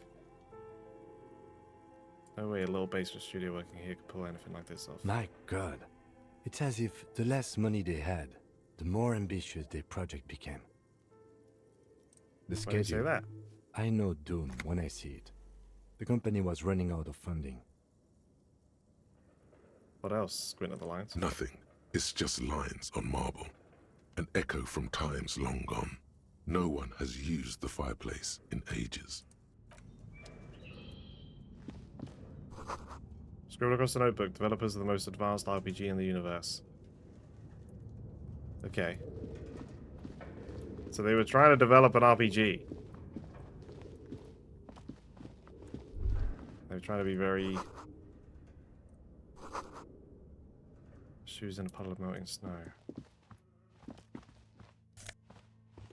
Postcard. They tried to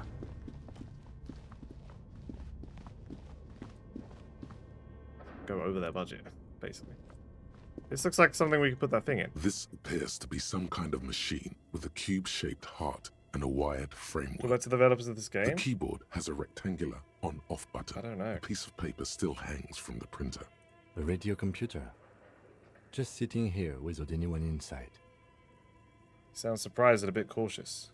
Turn on the machine. The machine lights up like some prehistoric animal stirring from its slumber, revealing fluorescent play and print keys on the keyboard. The hatch on the machine's central compartment is wide open. Look inside the compartment. It's empty like a beehive without its brood. Some cables have been left dangling, disconnected. The filament you have would fit perfectly inside the compartment. Insert the production schedule. Like a smooth draw, the filament slides into place. On the keyboard, the play key starts blinking. Press play. A bar of fabric right above the keyboard starts producing a soft hum. The sound of static seeps through the machine's planar magnetic driver. The static gets louder, slowly filling up the abandoned hall, until a voice speaks out, crackling and old, cutting into the air. Good afternoon. Fortress accident en rue de Saint-Ghislaine. This is East Insulindian Repeater Station 1. Please repeat. Is this the production schedule? Wait, what? Why did you call me Fortress Accident? Fortress Accident is the company on whose name the terminal you are currently using has been registered to. So the game company was called Fortress Accident.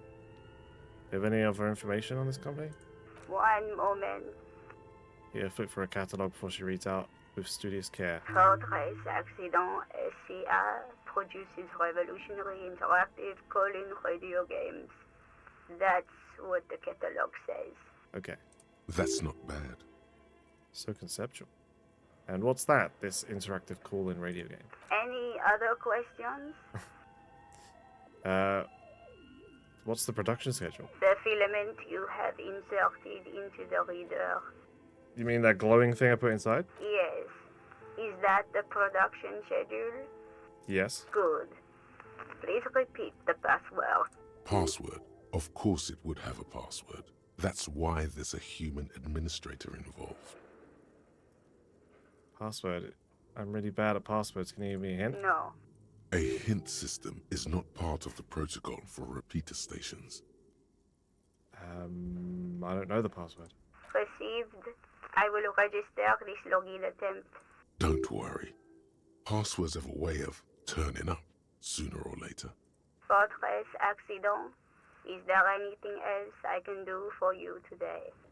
What are you, a machine, or are you alive? Yes, I am alive. I am 74 years old and my name is Yvonne. She repeats passwords.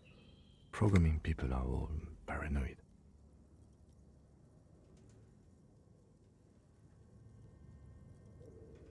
Okay, but where are you? How did you know where I am? I work as a repeater at the East Insulindian repeater station. It's my job to know where you are, Fortress Accident. As for me, well, I am sitting in my cubicle, surrounded by a wall of radios. Now, please tell me if there's anything else I can do, Fortress Accident. That's all for now. Thank you, and goodbye. Tiles on the cube are still smoldering, casting the framework in a soft glow. Fluorescent play and print keys shine on the keyboard. I'll leave it for now.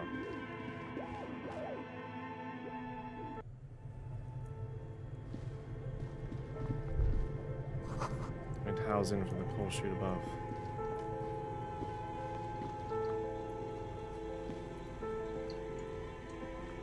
You Fridge? see a terrifying ice bear with a strange compartment in its belly.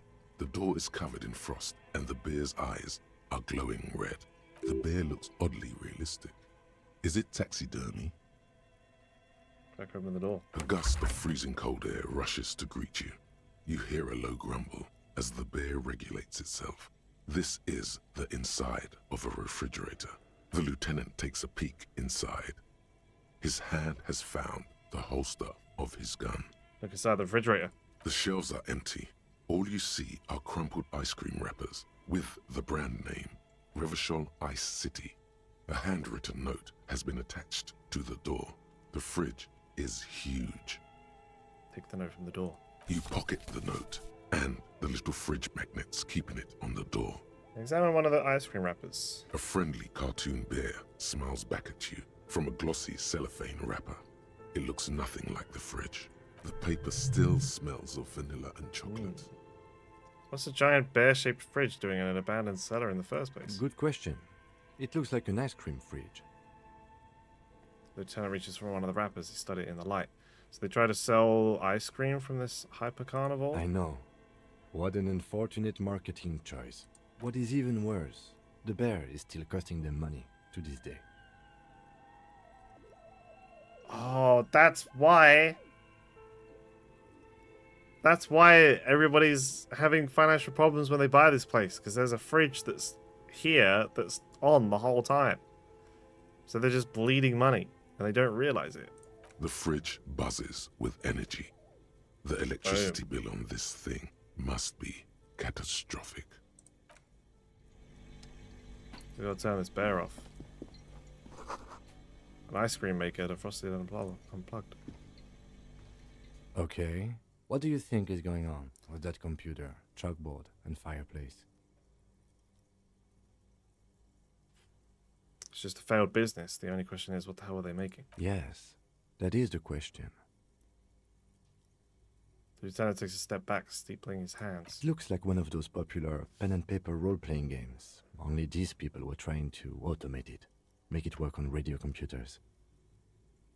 This is really weird, considering that I was looking through the board games downstairs, and I was like, "Where's D&D?"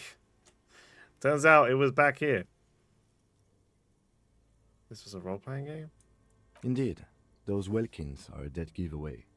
Role-playing people love that stuff. The world looks like a modified version of the WeWorld board game, with hit death thrown in. Super cool. Someone should give them millions of real immediately. This game is too good to be left unfinished. How are they planning to do that? Through call-in stations. None of the players have to be physically present. Anyone in the world can participate in the game, as long as they have a two-way radio. So it was like a D&D game that you could phone into? Then there's the Game Master frequency that listens in on the smaller call-in stations. I think that was supposed to coordinate the stories, functioning as a master of ceremonies of sorts. So like a worldwide D&D game. His fascination has swept aside other concerns for the moment. He's a little hooked. Has anyone ever done this before? Not to my knowledge. They make automated games in Graz, Messina, Königstein. You know, places with industry. Not in Revachol West, among the ruins. But I don't think anyone has attempted to create an interinsulary game before. We just don't have the technology. What do you think happened to the company? No idea. They stopped filling out the schedule on the chalkboard. Wow. Indeed, it's ambitious and untethered from reality, but... The lieutenant was his head thinking. They're saying if they thought they could do this, it was just to pay cheap money at their investors. Curse got to them, I see another explanation. World is cold and lonely. This would keep it company. Let's finish it. Do you have any money? Let's give them more money. So they can finish it and make it bigger. Curse got to them. Ah, yes. The doom of bad business practices. Lieutenant looks around at the derelict room. The pipes howl and a rat across the floor. Okay, let's keep moving.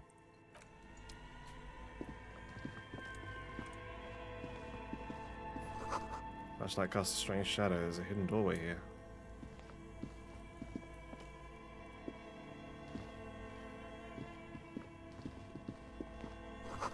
Two rusty rifles are hidden above the piping. They look inoperable. What the fuck? Someone has stuck some busted guns beneath the ceiling. A few bricks have fallen off, revealing a compartment behind the wall. It's too dark to see in. Look, there's a hole in the wall. Shine light in the hidden compartment. There is, yes. And there also appears to be something inside the hole. Interesting. Do you want to take a look? Yeah. Your hand reaches deep into darkness and spiderwebs. Rummaging around, you find rusty rifles hidden away. Inspect the rifles. Most of them are rusty and inoperable, like the rest. But one catches your eye. A bolt-action model with a fine wood stock, in better cosmetic order than the others. This one looks nice. That's a rare sight. Seems to no longer be functional, but still a beautiful thing in its own way. An old bell McGrave from the Revolution. The lieutenant notes with approval. His eyes are gleaming. Seems to no longer be functional, but still a beautiful thing in its own way. What does this mean, a rifle here? It means there are firearms, albeit inoperable, still lying around in Martinez. It's an interesting coincidence, I would say. Might come in useful in the future. He likes this find. Where are we? Seems like an old bunker from the revolutionary period. Look at all those rifles. Must be an old weapons cache.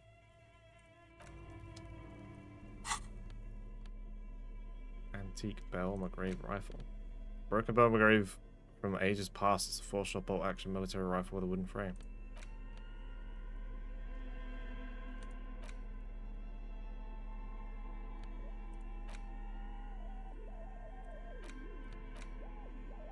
Oh yeah, the note from the fridge. Handwritten note you found from the giant ice bear fridge. It still bears some marks on the fruit-shaped kitchen magnets that we used to secure it to the refrigerator door. The note is written with a blue pencil on a piece of lined office paper. The kitchen magnets have left spots on its surface. Does it say anything interesting? The lieutenant leans closer to read the crumpled note over your shoulder. This is tangential at best, but the lieutenant's detective instinct is still active. Read the note. Someone has scribbled, S. I can't believe the off-site copy is still here. The illiterate ginger kid keeps stealing stuff from the studio, so I had to hide it somewhere safe. You'll find the filament memory with the off-site copy in the frozen ice cream maker. Please take it home, ASAP. It's important. I'd do it myself if I lived in a civilized place with a freezer. Take care, Sully Swaff. You find the filament memory with the off-site copy in the frozen ice cream maker. Please take it home as soon as possible. It's important. What's the filament memory? It belongs inside a radio computer, Right, the storing its memory. It's like a tape. You listen to disco tapes, right? It's like one of your disco tapes, only for a computer. I wonder who wrote that note. Looks like someone from that radio game company upstairs. I'm a little surprised they just left their property lying here. Maybe they had to leave in a hurry. That's a plausible hypothesis. Who's the illiterate ginger kid? Really? You don't have a single guess? You mean Kuno? Oh, I'm sure that child would love to get his hands on the filament memory. Even if he doesn't know what to do with it, he'd probably try to pawn it for speed, based on our encounter. Do you have any idea where the frozen ice cream maker could be? I don't know. I assume it's somewhere close to the ice bear fridge. I think we saw it. Is that thing there? Frozen ice cream maker is still running. Oh, this thing. This orange machine is buzzing like an old submarine. It has a hand-cranked ice cream churner on top and an electric freezer that appears to be frozen shut. Try to crack that open the lid. You slip your fingers under the frozen lid, but the ice is too cold for you to get a good grip. A pry bar would come in handy here. If you want to try again, then you need to have the pry bar in your hand. Equip the pry bar by go. Okay. Pry bar.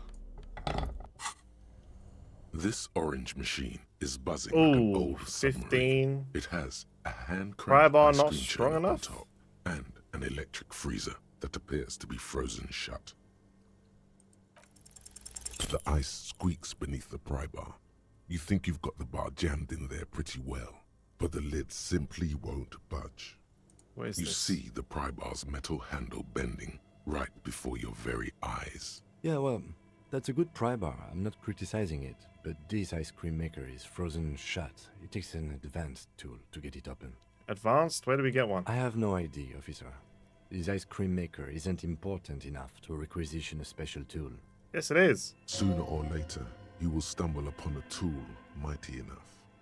Then we will know what's in this mysterious ice cream maker. God damn it. 2 cables are plugged into the breaker box. The red one leads to the ice bear fridge, and the black one to the ice cream maker nearby.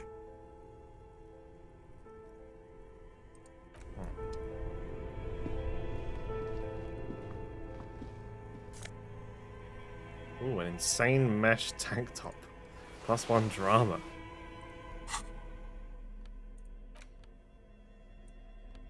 Replaces my shirt, which is currently +1 conceptualization, -1 suggestion.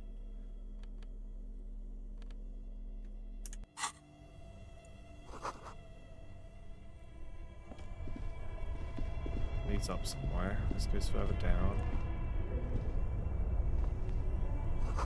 Cellar window, people's feet shuffling by the street. So one cable goes to the ice cream maker, one goes to the fridge.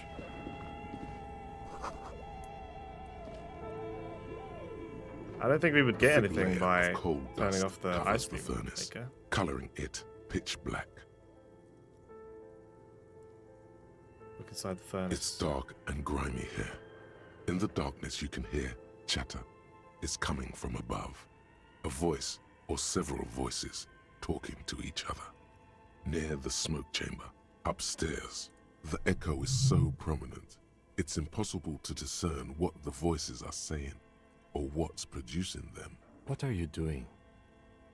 Lieutenant asks when he sees you climb halfway inside the furnace. I'm not shocking, but I think I can hear someone talking upstairs. Wait, really? You should investigate, see if someone's upstairs.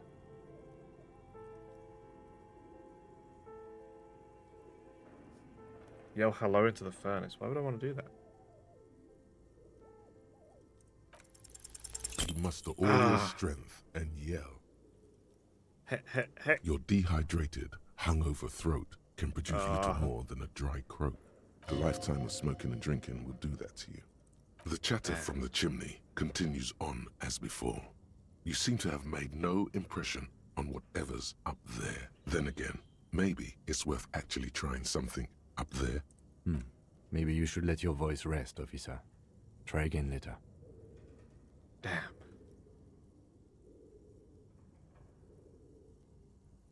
You're right. The rooms do look like they're connected. But malignant entities don't exist. At least not the supernatural kind. Always has to be the skeptic, this man. Damn, so is it people above this place talking?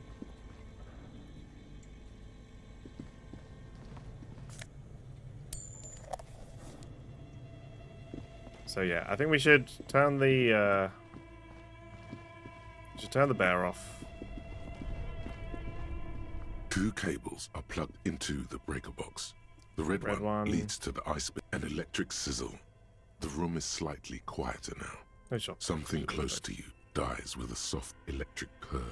Why did you do that?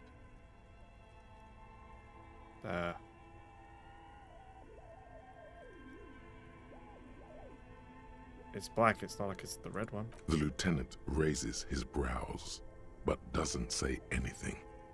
The electric distribution board now has 1 cable missing.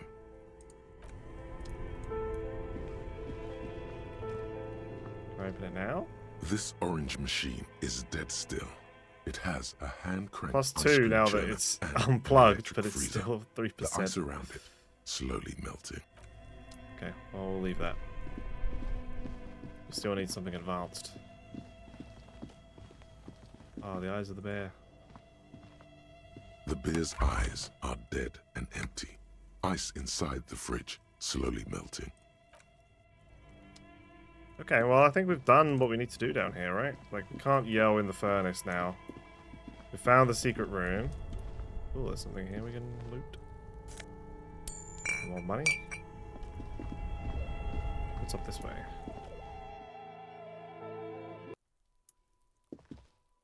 Ah.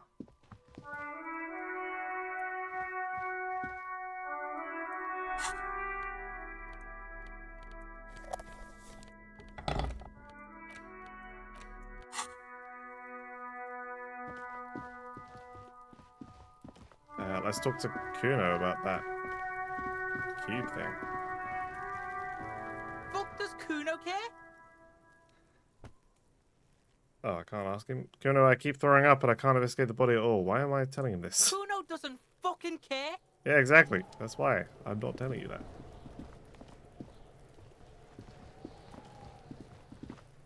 This trash container is locked. The sliding lid has a padlock that says, "Whirling in rags." Why am I looking at you, trash container? You're just a trash container. The body is downwind from here. Maybe you prefer the smell of garbage to the smell of death. How do we get the lock open? We could try using a pry bar. The one you took from my motor carriage, or... No, or pry bar. We might want to ask for a key from the manager of the Whirling in Rags. He probably has one. And he also has information. We have the pry bar. This trash container is locked. The sliding lid has a padlock that says, "Whirling in rags." Force time isn't happening. You've jammed the pry bar under the lid, but it just isn't bending. Kick the container. Oh, fuck. Unsatisfying. Oh, Hurtful. shit. You hear a ringing sound, but not quite hollow. The can seems to be full. Okay, there's something in it. That's it. Let's I can't ask pry it the open. manager for the key. This is clearly not working. Sure, man. Yeah, let's go do that.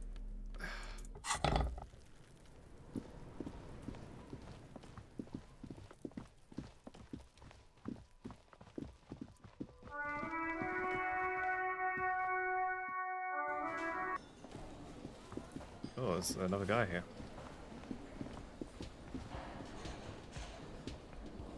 Can I help you?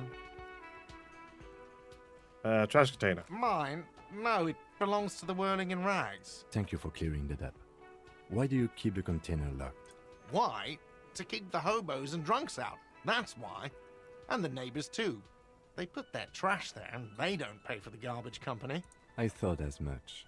And are you the only party with access to the trash container? Well, yes. Us and the garbage disposal company. It seems a little callous, doesn't it? Something stirs in you. I wonder what this feeling is. Prod at him and find out. We need those keys. What do you need them for? It concerns the case. Please cooperate. Just bring them back once you're done, please. Okay. It was that easy. And I didn't have to fucking pump that trash container and break my leg. Beautiful dark liquid. The man is sleeping at the table wearing mudcake boots and rolled down overalls. The back of his shirt reads Wild Pines, encircled by a logo of the tree. On the counter, rolled out of his open hand, you see a blister pack of headache medicine. Pick him up. You gently shake his shoulder, but nothing happens. This man could probably sleep soundly in a ship's engine room. Pick up the pills. The man does not mind. Take it easy. You probably need them more than he does. You've just picked up some magnesium. This. Thank you. I have 5 of them now. We're looking very good when it comes to like resources. 5 and 5.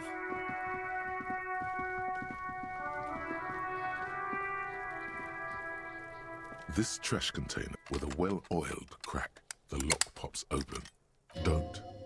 Maybe you shouldn't. The smell of rotten food rises to greet you. You see soggy cartons, dirty rags, and organic waste. We're just in time. This hasn't been emptied for over a week. Pick up the rags. Among the threadbare kitchen towels, something catches your eye. A pair of denim trousers. As the legs of the slime-covered jeans begin to unspool from the garbage, a rank corpse smell fills the air. Are these the victim's clothes? Yeah. The smell is not nearly as bad as the cadaver. These clothes could not have been in contact with the deceased for more than 2 days after his death. Cadaverine odor is faint. If these belong to the deceased, they were removed when he was still in the early stages of decay. Drop them in here, officer. So he was dead for a while, and then they took his clothes off and then hung him? So he was already dead.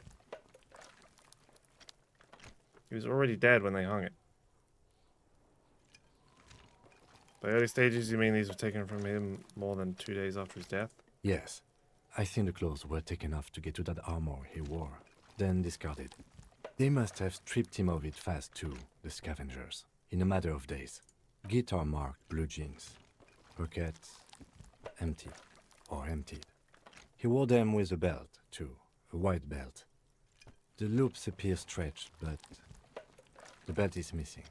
That's it. Do you see anything else in there? I have another bag here. Something slimy catches your eye. Reach for it. A drab, long-sleeved shirt, olive-colored, appears from the food waste, dripping with pus. Oh, what the fuck? Why? What?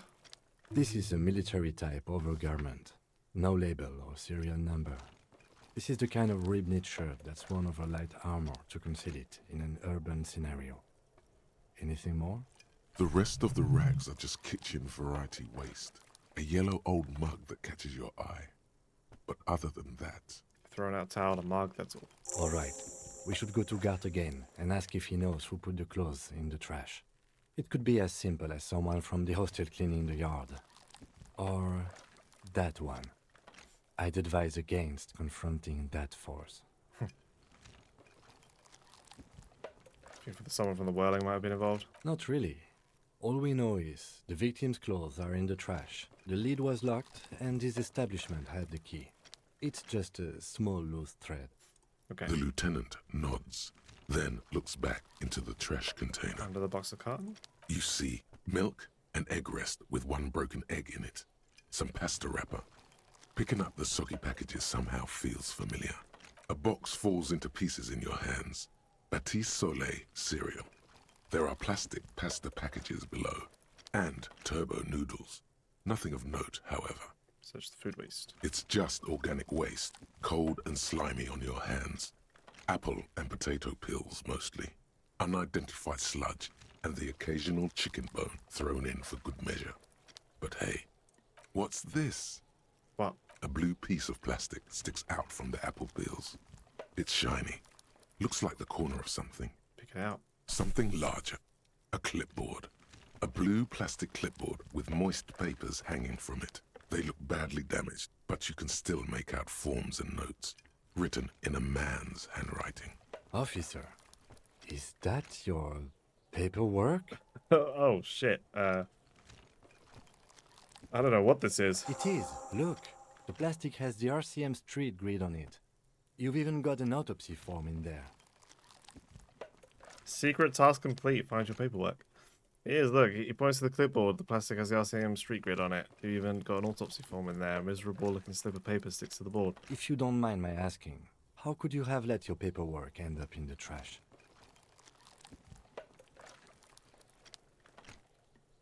I'd rather not talk about it right now. Understood. The mug, I'm getting that mug too. You pick out a broken mug with an oddly racist depiction of the yellow man frolicking in saffron. An antique? Only in its social sensibility. Mm-hmm. The container sounds a muffled gong. That's one thing off the list. I think we got it all. You said you didn't want to talk about the ledger. However, now that you have it back, it would not hurt to start taking notes on the case. Officially.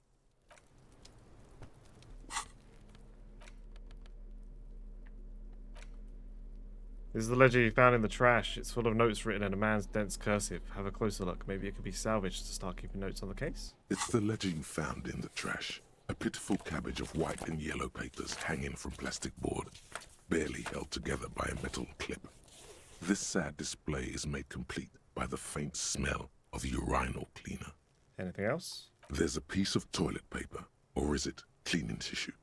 No, it's toilet paper, desperately sticking to the back of the blue plastic clipboard. It's a metaphor for you.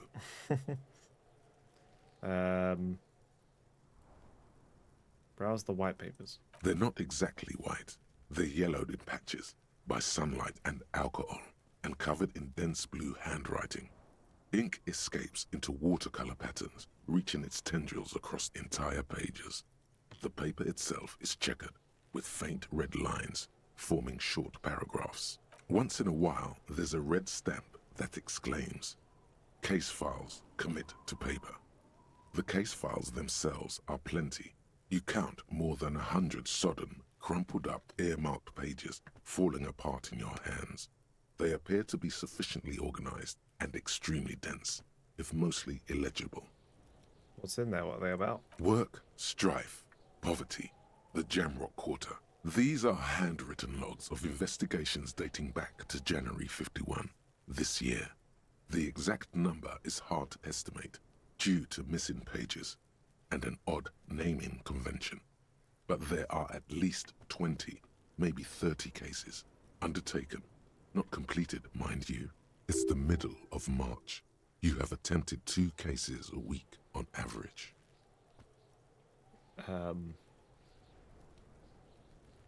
Is 2 cases a week a good caseload, Lieutenant? Huh? 2 complex cases to undertake is a lot, yes. You really have to push yourself. I would not suggest it, lest you start making mistakes. 2 cases a week appears to have been my load, Lieutenant. I'm not sure I completed them, though. 2? That's a lot. I didn't mean to say you are making mistakes, by the way. That was presumptuous of me. I'm sure I made plenty of mistakes. It's okay. We all make mistakes. Like a fan of gills, the checkered papers dry in your hand. The handwriting is extremely dense, if mostly illegible. There's mention of a naming convention here. Yes, it appears you employ a, shall we say, robust yet literary system. Each investigation has its case number written on the margins. Yet, still more tellingly, most are accompanied by a name, a title, one might say even. One that draws inspiration from snoop fiction and vespertine cop show staples. Oh my, they were written in capital letters too. Yes, all caps. One is called The Next World Mural. Another, The Square Bullet Hole Murders. Another yet, The Unsolvable Case. More? Others appear more light-hearted. The guys on a couch in an unexpected location, and The Murder at the Hookah Parlor. Even the rare article-free collapsing tenement. Murder features prominently throughout. It's going to take an effort to piece these case files together, but it can be done. Once you're done inspecting them up close. Again, by cases appear to imply some kind of naming convention. You mean the alphanumeric? Officer, precinct, time of arrival at the scene? No, I mean a non-numeric one with titles. Oh, you mean the titular? Yes, well, so do I. In our defense, almost everyone in the RCM does. Why is that? It's a holdover from the early days of the RCM, right after the revolution, when the organization had little idea how to do things. It persists in an unofficial capacity. Officers use these titles to refer to their work among themselves. I seem to have named a case the Square Bullet Hole Murders. Again, in your defense, I seem to have named one the man with the hole in his head. That was a real person. His death was real. Still, I named it that, to amuse myself. I pray his loved ones never find out. What happened to him? Rail spiked through the head. He died. It was a workplace accident. Damn. Count the pages. I have to open an official case. Is there room? There is, for precisely one more. Wow, look at 15 pages near the end remain untouched by the damage. The checkered grid forms a structure of passages, breaking the case into subtasks to accomplish. Once all the tasks are accomplished, the case is complete. Commit to paper using the pen that Lena gave you. The tasks you've completed flow out of the kind green ape pen in a brash freehand similar to the rest of the letters. The wording comes easily. It's almost robotically simple, a language developed for mental rigor and simplicity. Inspect the victim's body. Interview the cafeteria manager. It's not exactly poetry, but poetry would be out of place. Cross out the ones you already finished. A satisfying slash sounds across the paper. You're done, it seems to say. And you, and you. Things to be done and things already done. The composition of reality. This is an extremely useful tool for a detective of the citizens' militia. Now all that remains is to name the case. Lieutenant, have you by any chance named our case? No, actually. Any ideas? That's so weird that just the hanged man was one that I was thinking of when they were talking about naming conventions. So I think I might have to go for that. The Furies are at home in the mirror. The setting sun. Shit on a stick. The hanged man. Great. That's great. That's actually what I was thinking too. The Hanged Man. Good, strong name. We have a very good name for the case now. I'm going to start calling it the Hanged Man. It's good we sorted this out. Level up. Alright, I'm not expecting these. You don't exactly close them, so much as distance yourself from the smelly papers. They're a little further from your nose now. Can I read the case files now? What is this game? This is called Disco Elysium. It's like an RPG detective game. It's really weird. Yes, you can piece them together using the alphanumeric code on the margin.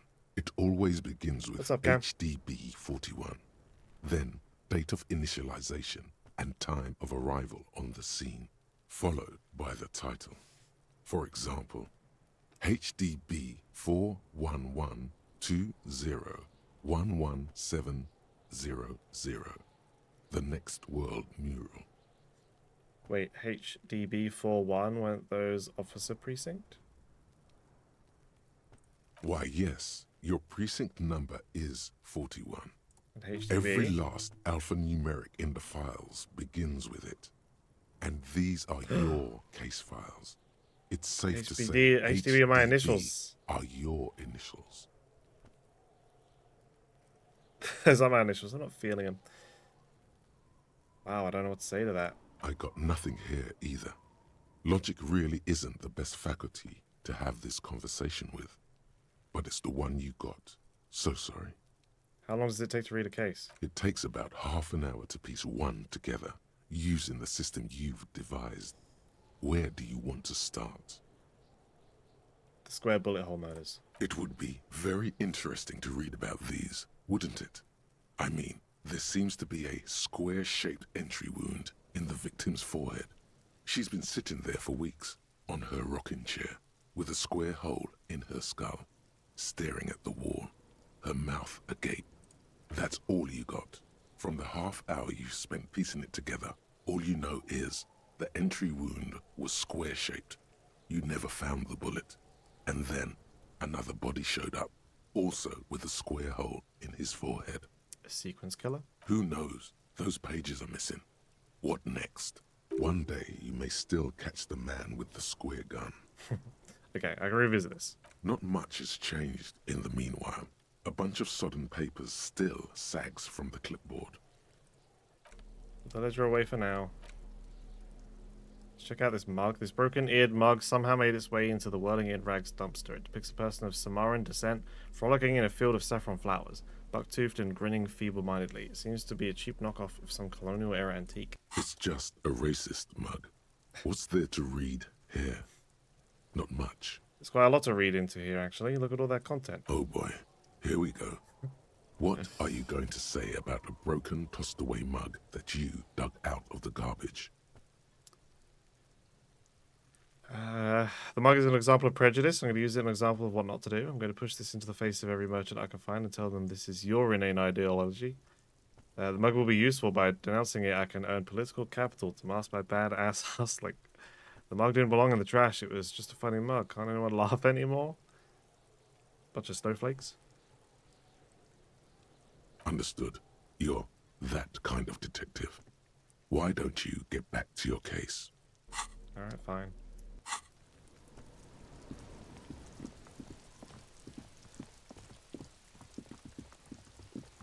Oh, we did also level up. So if we want to, we could unlock one of these. But we don't actually have any more thoughts. So maybe we just leave that. We're not really failing on anything.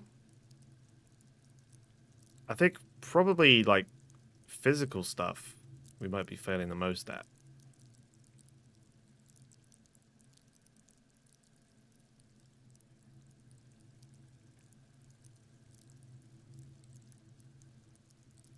Is that fair to say?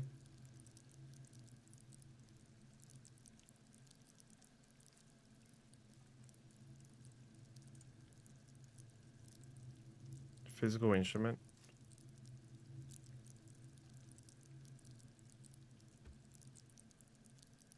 A bit.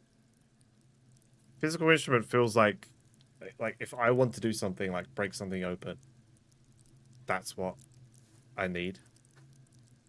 Endurance is things happening to me, which at the moment has been an issue.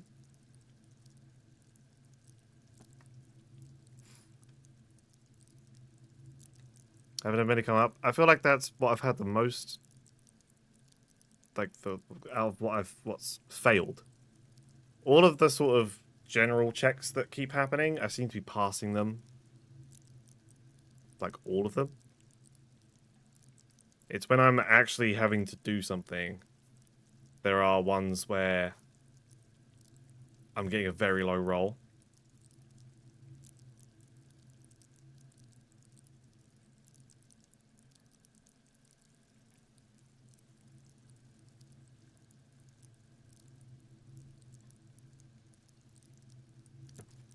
The breaking things.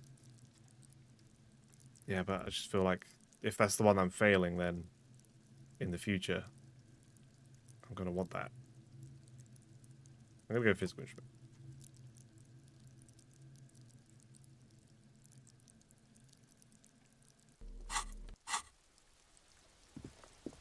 So.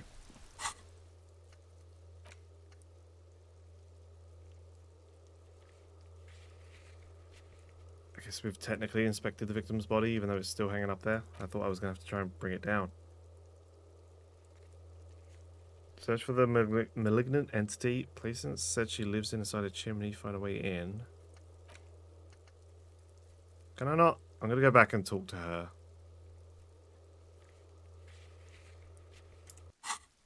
Okay. This is the last thing that I'm going to do.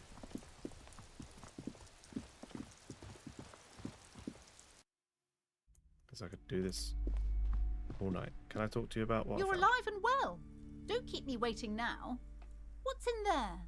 In that dark sarcophagus. The dark sarcophagus. Pause dramatically. Yes, yes. How was it? Tell her how ghastly it was. You know it's what she wants to hear.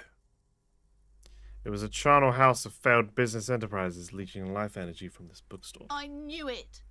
Oh, such horrors that have been thrust upon us. But what else did you find? Did anything survive? No, of course not. Have you located the entity? You don't have anything of substance to tell her until you found that entity of hers. Okay, so I need to look more in that fireplace thing. So that kind of cup? What kind of cup?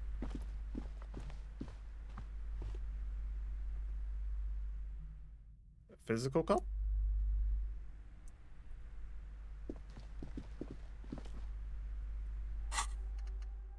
This is almost done. We've got 25 minutes.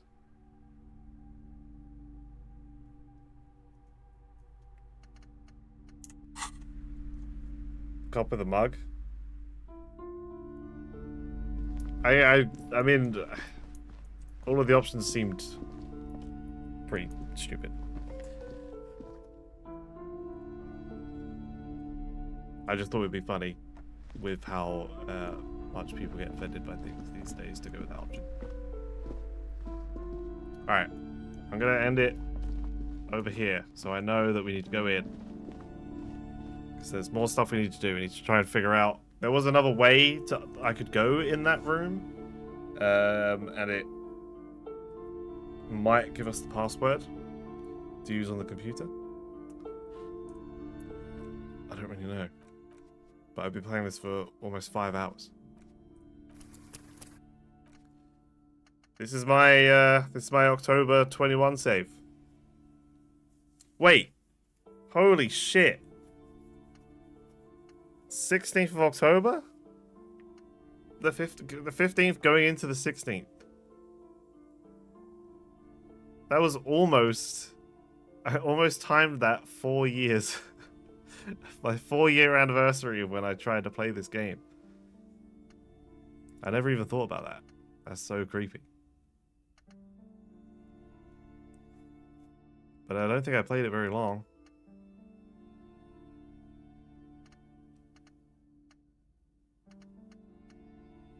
Yeah, save. Okay. There was a lot going on. My brain is cooked. But I was happy to keep playing. I was planning on ending it ages ago, but I think just even the most basic things of reading through that clipboard and stuff just takes so long. Even just having a conversation with someone feels like it's like a 10-minute thing. Long as fuck.